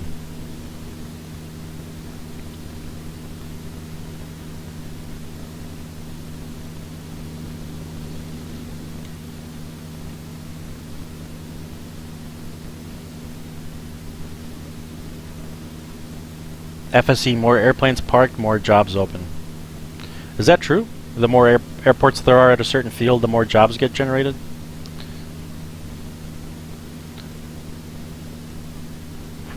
Ready for taxi, Sierra 103. Plus I want to... 2103, you're broken, Vancouver, say again. Ready for taxi, Sierra 103. 2103, runway 08 right, taxi via Mike Lima. Correction, taxi via Mike Juliet Lima. Cross 13, hold short 8 right.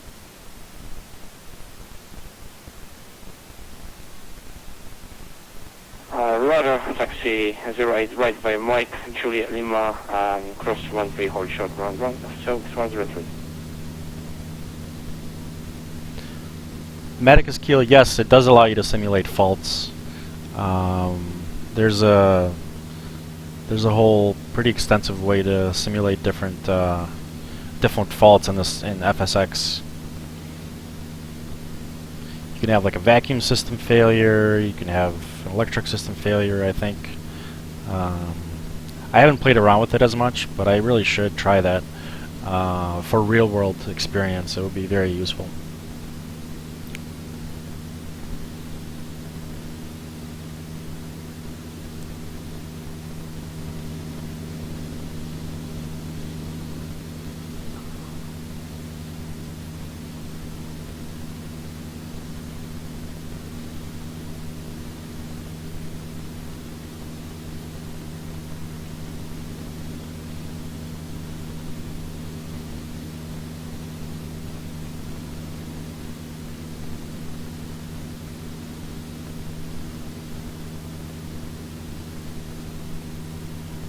If I ever fly a turbine simulated compressor stall, ooh, that'd be nasty. Indeed.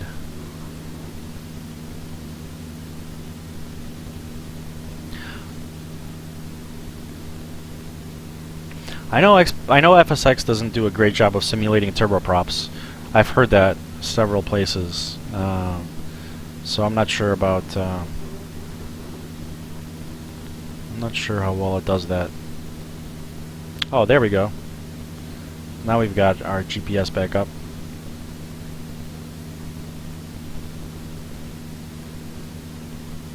Uh-oh.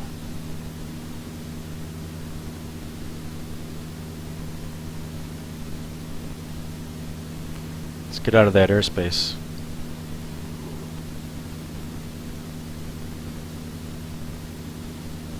Oh, I'm going to hear from Brad momentarily.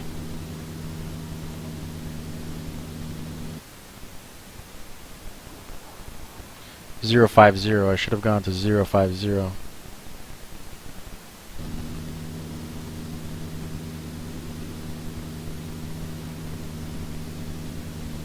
Yeah, sorry about the stutters.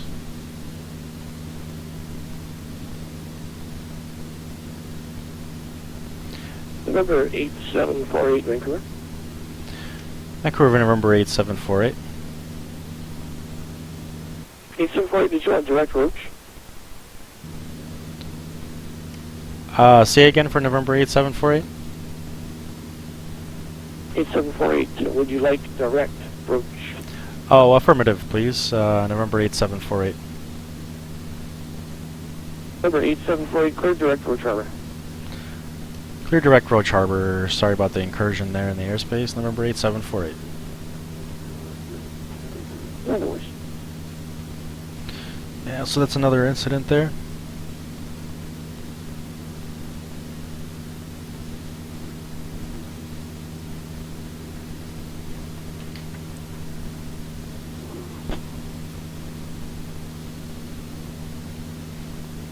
When you were deployed, we had one of the jets compressor stall and takeoff. It nearly blew my eardrums. Oh God.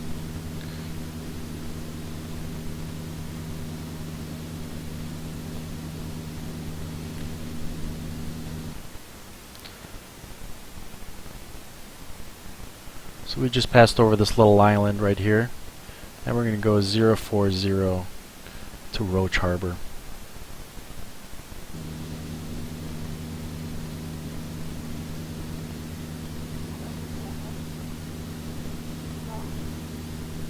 I'm going to descend to 1,000 feet.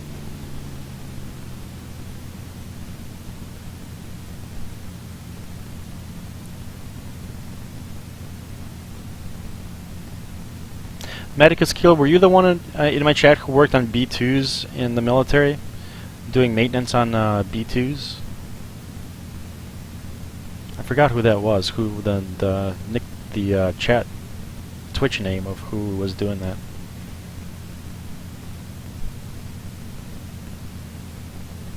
There's Roach Harbor Airport.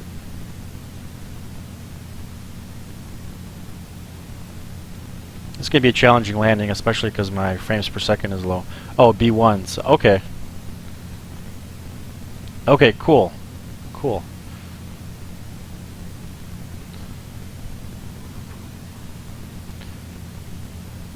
Between 12 and 20 frames per second. Not optimal. Not optimal at all, but... 748, you're clear on the zone. Frequency change, crew. Over to Unicom. Thank you, November 8748. Thanks for the great service. See ya. So we've got some air traffic in the area, and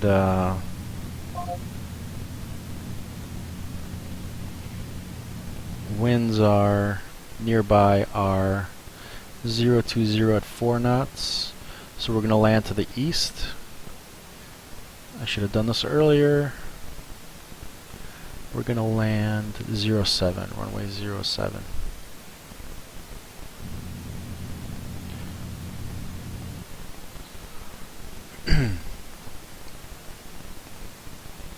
Just going to write a message on VATSIM.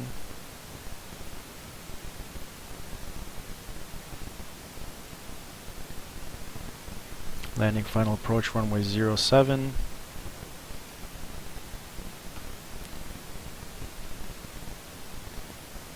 Slow my speed down as I do that. Full stop landing.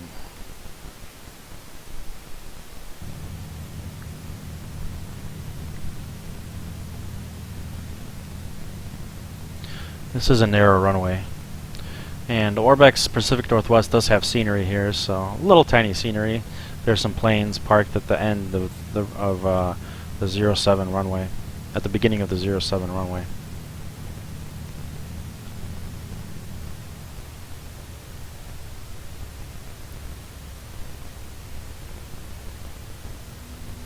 Let's get our flaps out. Mixture full, rich, landing lights on, cowl flaps open.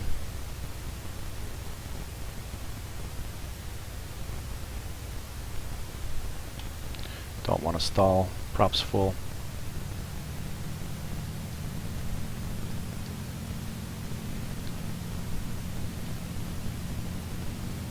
Just the runway and grass, indeed.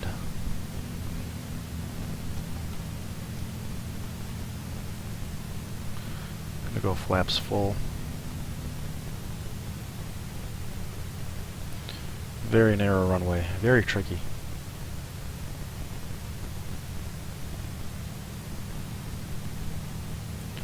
Slight crosswind from our left, so we should be okay here, I think.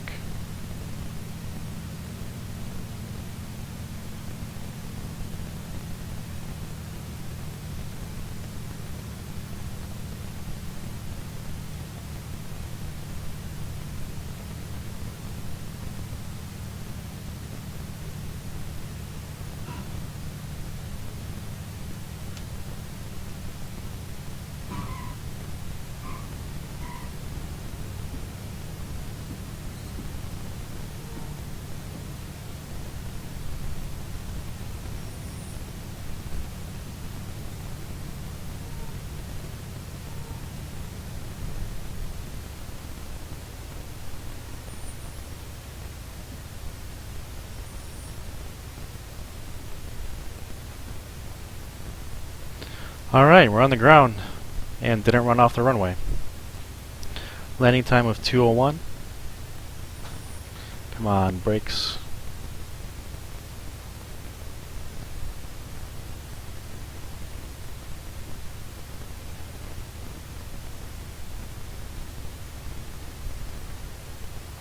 Turn our pitot heat off. Flaps can come up.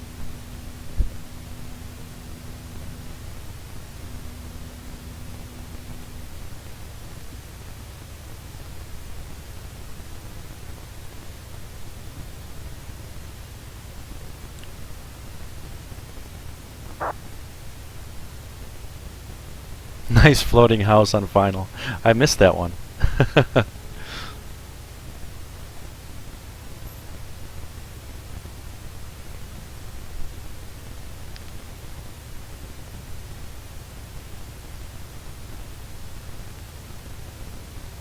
Alright, welcome to Roach Harbor.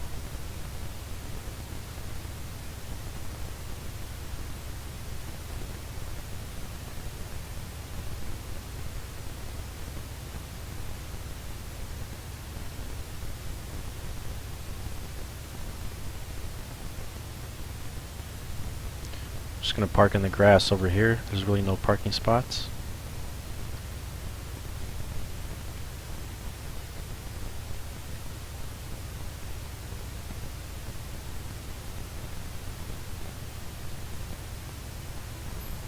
That's where the other planes were parked at, on the grass. Alright. Let's get our landing lights off, strobe lights off. Flight logged for FlightSim economy.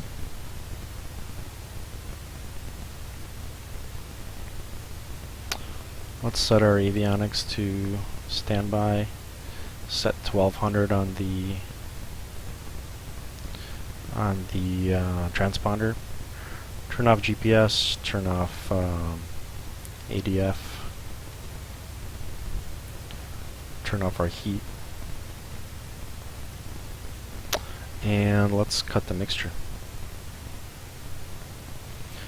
Arrival time is 2:04.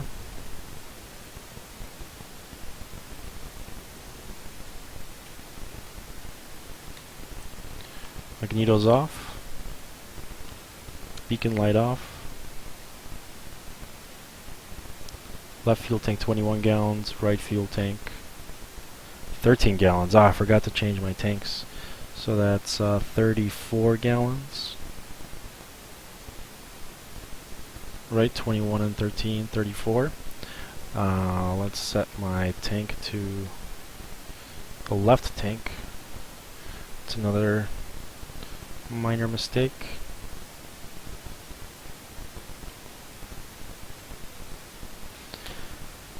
And let's turn the battery off.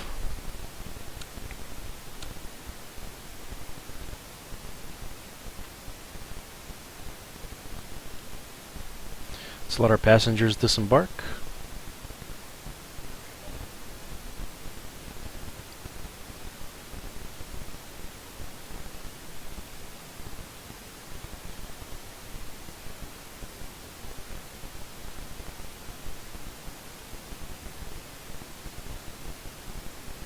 Here we are. Welcome to Roach Harbor.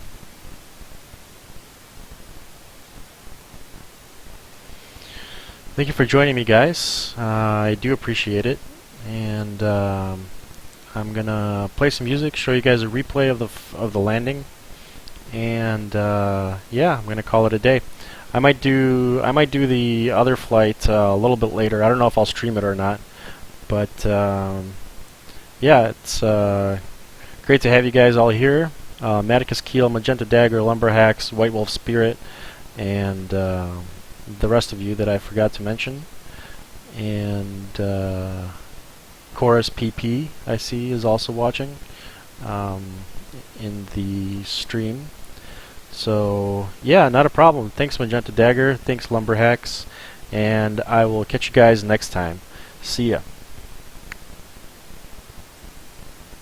Yes, Brad, I forgot Brad. Thank you. Thank you for the great ATC, Brad, and for chatting as well. It's very much appreciated. See you guys.